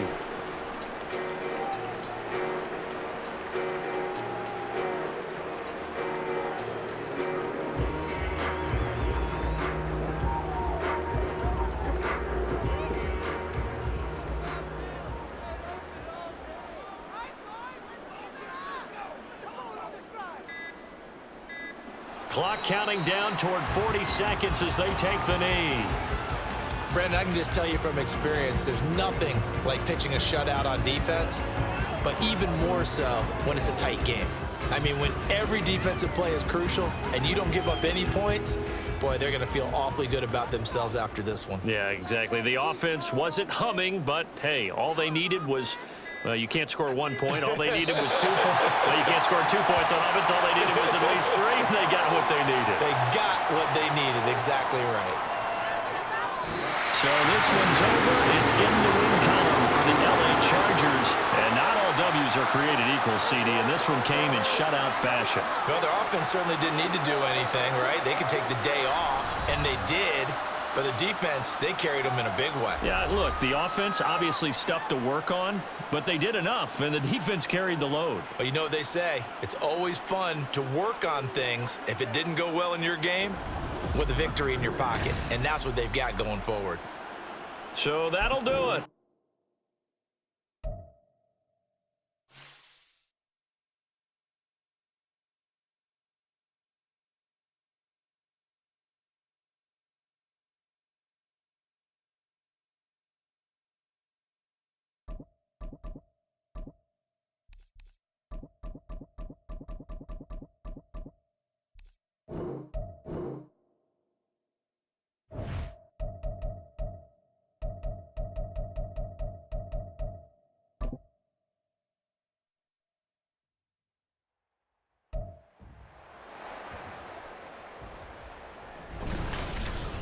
It's Madden NFL24 on EA Sports, and the question is, are you ready for some football? It's the Tennessee Titans and the Arizona Cardinals, and it's coming up next.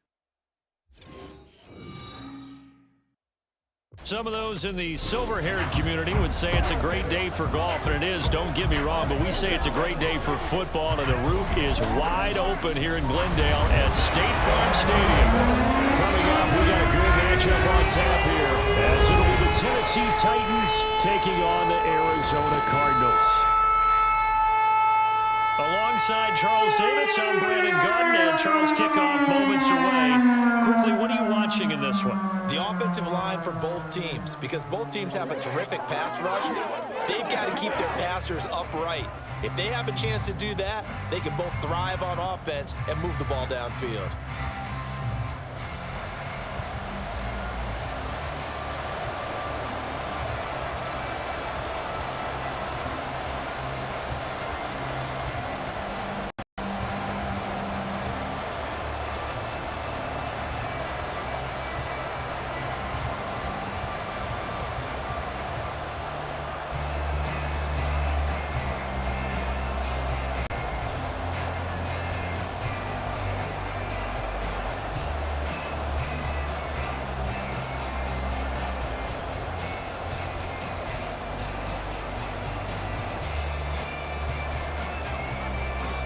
Two men ready to do battle. It's time to dance. And off we go on EA Sports. And this will go as a touchback, and they will begin things at the 25. The Cardinals now getting set to go offensively, and it'll be the dual-threat quarterback Kyler Murray leading the way. And when you have a guy like Kyler Murray under center, it not only opens up your playbook, it allows you to draw up even more plays because he's among the best dual-threat quarterbacks in the league and a true playmaker. If flushed out of the pocket, he might even be more dangerous. The next step for him, being able to throw on rhythm and deliver from the pocket. And he gets this one just shy of the 40, down at the 39. 14 yards there on the first play from scrimmage. I got a kick out of that one, partner. You and I talk often about trying to hide receivers in certain situations, but a guy of his size can't really hide him. But the tight end drag route, definitely an effective way to sneak him across the formation for an easy completion and a first down. Throwing on first down is Murray. That's complete to Michael Wilson. And he'll be taken down, but not before he gets into enemy territory. 12 yards to pick up. Good enough for an Arizona first. Pretty good start right off the bat there with throws 1 and 2. He's not locking in on just one target early, is he? Spreading it around a little bit as this game gets started. Back-to-back first downs. They'll run for the first time with James Conner. 5 yards on the carry. Good pickup on first down. Oh, that was a thing of beauty right there. Look at how quick those blockers fired off the line once the ball was snapped.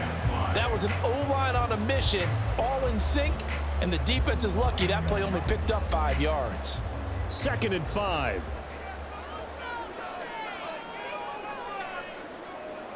To throw, it's Murray. Catch is made by Marquise Brown.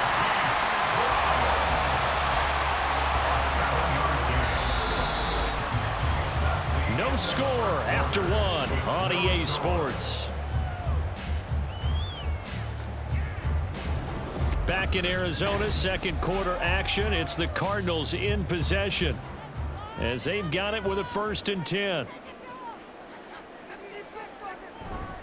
Murray a give. This is Conner. And he'll take this ahead for about 4. 2nd down coming up.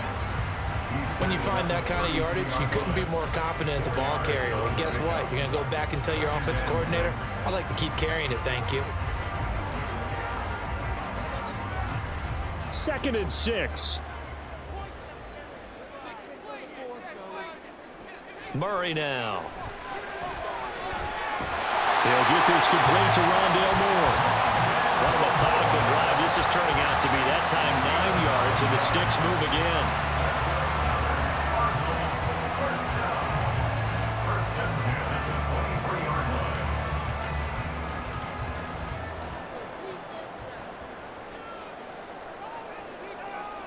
On 1st and 10, here's Murray. That's complete to McBride. And they've got it inside the 10 at the 8. That gain of 15 gets him on the doorstep, 1st and goal. Now a timeout called for by the offense as they'll stop it with just over a minute to go before halftime. And how about this first drive? They're being aggressive, slinging it around. Really confident, too, because they're not trying to fool them with running plays, throwing it, and they're being very successful right now. A terrific opening drive has them knocking on the door, 1st and goal.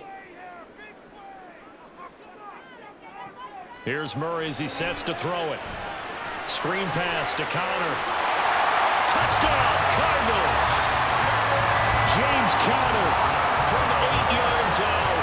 And the Cardinals will take the lead here in the final minute of the first half.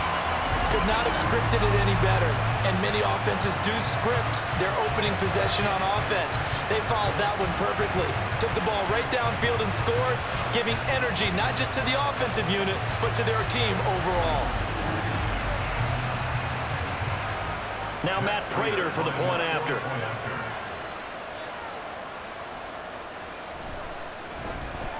And the Cardinals will go up 7-0. So that drive goes 8 plays, and the Cardinals cap it with a touchdown.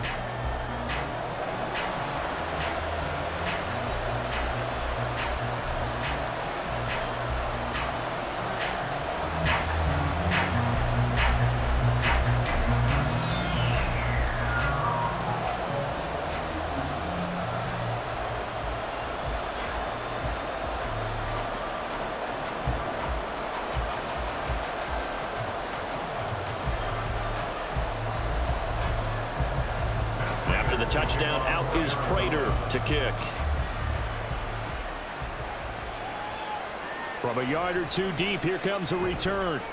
And he had no room to run as he's tackled down inside the 20. So here are the Titans now for their first drive. And they will be led out by their rookie quarterback. I tell you what, when he is on schedule for that week, secondaries take notice because you've got to stay alert back there on every snap. A truly powerful arm, one that's capable of challenging any level of the defense on any given play. That's why so many scouts preach arm talent when preparing for the NFL draft. A quarterback with arm strength to make every throw in the book, he's an asset to have in any offense. The Titans going to use the first of their timeouts. as they get the stoppage with just under 50 seconds remaining in half number one.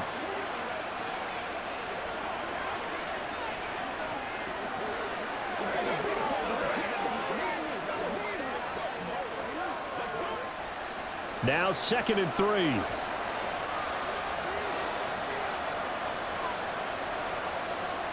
Levis back to throw. This one downfield to Burks.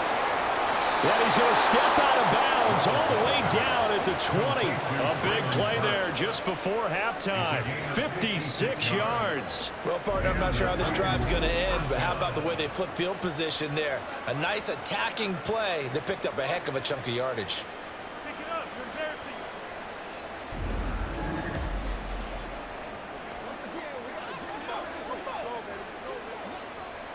So the field flips here as they'll go to work at the 20 now on 1st and 10. Levis. Sideline throw, it's complete. And a nice job there of keeping the toes in bounds. It'll go down as a gain of 6, and that'll make it 2nd down. If you run an out route, it's likely you're going to end up near the sideline. And what did we just see there? Toe tap. You got it. The benefits of practice. Toe tapping, foot dragging, picking it up, and making sure it was a catch. Levis now on 2nd down. Over the middle, he has Okonkwo. Now Tennessee going to use the 2nd of their timeouts as they'll stop it with a little over 30 seconds to go in the first half of play.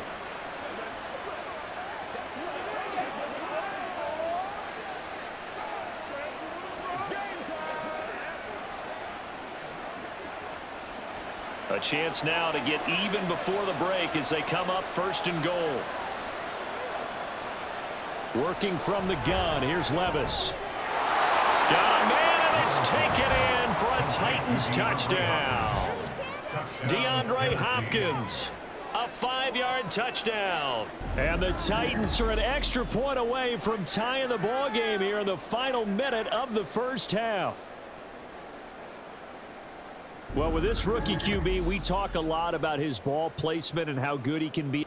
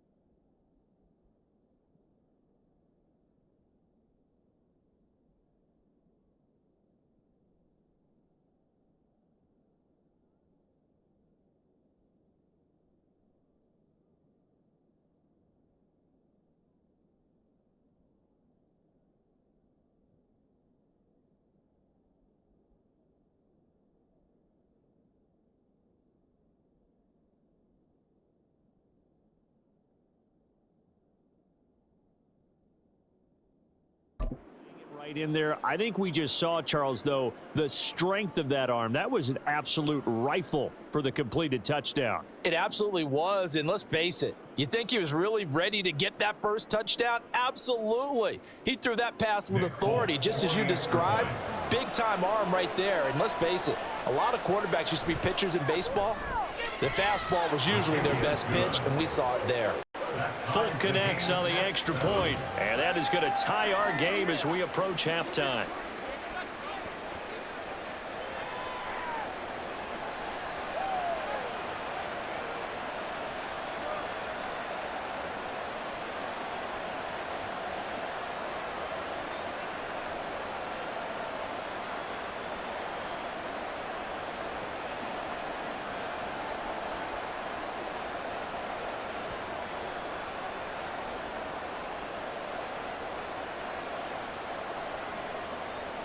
Each team's had it. Each team has scored. 7-7 here as it kicks away. And not wanting to risk anything here late in the half, he'll just take a knee, and they'll bring the football out to the 25.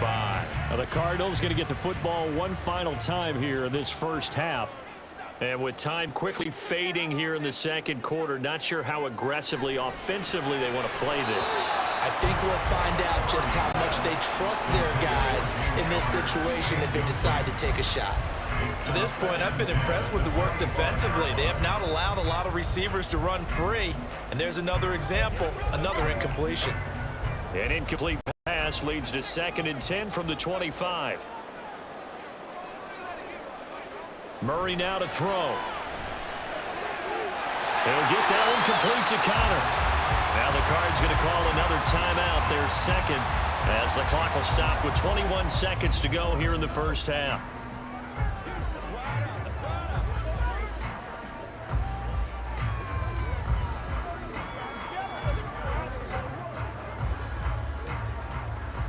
So from the 39 now, they'll come up on a 1st and 10. Here's Murray. That's to the sideline and incomplete.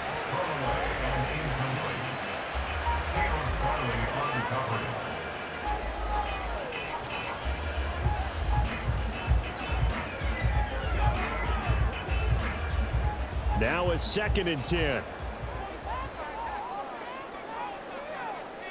Shotgun now from Murray.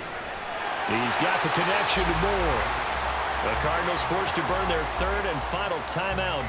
And with halftime on the horizon, they'll be out of timeouts from here forward.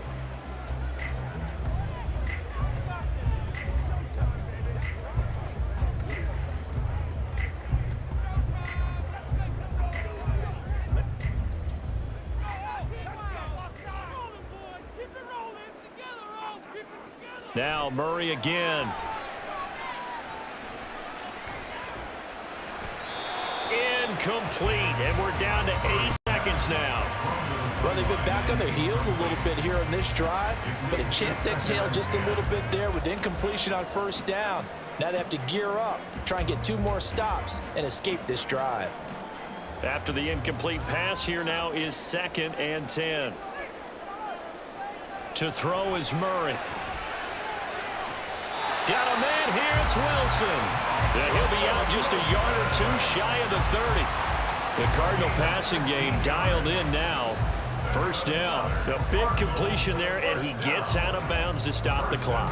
Very heady football. That allows them the opportunity to go ahead and line up and kick one right before the half ends. A 49-yard attempt.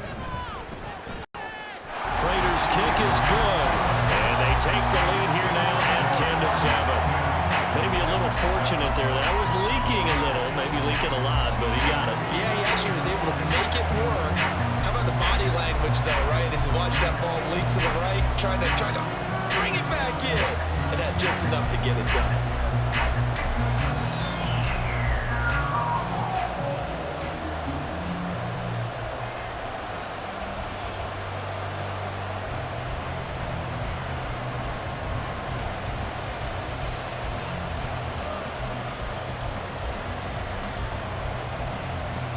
So still time for the kickoff here. 1 second to go in the half as this one is away.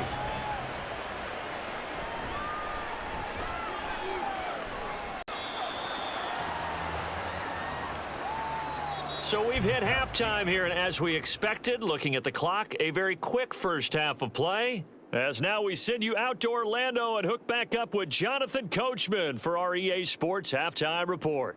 All right, Brandon, back to you, too, in just a bit. But first, welcome everyone to downtown Orlando and our EA Sports Halftime Report.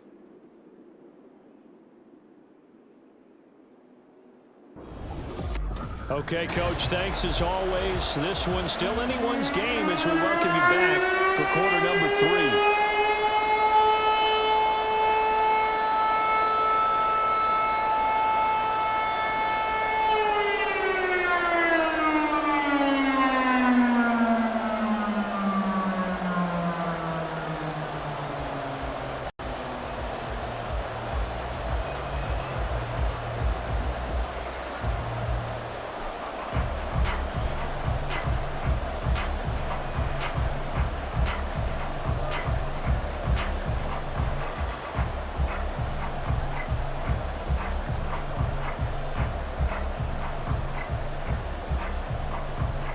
A good, tight football game thus far. 10-7 the score as we resume action on EA Sports. And here comes a return from a few steps into the end zone. And the decision to come out of the end zone is going to cost him 5 yards as he's taken down right at the 20. The Titans getting set to go here to begin the third quarter. Now this game, it has obviously been all about the defense on both sides of the football. Which offense is going to break through here? We'll see if they can do it on this drive. And boy, showing how tough he can be to bring down, just fighting his way forward to pick up 7 yards. You know what really fires up offensive linemen? When the guy that is carrying the ball behind them can create his own space and break a tackle along the way. Operating from the 27 now. Here's 2nd and 3.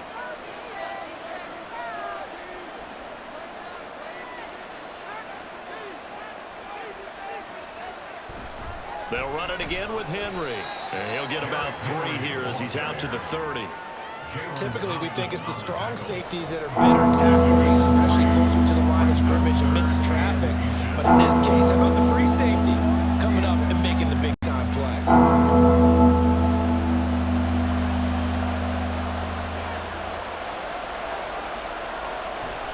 They'll try to run for the first with Henry.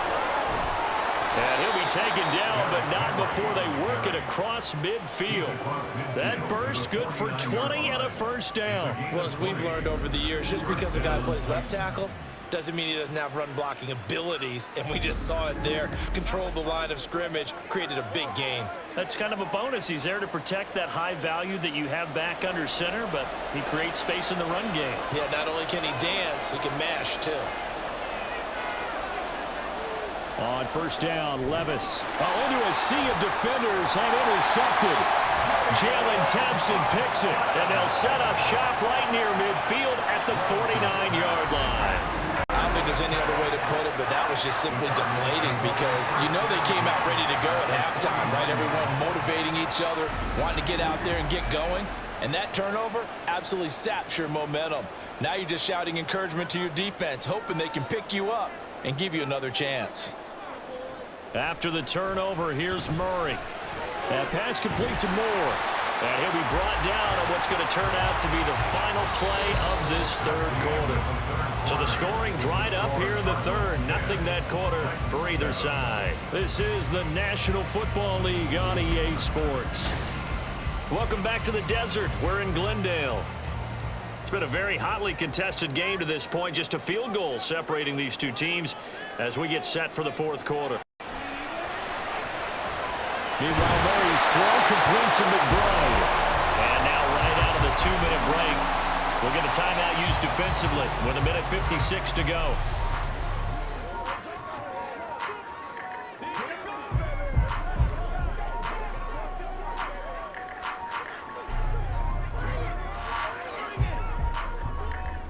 Not totally home free yet, but it's looking good as they come up 1st and 10.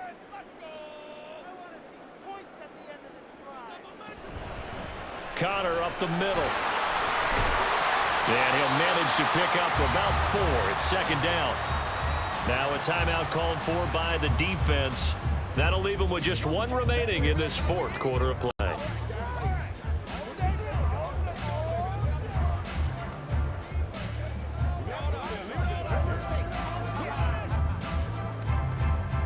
Now a 2nd and 6. Again, a run with Connor. And he's going to have to protect the football and take his lumps here at this stage of the game as they stop him behind the line.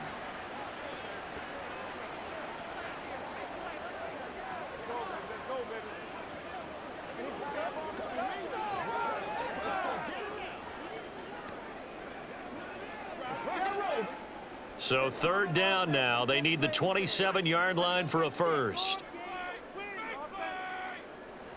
To throw is Murray. He's going to get that to his running back out of the backfield. And the Cardinals are going to have a first down. And that's a big one, as they should be able to run it out from here.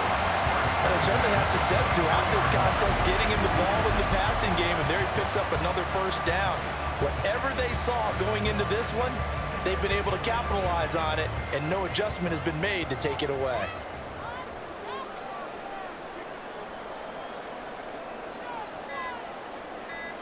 Down to a knee. Here's the Cardinals look to let the clock roll.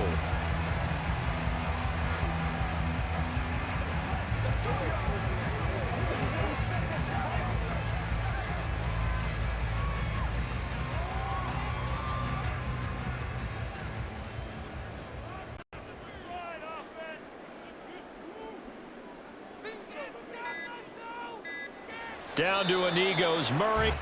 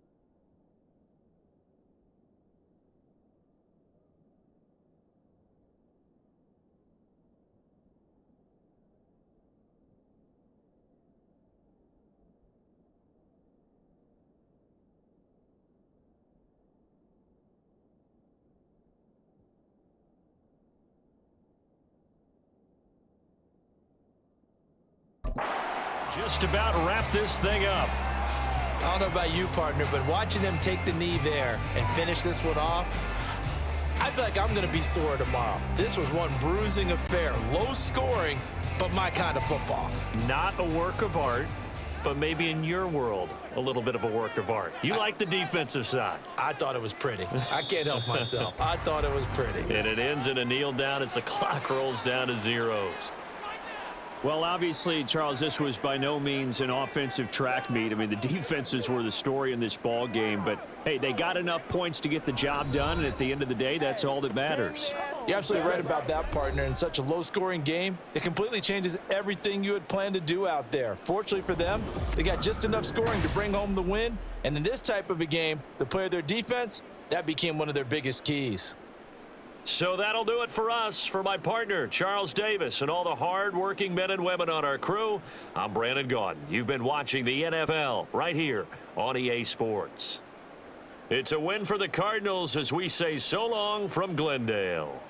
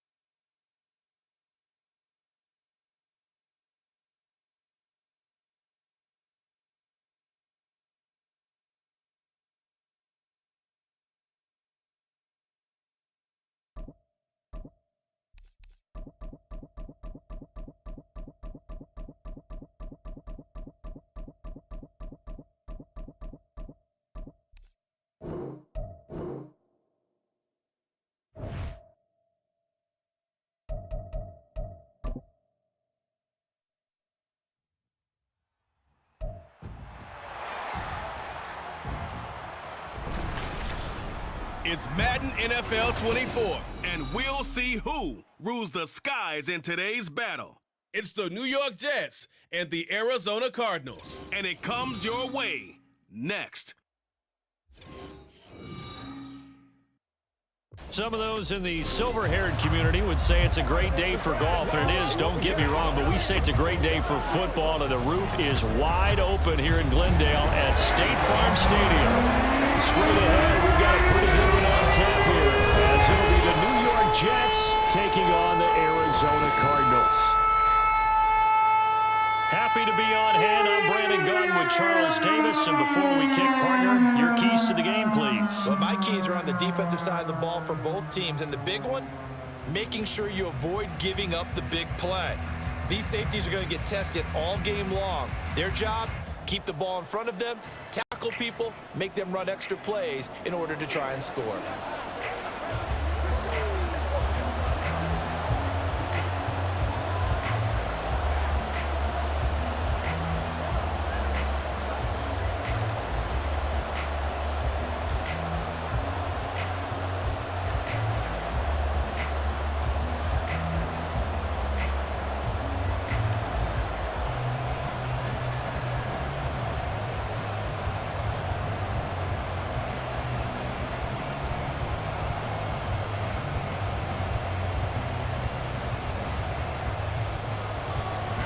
Now the big leg of Matt Prater ready to get this one started. And we are underway here on EA Sports. Xavier Gibson now from his end zone.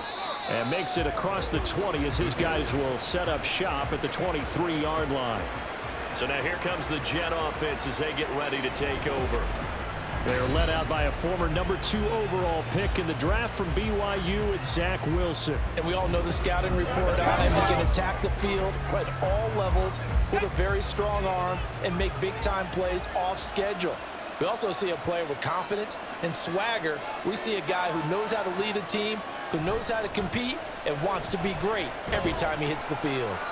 Oh, and this one may need to go back to the drawing board. He's going to be swallowed up right away. Give him 3 there on the first play of the game, and it's second down. Let's just make this one succinct. Nice job there. All 11 guys on defense, diagnosing the jet sweep and putting it down. Here's 2nd and 7. In motion right, that's Wilson. He'll get it here on the jet sweep. Oh, and this one may need to go back to the drawing board. He's going to be swallowed up right away. It'll be a loss of a couple on the play, so now 3rd down coming up.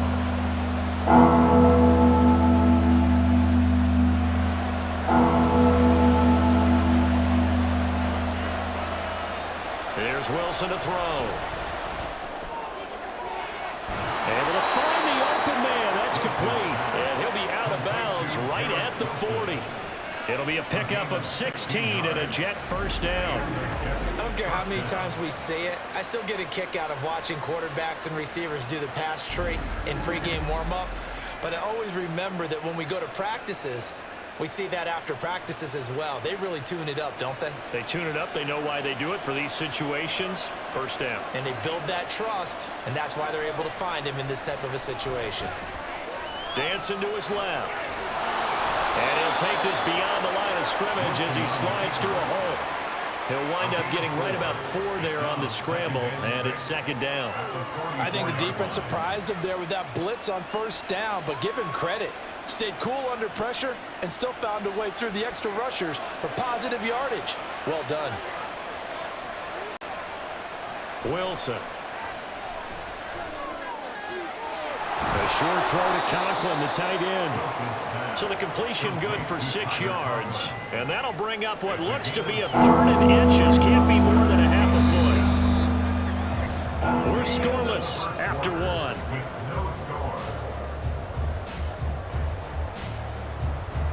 The Jets with the football here to start the second quarter, as they've got it with a 3rd down and less than a yard.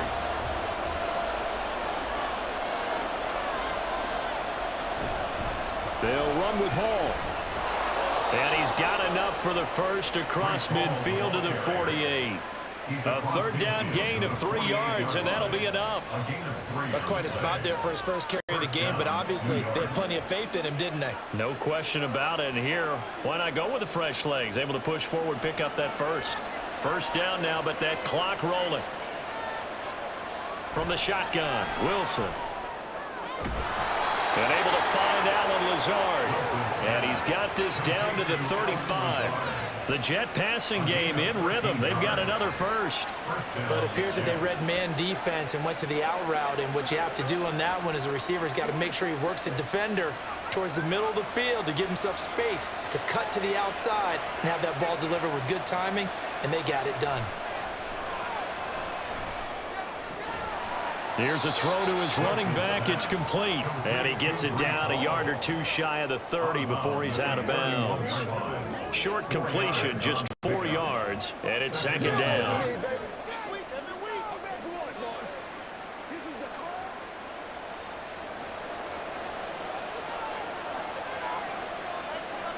Throwing is Wilson. Nowhere to go here. He lost the football. And this ball recovered by the offense. But remember, they cannot advance it here in the final 2 minutes of the half. So this will be blown dead, and it'll come back to the spot of the fumble.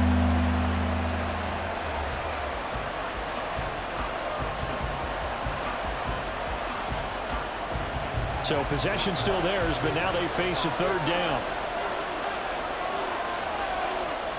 To throw is Wilson. That is caught. Touchdown, Jets. Garrett Wilson, 38 yards. And the Jets post the first points of the ball game as they take the lead here in this second quarter. Great corner route there. Not only able to catch it, turn it upfield, and get into the end zone. It usually involves a little bit of an extra move, doesn't it? You've got to get them thinking that you're moving to the middle of the field and you're breaking away to that corner. Boy, that was well executed.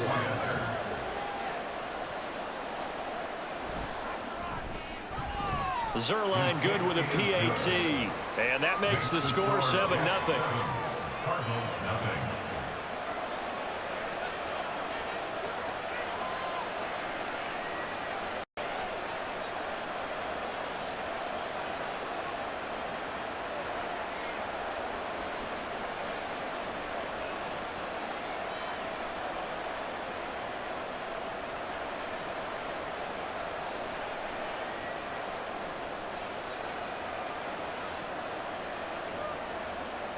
Morstead out now following the touchdown to kick. And here comes a return from just beyond the goal line. And he'll be stopped right around where he would have been had he gone down to a knee, maybe a yard shy of there at the 24. Here come the Cardinals, and it is Kyler Murray from Oklahoma who leads them out. Drafted with the idea that he'd be one of the most dangerous quarterbacks in the NFL when he put it all together. We've been seeing that progress throughout his career. This guy's legs, we knew they were phenomenal. Arm, top-notch. But now we're seeing his mind come into the game. Reed's defense is better and better each and every week, and is showing patience as a passer as well. Not as eager to exit the pocket, finding guys downfield for bigger plays. And they're able to get this one across the 35. The Cardinals going to use the first of their timeouts as the clock stops here with 46 seconds remaining in the first half.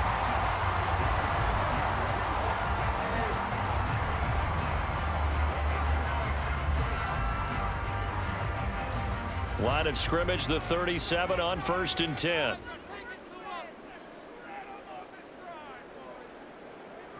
Murray going to throw. And his throw is going to be incomplete. I think he could have scanned downfield forever, but there wasn't anything available. Ends up throwing an incompletion, and I think he'll take that.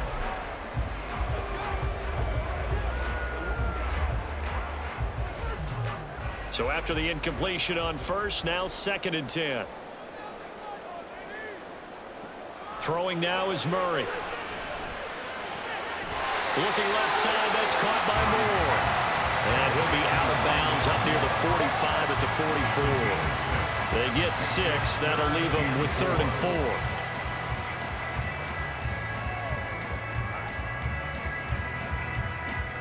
4. In search of 4 yards here to pick up the first down. Murray now. Flush to his right. And he can't find anywhere to go with it. And he goes down. Now the Jets going to use the second of their 3 timeouts as they'll stop it with a little over 30 seconds to go.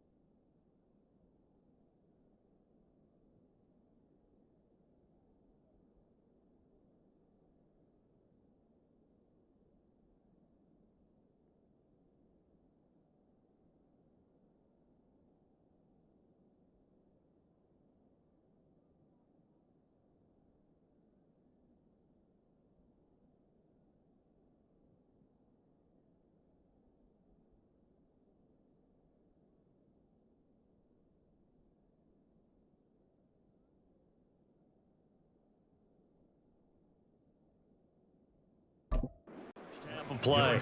Blake Gillikin on to punt now on 4th down.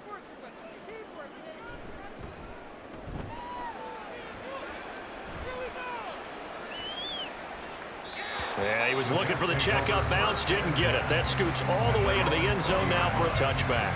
The Jets going to go on offense one last time in this first half, and they may be content to take this 7-0 lead into the locker room. We'll see. Throwing on first down, but this one winds up to be incomplete. He released that awkwardly. It almost looked like a pitcher who gripped his fastball a little too hard and let it go late, and it bounced in front of the plate. Yeah, one of those fastballs that ends up at 57 feet, not 60 feet, 6 inches. Just a little short with the arm, which is unusual because we saw him in warm-ups. He's got a big, strong arm when he delivers it with confidence. Wilson. Got a man. That's Lazard. The Jets going to go ahead and use their final timeout as they stop it with 16 seconds to go in half number 1.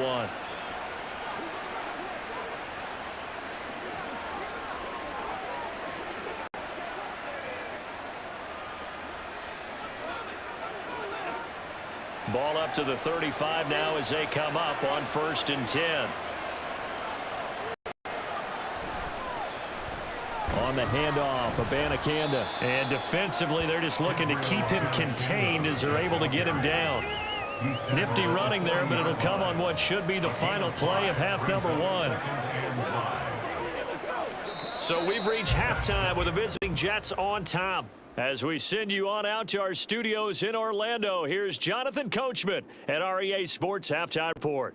All right, BG, thanks very much, and welcome one and all to our beautiful new downtown Orlando studios for this EA Sports Halftime Report. This has been a hard-fought battle thus far. Just the one touchdown to this point is still anybody's game at 7-0, as both of these defenses have been out there trying to one-up one another. Okay, Coach, yeah, adjustments likely going to play a big role in this third quarter in what's been a tight contest so far.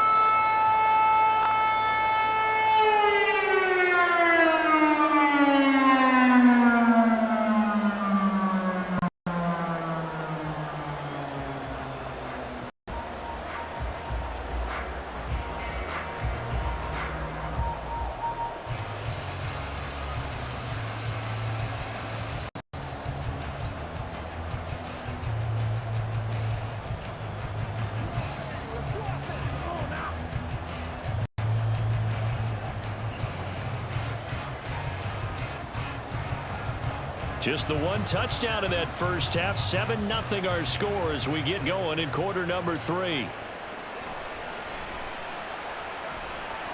And he'll get it up past the 20 to about the 22.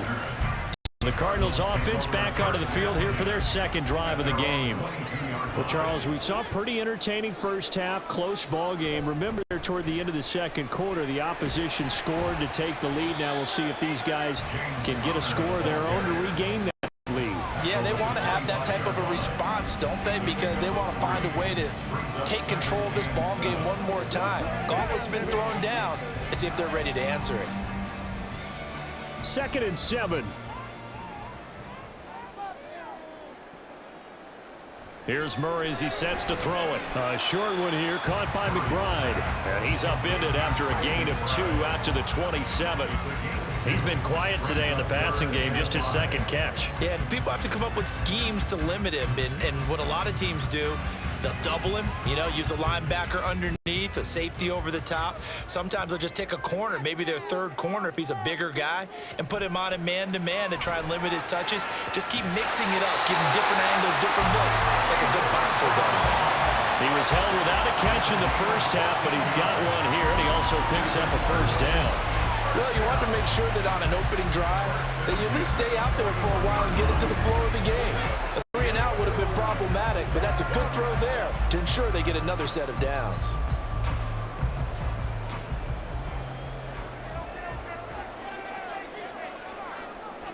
Murray now on first down. And this will be incomplete. Physical play on the football there, and it's 2nd down. It's been clear in this matchup which side has been the more physical one. It's been this defense. And here's another example on that last play. An incomplete pass on first down. That leads to a 2nd and 10. Here's Murray. Throw left side, hauled in by McBride. And he'll be taken down, but not before he works it past the 50. A Cardinal first down on a gain of 13. And after that completion, you can understand why so many teams in the league are emphasizing speed on defense at every position. The tight ends have created so many tough matchups now. If you can't run with a tight end as a linebacker, this is going to be the result every time. And they're not going to get to the line to run another play. So we will switch ends as the third quarter has come to a close. You're watching the NFL on EA Sports. Welcome back to the desert. We're in Glendale. It's Cardinal football, but they trail here as we get set to bring you the 4th and final quarter.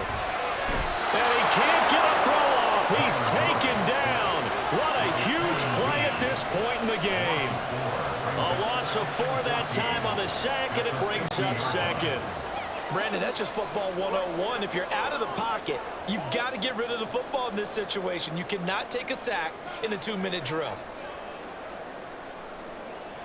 Now Murray. Looking left side, and he's got a man. That's more. The Cardinals going to use the first of their timeouts as they'll get it with just under 90 seconds remaining.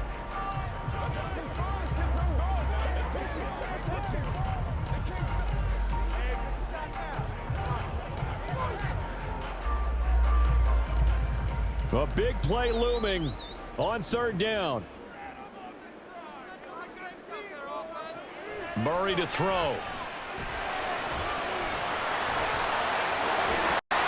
And he nearly got the first himself, but it appears he's going to be about a yard or 2 short. That was a good effort there, trying to do it on his own, but as a defender, you're in a tough spot because you have coverage responsibilities behind you, and if you take off too quick to try and get him down, he might loft it over your head. So better to track with your man defensively than try to go up and make a stop on the quarterback. Exactly right. What you're hoping is that your guys in the front 7 can get him down. Now they go for it on 4th, but this one is going to wind up incomplete.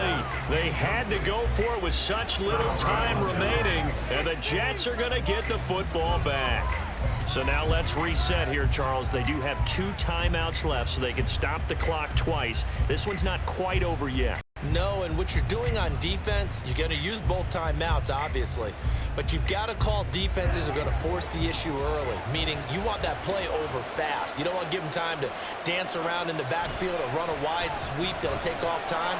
Blitz them, put pressure on them, make sure that play ends quickly so that you can go ahead and keep moving. Now the Cards going to call another timeout, their second, as they get the stoppage with a little over 50 seconds left to go in the game.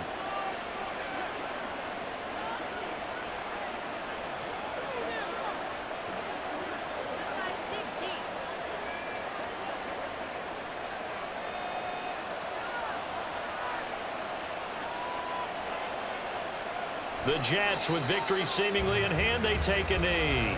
The Cardinals forced to burn their third and final timeout as the clock shows 50 seconds to play here in quarter number 4.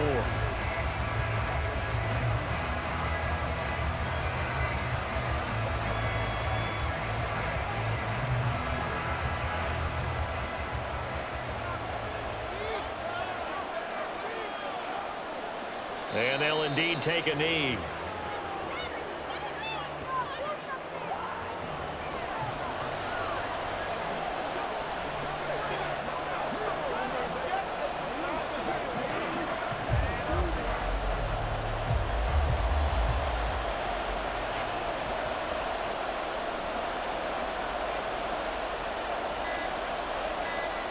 And they will take a knee here.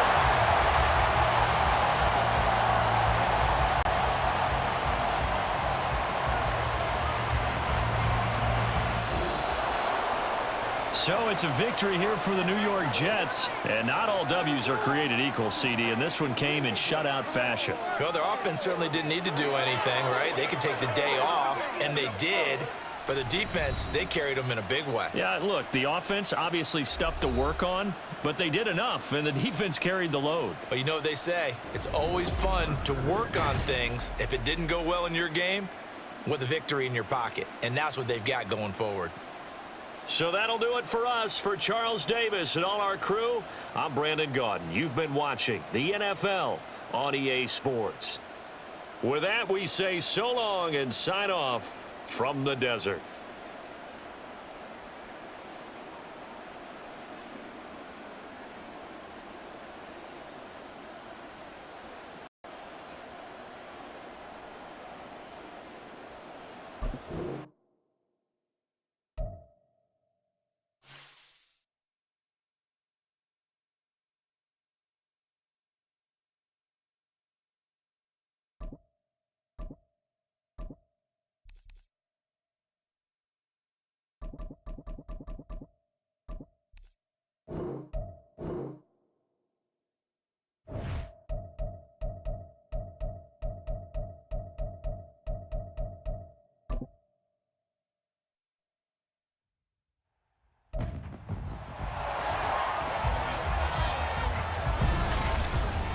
It's the National Football League on EA Sports, where we'll see teams who have been division rivals since 1961. It's the Philadelphia Eagles and the Dallas Cowboys under the lights on Monday night. Just a gorgeous fall afternoon in the heart of Texas. No weather to speak of. Sun out, roof open. Yes, yes, and yes. A great day for football at AT&T Stadium in Arlington. Tonight we've got the crew set for what should be a real treat. A great Monday night matchup, as it'll be the Philadelphia Eagles taking on the Dallas Cowboys. Brandon Gaudin and Charles Davis with you from our broadcast perch. And Charles, as we get this thing started, what are you going to be keeping your eye on? Special teams. Field position is always a big determiner in a ball game. Who sets their offense up for success the best, that team will win the game.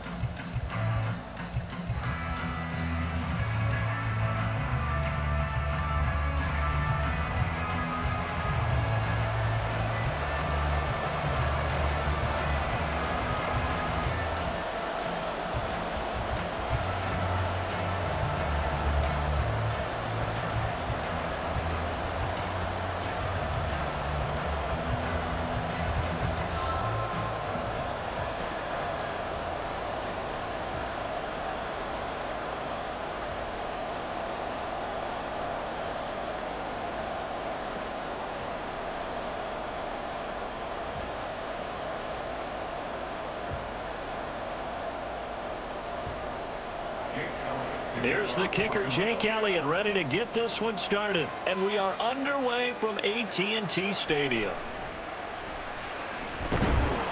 And up to about the 26-yard line, just across the 25. Time for Dak Prescott and the Dallas offense to go to work. Prescott, of course, the former fourth-round pick in 2016 out of Mississippi State. It's been a lot of fun watching him advance in his career. Many people question his ability to throw the football coming out of Mississippi State. He's conclusively answered that question. In addition, a very strong runner and an even better leader.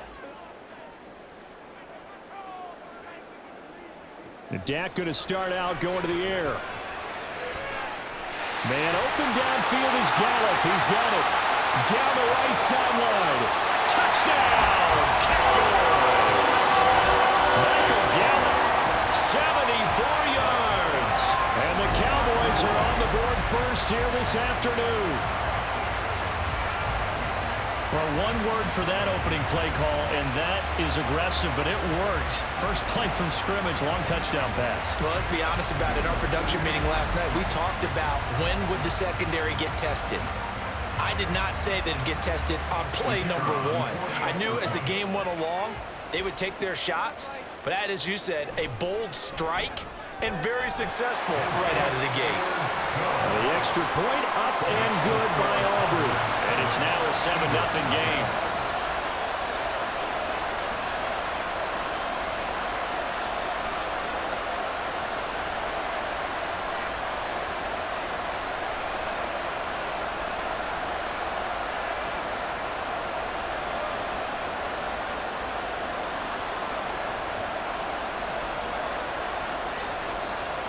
So after the touchdown, Aubrey now to kick this one away. And the drive will begin at the 25 as Scott is going to stay in the end zone. Philly's offense getting ready, and Jalen Hurts ready to lead them. The second-round pick who started his career at Alabama, then finished with an electric senior season at Oklahoma. And the tendency for most of these guys is to want to match things right away because they have a lot of confidence in their talent, too. They just saw a big strike against their team, and you know they're thinking to themselves, I can get this back right now on one play. Well, if it's there, you take it, but otherwise, just go ahead and calm your team down. Run the offense, get things going, and see how things settle in. And he gets forward up the middle, but only for a couple. It'll be second down. Well, any lane that might have been open there was closed pretty quickly, and that was because the defensive front, they won that battle at the point of attack at the line of scrimmage. They used great leverage, held their spot, and stacked him up. Second down, here's Jalen Hurts. He'll get this one complete. That's A.J. Brown. And down he goes, but he takes it up to the 40. Hurts connecting there with Brown for the Eagles first. We'll see what kind of mindset they have here offensively after giving up the touchdown on the opening drive. And based on our time with them, prior to this game, I feel like they've got a good mindset going in. In fact, the discussion that we had with the coaching staff was, we may give up some points in this game, so our offense has to be ready each and every time to either equal or try and get us ahead and try and keep us ahead. This is their chance to respond to that first touchdown given up. At the 45-yard line. Ball placed at the 45 for 2nd and 5. Throwing is Hurts. Man open left side is Brown. And he's going to have another first down here as the tackle's made at the Cowboys' 44-yard line. After one, 7-0 on EA Sports. Start of the second quarter, and it's the Eagles in possession as they've got it with a 1st and 10. Now Hurts going to keep it running left. And holding it may be the wrong decision as he's stopped in the backfield. 2 yards the loss, 2nd and 12. I don't think there's any doubt that if it's me, I'd be really cautious about continuing to call this play because you got to know, defenders, if they get a free shot at the QB, they want to take it, and they want to take it big. And they got it there on the option play for a loss. Buying time to his left. A nice little juke. And he's corralled, but not before getting it inside the 35. Good coverage downfield led to him taking off, picking up the first down on a 13-yard run. They were backed up behind the sticks, but he still found a way to make that first down happen. That's the kind of fight every coach hopes his franchise quarterback has in him. Look a tough situation like that in the eye and come up with a solution on the spot. On 1st and 10, it's Hurts. They'll try and set up the screen to Swift. They hold him to only 2 there on the screen. It's 2nd down. So many things have to come together just right for a screen pass to break for big yardage. The blocking, the timing of the pass to the runner, everything has to fit together just right. But on that play, the defense was able to disrupt things and hold it to a short gain. Here's Hurts to throw. Under a heavy rush, and down he goes. The Eagles going to take the first of their timeouts as they'll stop it with a little over 30 seconds to go in the first half of play.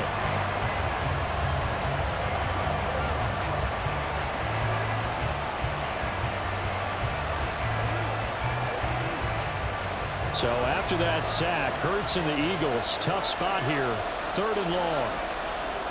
Back to throw. And he couldn't square up to throw there, and it falls incomplete. This Cowboy defense looked ready for that 3rd down pass. Brings up 4th. How about this defense? They came up with a couple big plays in this sequence, and none better than the one right there, forcing the incompletion and bringing up 4th down. A 55-yard attempt.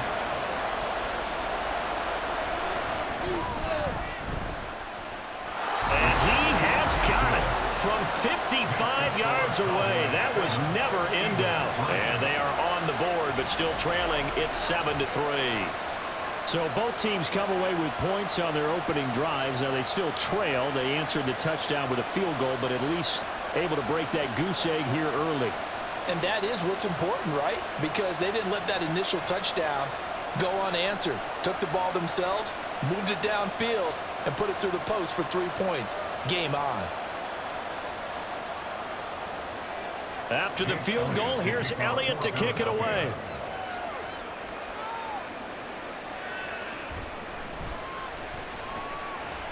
And he'll be tackled just shy of the 25.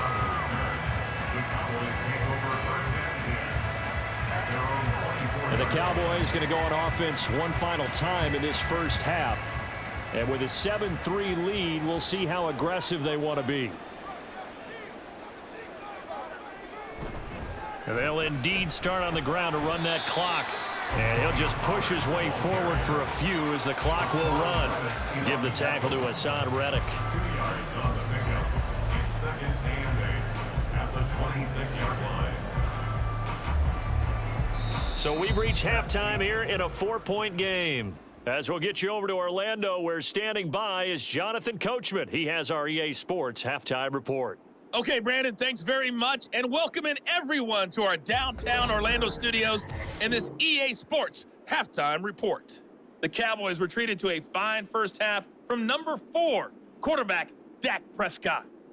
He has a touchdown pass, and that amounted to the only touchdown of the game for either team thus far.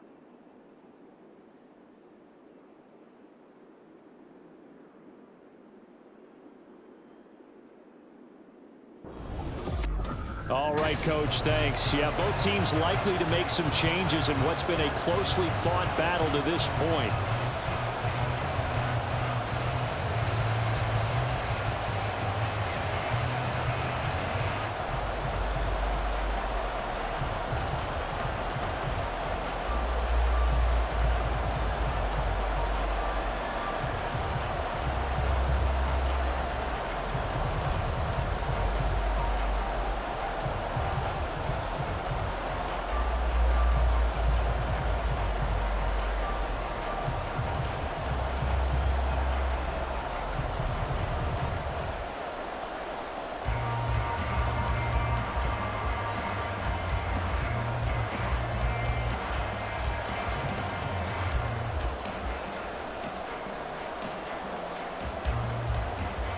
It's the Eagles ready to see the football first, and they trail here as we resume action in this third quarter.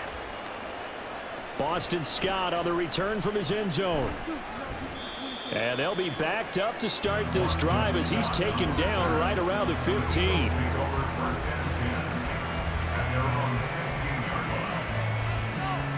So back onto the field, here come the Eagles for their second drive.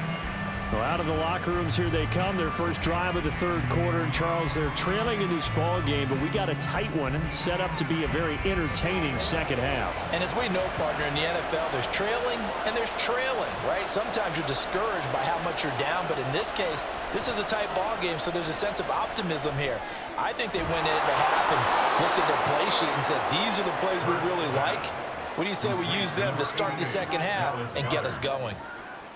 It'll go as a gain of 4, and it's second down.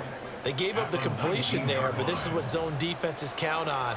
Catching the ball and not much run after the catch. Second down and 6 now.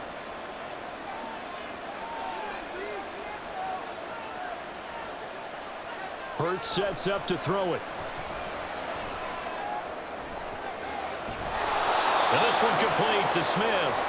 And able to get this across the 20 before going out of bounds. 5 yards on the play.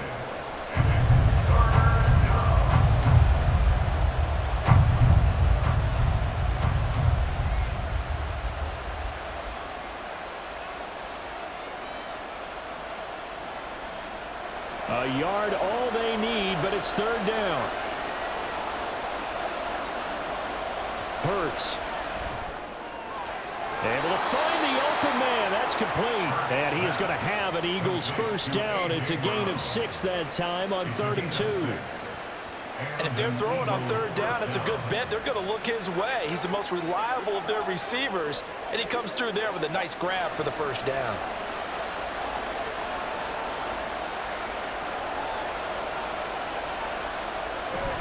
On 1st and 10, it's Swift. And he'll scratch out a yard up to the 30, and that's all. Yeah, things were pretty stacked up there in the middle of the line. A lot of bodies, not much space. I think ultimately he was fortunate to get anything out of that run.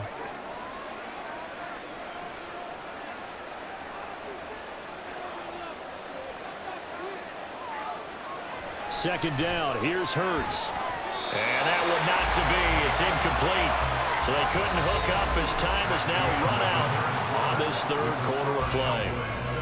1 quarter remains here as we wrap up the week on a Monday night. We'll return with more after this. You're watching the NFL on EA Sports. Back now in Arlington. It's the Eagles behind on the scoreboard, but with the football here as we start the fourth quarter. Hurts. Oh, this is taken in. It's complete.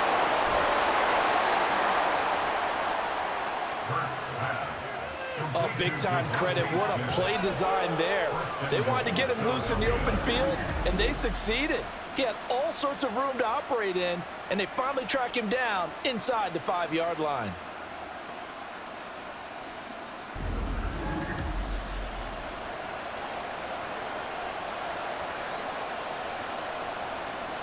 Now 1st and goal. Swift is not going to get back to the line of scrimmage as they'll tackle him at the 3. That's a really alert defense there because they saw the heavy look come in from the offense, countered it with extra linebackers who brought a little bit of speed and heft, and able to really make a big-time play for their defense. So they're backed up to the 3-yard line, 2nd and goal. Back to throw. Looking end zone, but it's incomplete. They took their shot for the end zone, almost cost him. And he made the right play there, knocking it away. But boy, it looked like he had a chance to come down with the football. If he does that, this thing is over. Instead, he leaves him out there with another chance. This crowd doing all they can. Here's 3rd and goal. And this is caught. Touchdown. And they've taken the lead here in the final minute.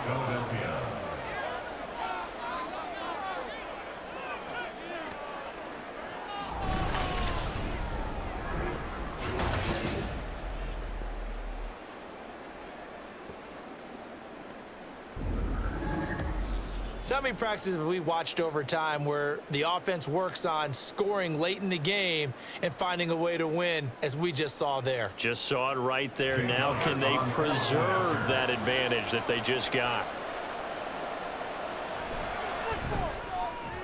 Elliott good on the extra point. So it's now a 3-point game here in the closing stages, as a field goal now can only tie it.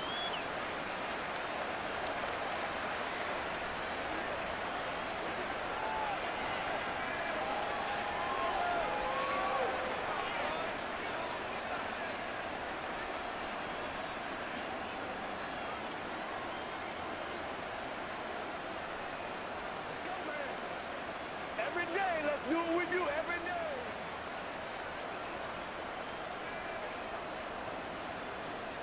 Now after the touchdown, here's Elliott on to kick it away. This taken in at the goal line.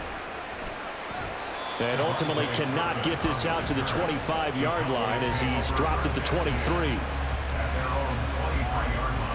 So Dak and the Cowboys down 10-7, a little under 50 seconds to go.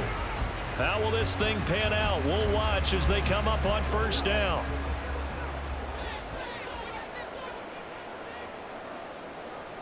Now Prescott. Open man downfield is Lamb. It's complete. Now the Cowboys going to burn the first of their timeouts as they'll stop it with just over 40 seconds to go in the game.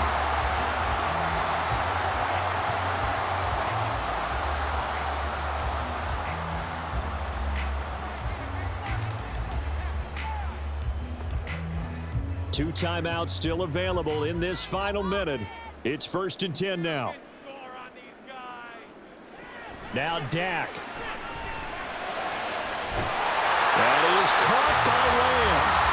The Cowboys going to use their second timeout now as they stop it here with just under 40 seconds to go in the game.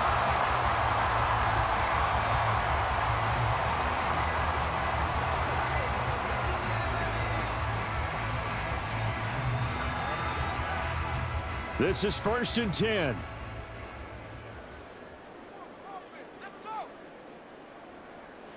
To throw, Prescott.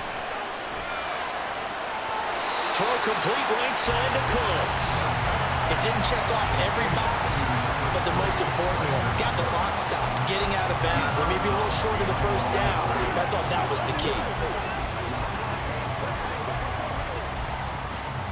Here comes 2nd down.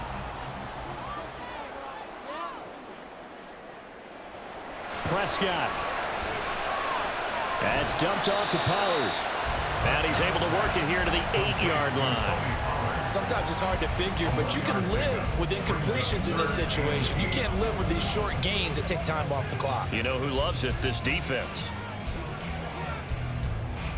Prescott urging his guys to go quickly. They need to get up and set. Here's Prescott.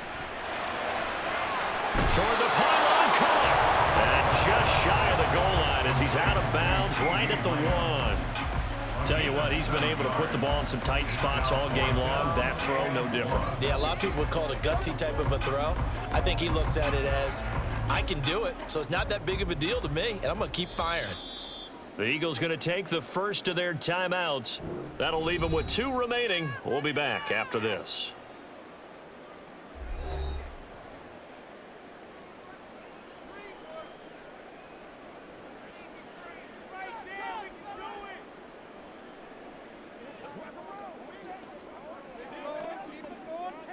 So a big one coming here for Brandon Aubrey. This to potentially send us to overtime. And his kick is indeed good. And they will tie this game here in the final seconds. I tell you, the life of a kicker. He has not been called on the entire game. He's over there by the net, but they send him out here in the 4th quarter and say, hey, go tie the game, will you? And guess what? He comes through. I just don't know how they do it. I really don't. These cats are a different breed from you and me. That's a pressure kick, but that one was never in doubt.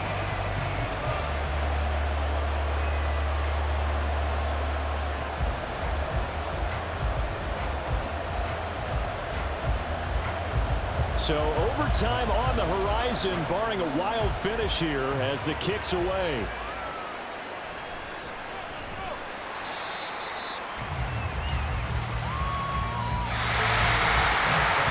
So 4 quarters wasn't enough, and we are off to overtime. Don't change that dial.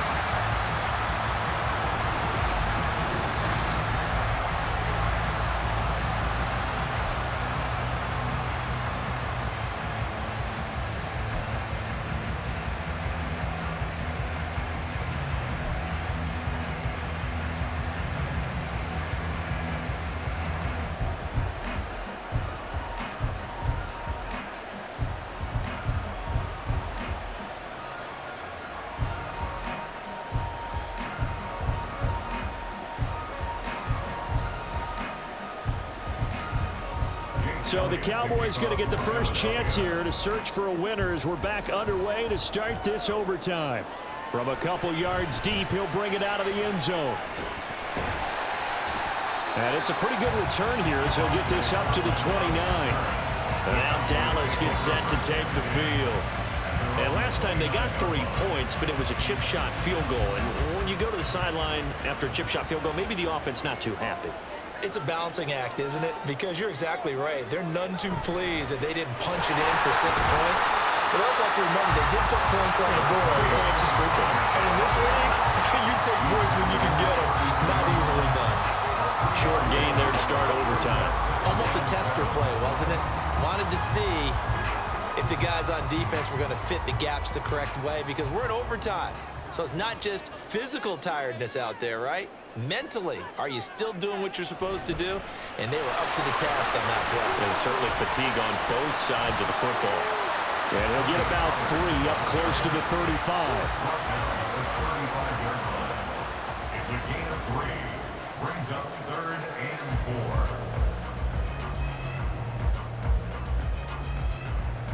4. It's 3rd and 4. Big play here, trying to keep this opening drive of overtime alive.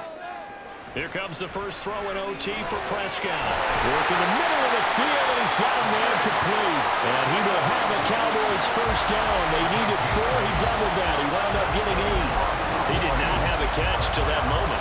Pretty good time for his first run, though, here at OT. I would agree with that. And just think about how they had to cycle through all the play sheets, right? Tried to find ways to get a lot of people the football. In this case, as you said, he hadn't had a catch all game.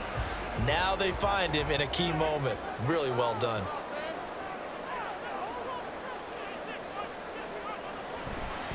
They'll go with Pollard here on first down. And he's across the 45. It'll be second down.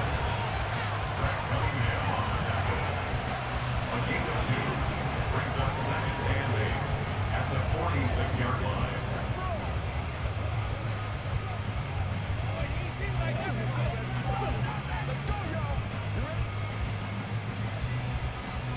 Second down and 8.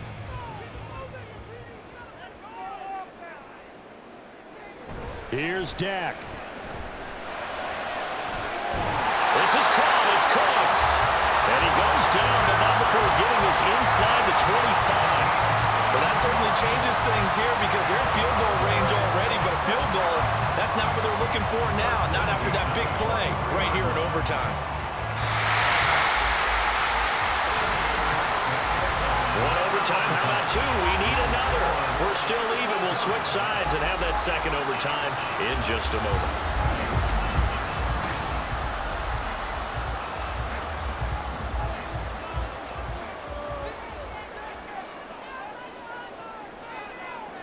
First down, Prescott.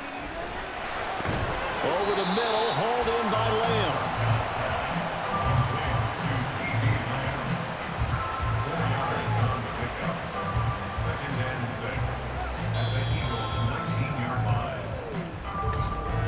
Overtime with 2 minutes to play. We are in sudden death, but still all tied up.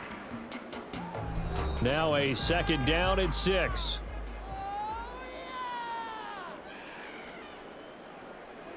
Prescott to throw it.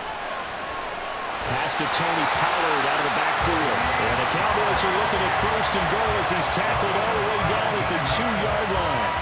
One of my old teammates called me the other day when he was watching the game. He's like, man, try to watch an NFL game and trying to account for their passing game? That's difficult. And just when you think you get everything covered, here comes a back out of the backfield. And in this case, he picks up a first down.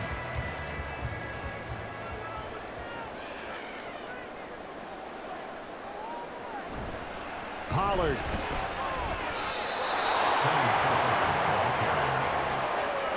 They have 3 tight ends in that formation. That's almost a universal sign that they're planning to run the football.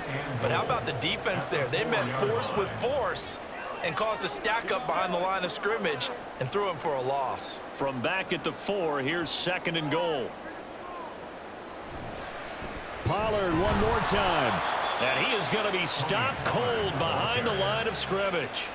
We all know how much running backs love getting the ball down near the goal line. They think they're going to find a way into the end zone.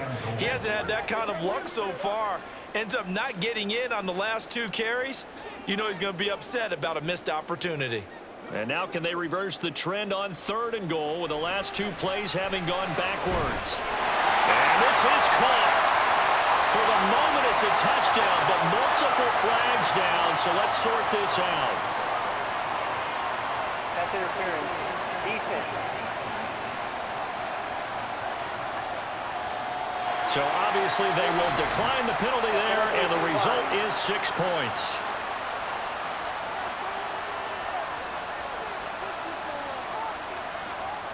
Aubrey now for the PAT.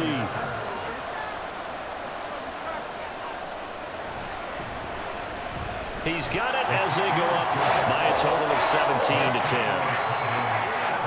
So that was a pretty time-consuming 10-play drive, and it culminates in a Dallas touchdown.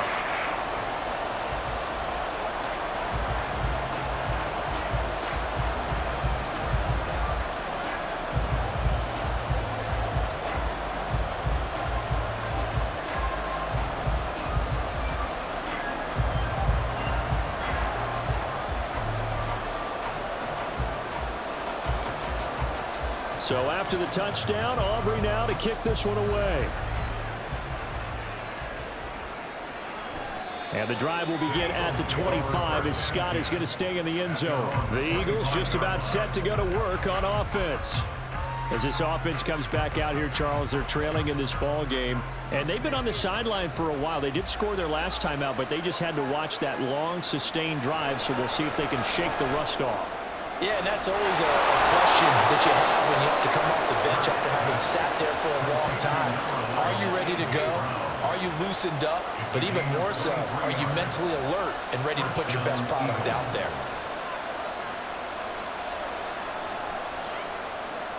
So one play, and they're already just shy of midfield.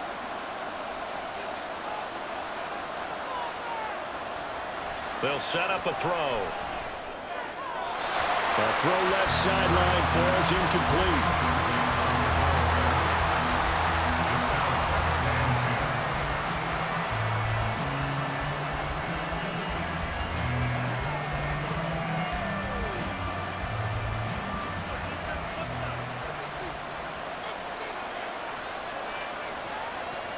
Second down, here's Jalen Hurts. Looking middle, and it's incomplete.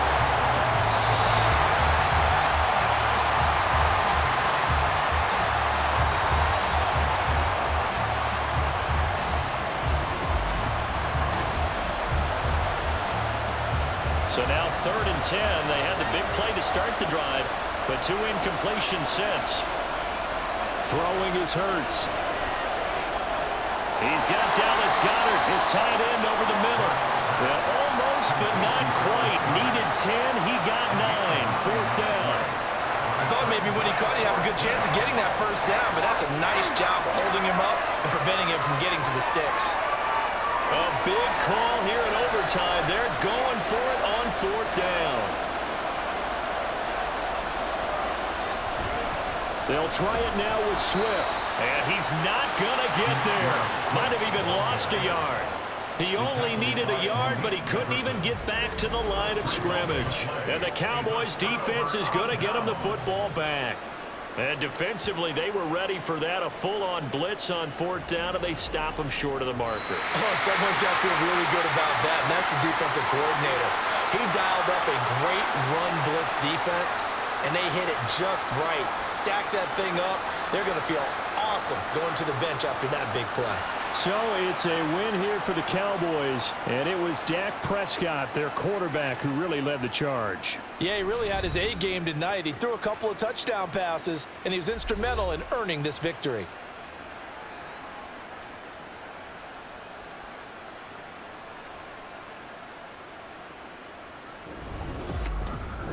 That'll do it for us. For Charles Davis and all our hardworking crew, I'm Brandon Gaudin. You've been watching the NFL on EA Sports. For more, find us on Twitter at EA Madden NFL.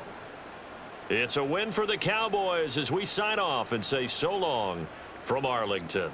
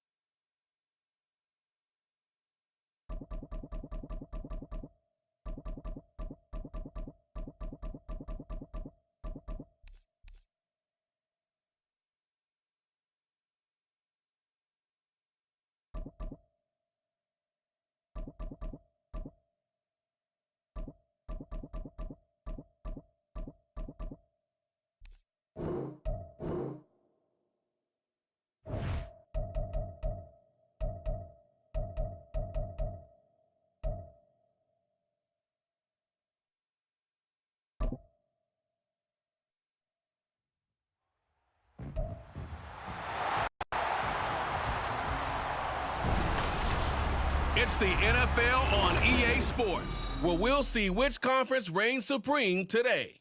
It's the Detroit Lions and the Houston Texans on Monday Night Prime Time. EA Sports coverage of the National Football League is on the air. Tonight we've got the crew set for what should be a real treat, a great Monday night matchup, as it'll be the Detroit Lions taking on the Houston Texans.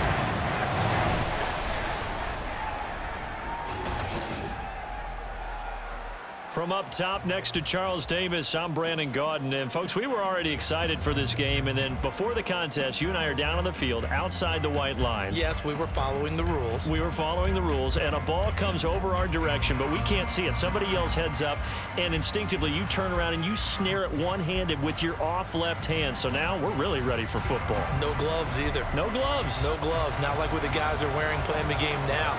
But wasn't that a whole lot better than that time we were down there? And I got the coffee spilled on me when I got nailed by the punt returner. That happened to the Vikings, right? Yes, a much better job of being heads up this time. Thank you for the notice.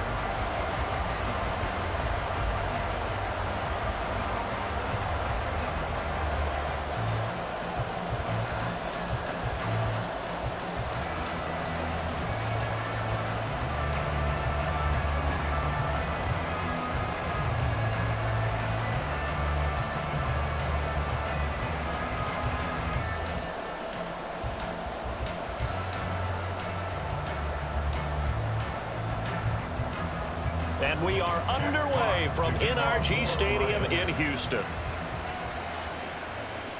This fielded right at the goal line. And taken down just past the 20 at about the 21-yard line. So out come the Texans for their opening drive. And they will be led out by their rookie quarterback. For every rookie prospect, there are always nerves involved in this moment. Running your team out in the starting game. But there's a reason they brought him in. We're willing to make him their starter today. They believe he can overcome those nerves and lead his team to a victory. We saw him do it at the collegiate level and really make himself into a leader and someone you can envision doing the exact same thing here in the NFL. The game's first play produces 6 yards, brings up second down. Now, Brandon, that's the way you want to run the football. There should almost be quote bubbles above the offense right now. Bam, boom, biff. That's how they feel good about moving the football. On second down, it's Stroud. He'll get this into the hands of Nico Collins. 6 yards the pickup, and that's a first down.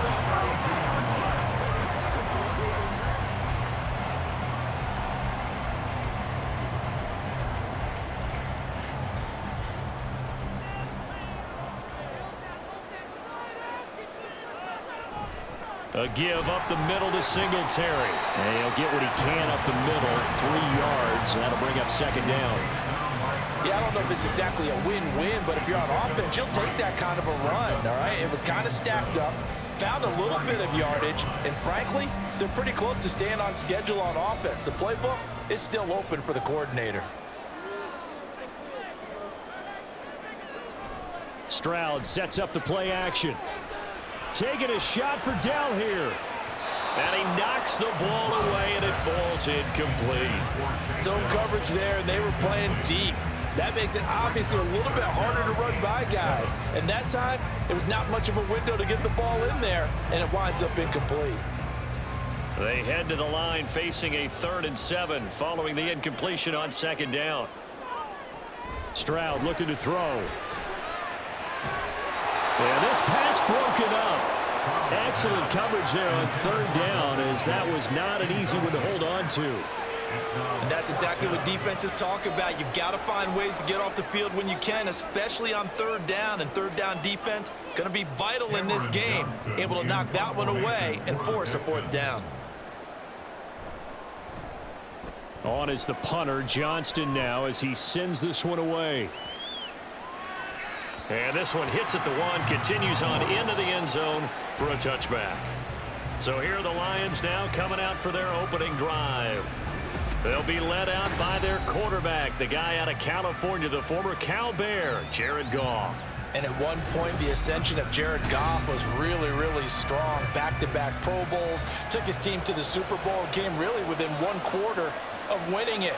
But since that time, he's had bouts of inconsistency, and that's been the struggle for him as he tries to get back to the form he showed earlier in his career.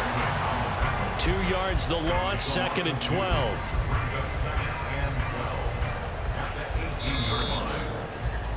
No score after 1 on EA Sports.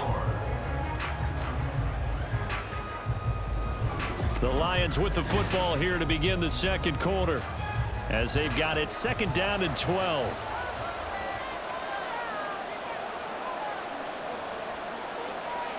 Gone. That'll be caught. It's St. Brown. And mark him down way up close to the 40 at the 39. A gain there of 21 yards. If you're going to blitz, likely going to leave you in man coverage with this guy, and that is less than ideal. It is, because just about any offense that has an elite receiver, if you blitz and have him in man coverage, you're going to him, even if he has an elite defender on him, because he usually knows where the ball is before the defender does. Throwing on 1st down, but this one winds up to be incomplete. And I can see the officials kind of looking at each other down there, silently wondering, does this meet the level of grounding? Fortunately, he did have a receiver in the area, but I have seen less obvious throwaways called as penalties. On 2nd and 10, Goff. That's caught. It's Sam Laporta. And out of bounds on the other side of midfield at the 45. He's got his first catch here before halftime, and it goes for a 1st down. He's a rookie, and you don't want to get hung up on the word potential, but when you see him make catches like that, you keep thinking to yourself, he's good now. He's got a chance to be great with plenty of work. Goff throwing again. Under pressure, and the Texans able to get in there for the sack. Malik Collins forced his way through, drops him for a loss of 10 yards. But defensively on the previous play, they gave up a pretty good chunk of yardage, but right there, they got a good portion of it right back. And if we just flip it around from the offensive perspective, took a nice step forward, and how about a couple of leaps backwards after that play? They've got to figure out a big call coming up here to try and gain that yardage back.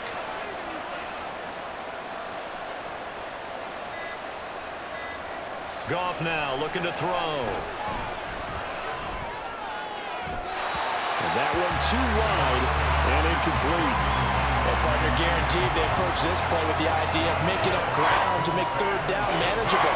Unfortunately, with that incompletion, right back where they started on the last snap. Now they need a big 3rd down play in order to pick up the yardage needed. 7th play of this drive coming up, but a long way to go on 3rd down. They'll try the middle with Montgomery. And he takes this one down almost all the way to the 30. The Lions will use the first of their timeouts as they'll stop it with a little over 30 seconds to go in the first half of play.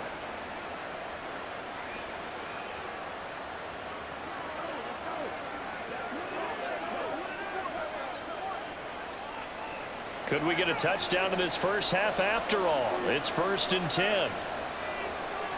Now it's Goff. He'll leave it for Montgomery complete.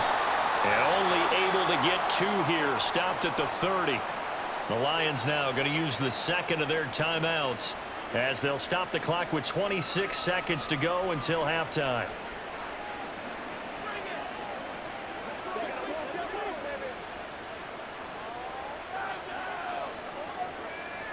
This is 2nd and 8.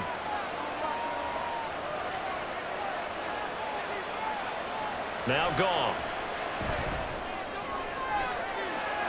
This is caught. And they are able to stop him, but he does take it all the way to the 2. That's good for 28 yards. Now a timeout signaled for, and they'll get it with 10 seconds to go before halftime.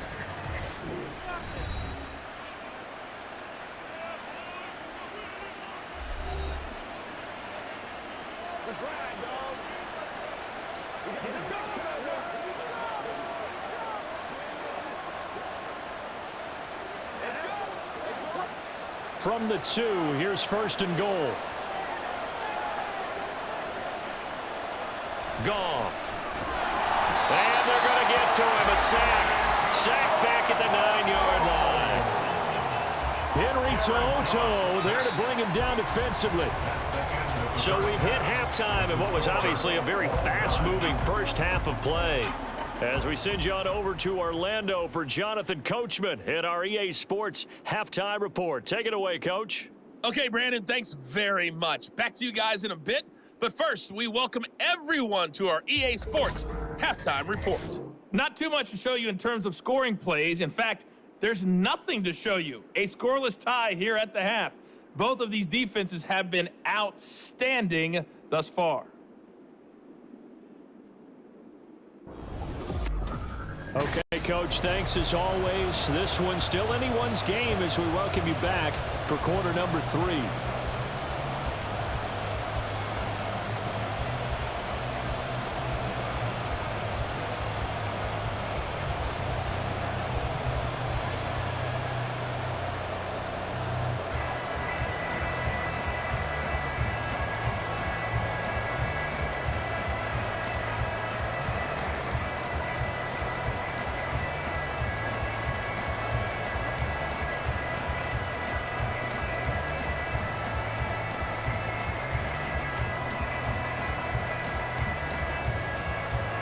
So no scoring in our first half. What will the second half bring as we are now back underway? Khalif Raymond now. Raymond now on the return. And not much happening on the return as he'll get this to about the 23. Back onto the field come the Lions for their second overall drive.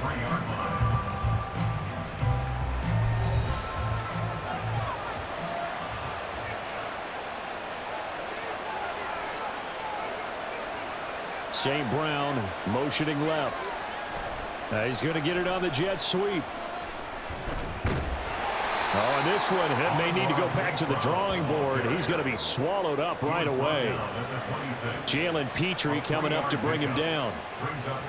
Defensively, they had that one pretty well figured out. Yeah, one of the things about this play, it can be even more effective when you run a lot of motion, and there's plenty of times you don't hand it off. Ball at the 26, 2nd and 7.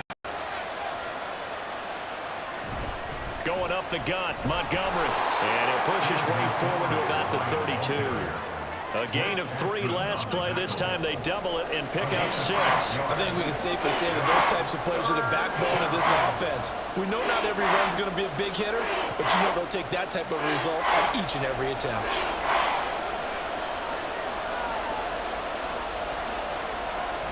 They'll run it. Here's Montgomery. And it was a stiff arm there that freed him enough to get the first before he's tackled. I like this focus there because he wasn't thinking about breaking that one big. All he thought about was, I need one. Let's go get that. Ended up picking up 2. So they'll come up 1st and 10 now from the 33.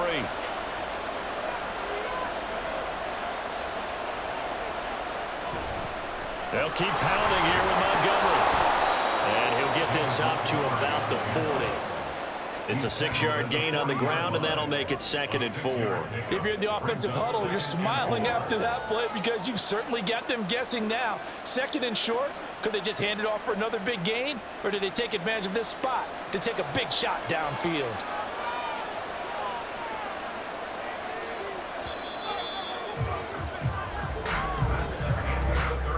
One quarter remains here as we wrap up the week on a Monday night. We'll return with more after this. This is the NFL, and it's on EA Sports. Back now in Houston as we're about ready to rock and roll for the 4th and final quarter. On 2nd down, Montgomery, and he is met in his tracks behind the line of scrimmage. Short gain, last 2 plays. Who do you think's excited about that? Absolutely, this defense are saying go right ahead with those. Well, this crowd doing their best to make a lot of racket. It's 3rd and 5. Now Montgomery, he's got it on the draw. And this will wind up a Lions first down as the tackle made at about the 43-yard line. Hasn't had his best game running the football here tonight, but hey, that's a critical spot right there to convert on 3rd down, and he did it. And the lights are shining just a little bit brighter right now, aren't they? You remember the beginning of the game? If he gets this first down, everybody's happy. That's cool. But here, that was critical, and it really energizes him. Goff now to throw. They'll set up the screen to Montgomery. And taking it across midfield and inside the 45. They're making steady progress, but I see your face. You're worried about that clock. I'm worried about the clock, and at some point, you have to have a splash play in there as well. All 3 timeouts still at their disposal. Here's 1st and 10 now. Now a give running right is Montgomery. Great move by Montgomery. And they'll wind up getting this one all the way down inside the 20.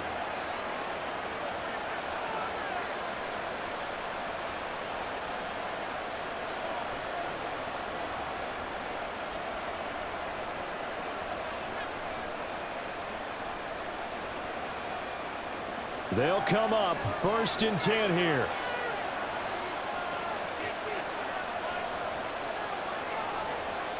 Well, they'll run it here on the jet sweep. And that is well read there defensively. He was looking to use his speed to get the edge, but they said no way. That's the danger, Charles, of running plays like this for your wide receiver. They can hit big or they can be duds. Yeah, you're exactly right about that because if they're forced to try and go around defenders behind the line of scrimmage, sometimes you can give yardage in order to gain it. But in this case, they gave yardage and didn't get it back.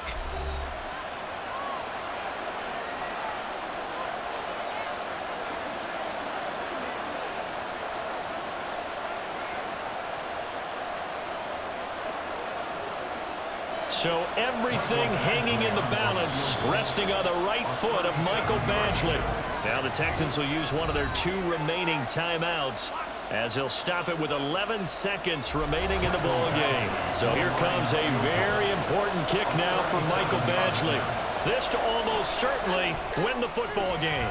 And his kick is right there. It's good, and it's celebration time on that sideline as they have taken the lead in the final seconds. So there was a little meat on that ball, a little more than a chip shot considering the circumstances, but he's able to bang it home in what should be the game winner. And the key was getting him into a good position to kick from. I mean, if that's a 52-yarder, you're going to have some anxious moments, but kickers nowadays, you give them anything under 40, and they're automatic.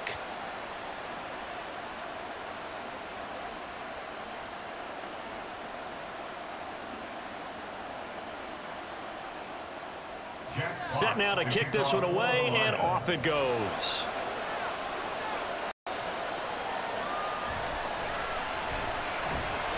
And he brings us out past the 20 to the 24. Here's 1st and 10. One final shot for C.J. Stroud. Finding Schultz. And he takes us beyond the 35 before going out of bounds. So this one's over. It's a win for the Detroit Lions. And not all W's are created equal, CD, and this one came in shutout fashion. No, their offense certainly didn't need to do anything, right? They could take the day off, and they did. But the defense, they carried them in a big way. Yeah, look, the offense obviously stuff to work on, but they did enough, and the defense carried the load. But you know what they say? It's always fun to work on things. If it didn't go well in your game, with a victory in your pocket. And that's what they've got going forward. So that'll just about do it for Charles Davis. I'm Brandon Gaudin. You've been watching the NFL on EA Sports. For more, log on to easports.com. From Houston, good night, everybody.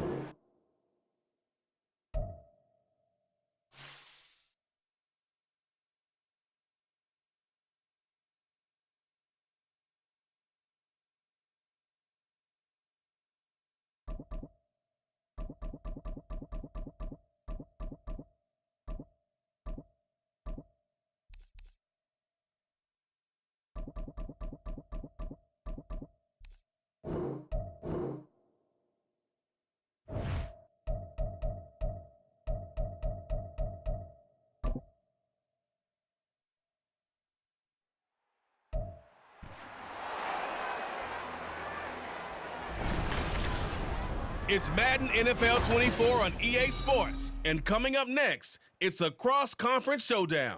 It's the Miami Dolphins and the Los Angeles Rams on Monday night. The Santa Ana wind so prevalent this time of year, they rolled through and they left us with bright, clear skies here in Los Angeles, California. Tonight, we've got the crew set for what should be a real treat, a great Monday night matchup, as it'll be the Miami Dolphins taking on the Los Angeles Rams. Alongside my partner, Charles Davis, I'm Brandon Gaudin, happy to be with you. And CD, as we get this thing going, give the folks at home something to keep their eye on. The running game for both teams, because I think this is going to be an old-fashioned, old-school type of a game.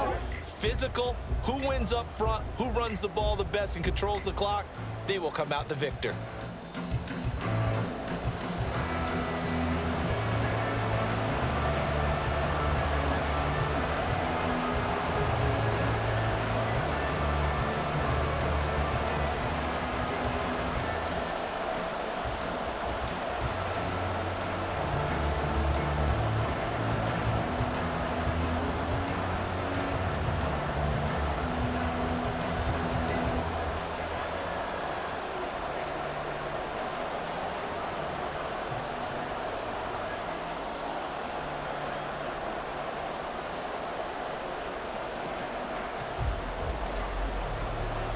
And we are underway from SoFi Stadium.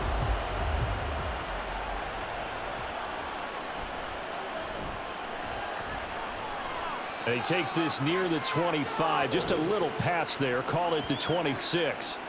Here is Tua Tagovailoa heading out to lead this Miami offense. This is what this man was born for, the big spotlight on the national stage like this. Really, his entire career, he's demonstrated incredible poise no matter what type of situation his team was in. No situation is too big for him, and you can tell in the way that he takes the field. His self-belief is evident, and he gets the job done in his mind each and every time. And they work this well upfield across the 45. Just like that, a pickup of 20 on their first play from scrimmage. All right, I've got to be careful here, all right? He's on the plus side of 30. There may be a little gray in the beard, but that's not slowing down his feet as far as he's concerned. What he's saying, I'm on the plus side of 30. Well, if you're on the plus side of 30, you all know what I'm on the plus side of. All I know is that run right there, let us know there's still some life in those legs. Absolutely, still got a lot of life left in those legs. And he's going to get this all the way down inside the 35. It's another first down on what will be a gain of 21 yards.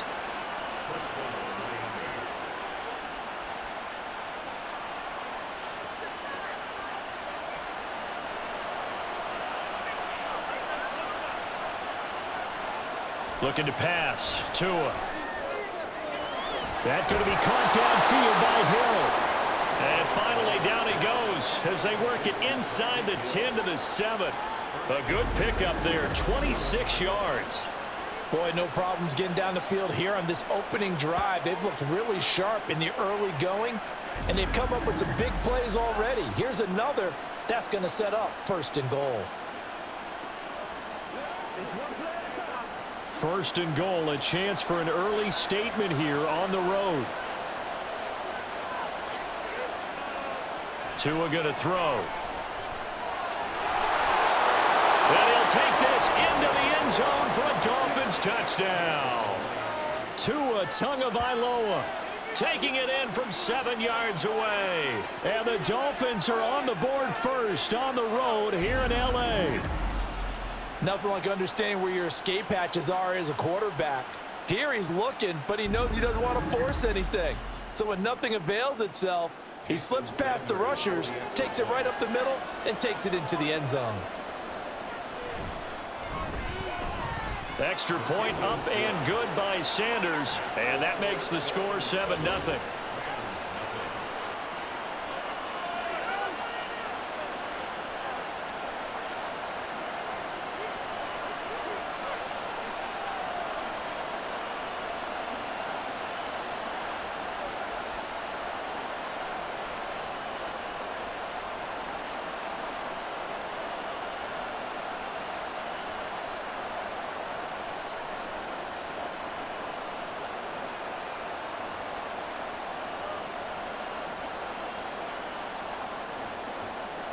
Now after the touchdown, ready to kick it away is Sanders.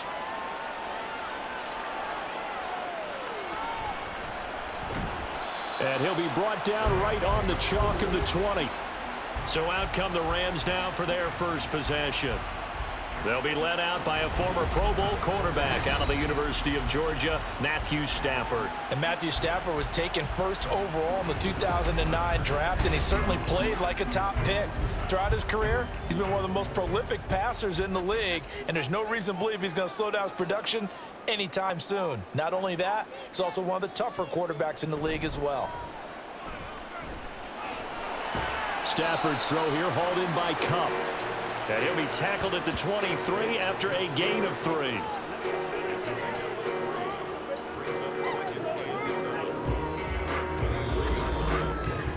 After one, 7-0 on EA Sports.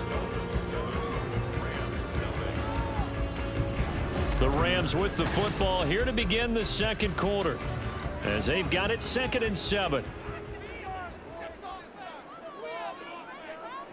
On second down, here's Stafford. That's into the hands of Tutu Atwell. A gain of 3 last play. This time they double it and pick up 6.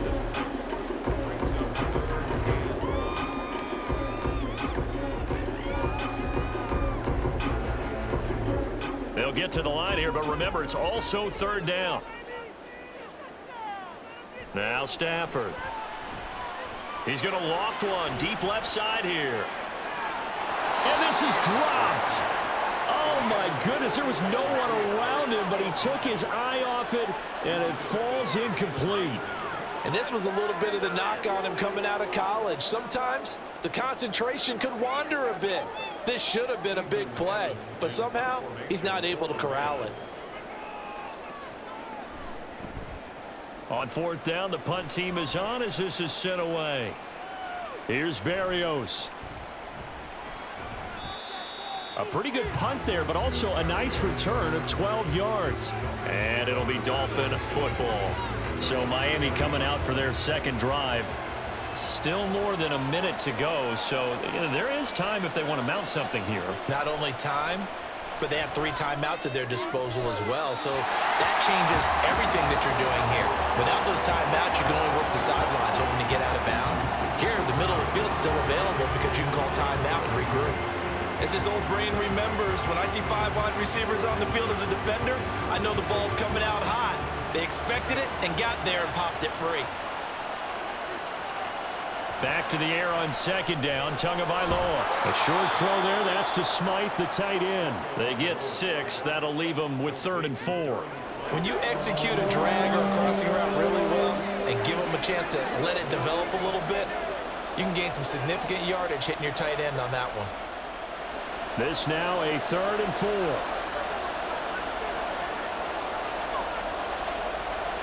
Throwing now is Tagovailoa. Work in the middle of the field, and he's got a man complete. Now the Dolphins going to burn the first of their timeouts as they get the stoppage with just under 50 seconds remaining in half number 1.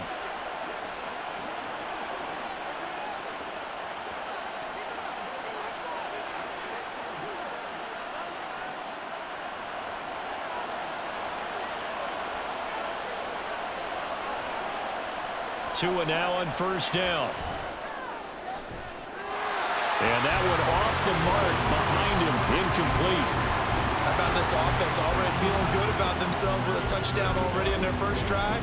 They've certainly come out firing, even though that one was incomplete. With the 7-0 lead, more apt to take a shot like that downfield? Hey, you're 1 to the good. Go ahead and try and press your advantage.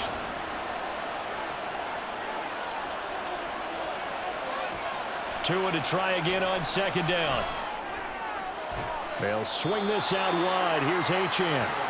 He'll get only 3 there, so it leaves him with a 3rd and 7 ahead. And just in general, Charles, on a play like that, how tough is it for the defense to account for a running back essentially being a receiver downfield? It's very difficult, especially if the running back has skills like a receiver, and you're aware of that before the game even begins. So throughout your practice sessions, you're going to want to be aware of him.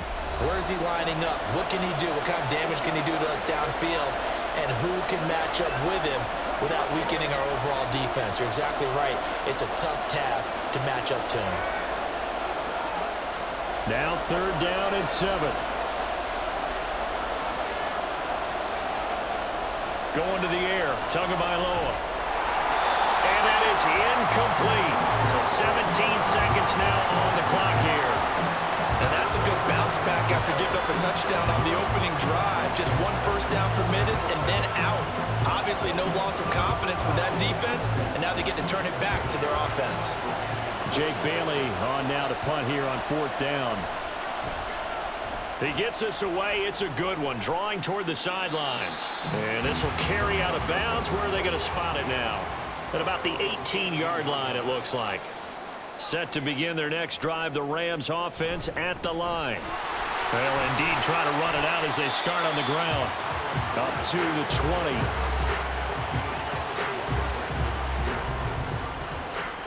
20. So we've reached halftime here, and it's the visiting Dolphins taking a lead to the locker room. As we'll send you back over to Orlando with our EA Sports Halftime Report, here's Jonathan Coachman.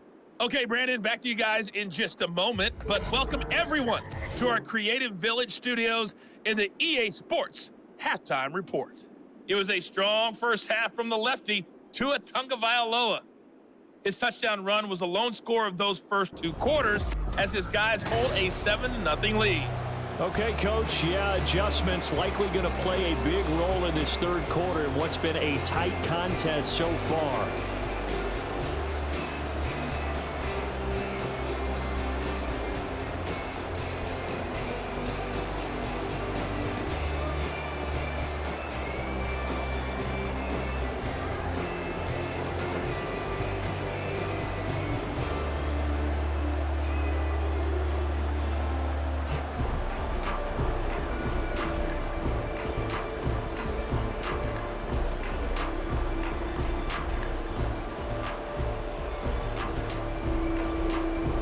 Just the one touchdown in that first half. 7-0 our score as we get going in quarter number 3.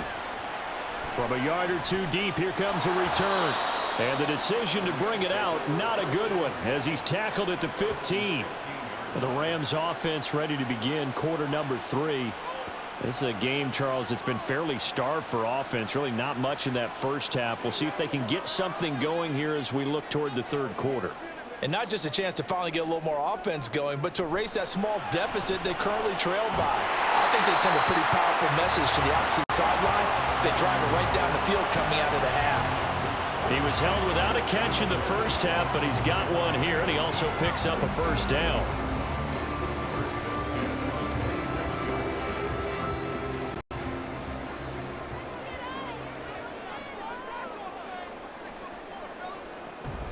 They'll run out of the gun here. Williams. Up past the 30. Second down coming up. I feel like I could see what he was thinking on that carry. Wanted to follow that big tackle through the hole. Ended up only getting 4 yards on the carry. I think he had designs on that one being bigger. 2nd and 6. Here's Stafford. Open man is Atwell, complete. And that's good for a gain of 6. And that's going to make it 3rd down and less than a yard.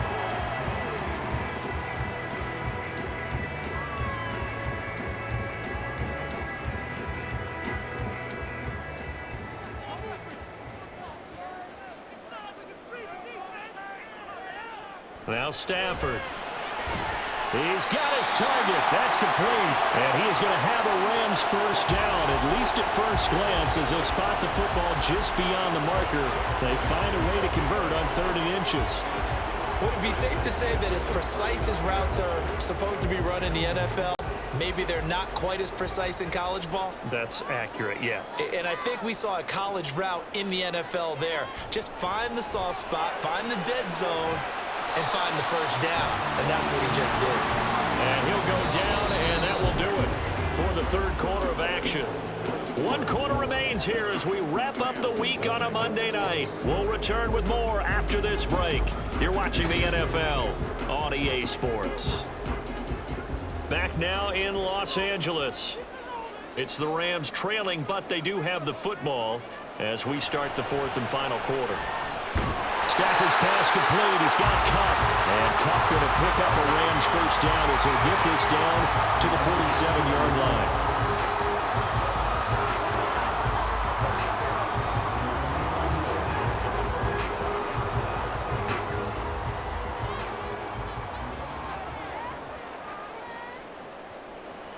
Now it's Stafford. Over the middle, that's hauled in by Kupp. That's a nice job right there, partner, because they were able to work down the middle of the field, working in the seams, because I think defensively they were guarding the sidelines, trying to keep them from getting out of bounds. They took what they gave them, and it was successful. Now 2nd down and a few inches. Stafford. Well, that'll be incomplete. Well, he took a shot as he let that go. And it's going to bring up a 3rd down. You get into these 2-minute drill situations, and you often got tired legs on the offensive line. But these defenders, they've been rotating in and out, and they're a little bit fresher and quicker. And the pressure there forced the incompletion. Now Stafford. He's going to look deep down the field. Touchdown! Tutu Atwell. 37 yards. And the Rams are an extra point away from tying this game here in the final minutes. Well, the hard part's done. Now they just need to split the posts, tie it up, but then their defense is going to have to hold up to send it to overtime. Yeah, no matter what. I know there's an inclination in it when you have momentum to go for two here, but if you miss it, you don't give your defense a chance at all. Plus, it's been a good game. I want to see overtime. I'm selfish. You obviously don't have a flight to catch. Tomorrow. Don't forget the extra point. It's up and good. And, partner, we've got a tie game here in the fourth.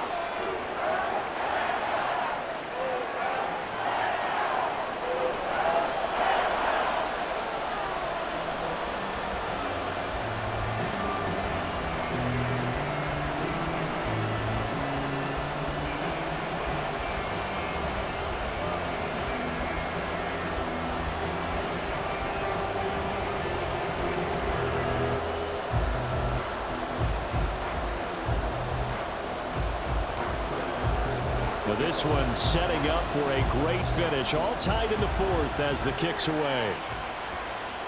Braxton Berrios selected to bring it out. And he's up past the 20 to the 22-yard line. Miami's offense set and ready to go. They, of course, tie game, would like to avoid overtime if they could. And a lot of people would go ahead and play it safe here and get to overtime and try and win it there. But, you know, sitting up here. Oh, look at this. It's intercepted. Picked up by Akella Witherspoon. And he'll return it to the 24-yard line. Well, we say it often, Charles, but not all interceptions are created equally, and that is a big one here in a tie ball game in the fourth quarter. And, Brandon, when games are this close, it usually comes down to the team making the fewest mistakes, and that was one of our mantras back at Tennessee. Coach Major used to say all the time, the team making the fewest mistakes will win. You've got to cut those down to give yourself an opportunity. Here's first down.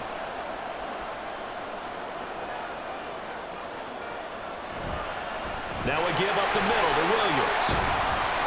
This will be stopped about 2 yards shy of the marker. 8-yard gain, 2nd and 2.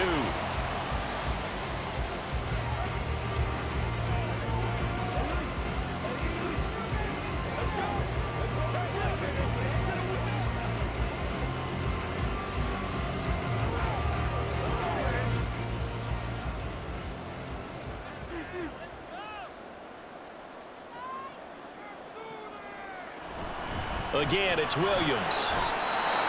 The Dolphins going to take their second timeout as the clock will stop with 45 seconds left to go in the game.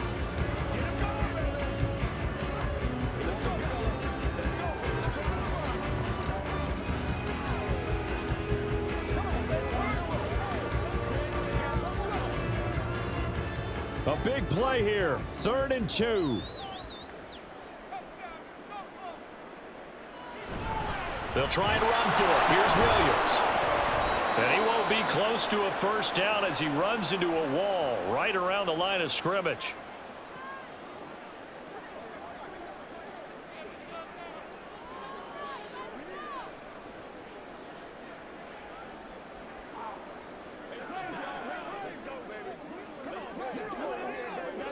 So now one of the biggest kicks of the night is forthcoming. This to take the lead here in the final minute. The kick by Marr is good. And the sideline celebrates as they have taken the lead in the final minute. All right, so time to reset here. It's a huge kick there, gives them the lead, but they've got to be careful that their celebrations aren't a little too premature. You're exactly right about that, because there still is time for the other guys to run a few plays and get into field goal position. So this defense is going to need to come up with one final stop if they're going to get out of here with a victory.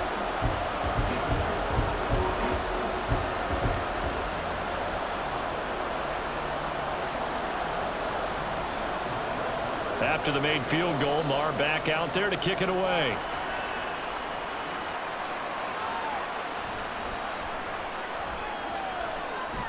And a decent return out to the 27-yard line. So Tua and the Dolphins down 10-7, 34 seconds to go. How will this thing pan out? We'll watch as they come up on first down. A short throw there, that's to Smythe, the tight end. Oh, and a nice tackle, a 6-yard pickup, but they need more than that.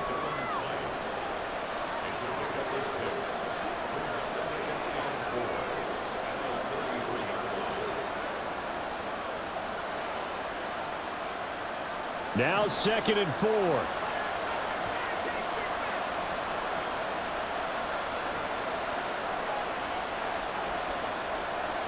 One final try for Tagovailoa. That'll be caught by Hill.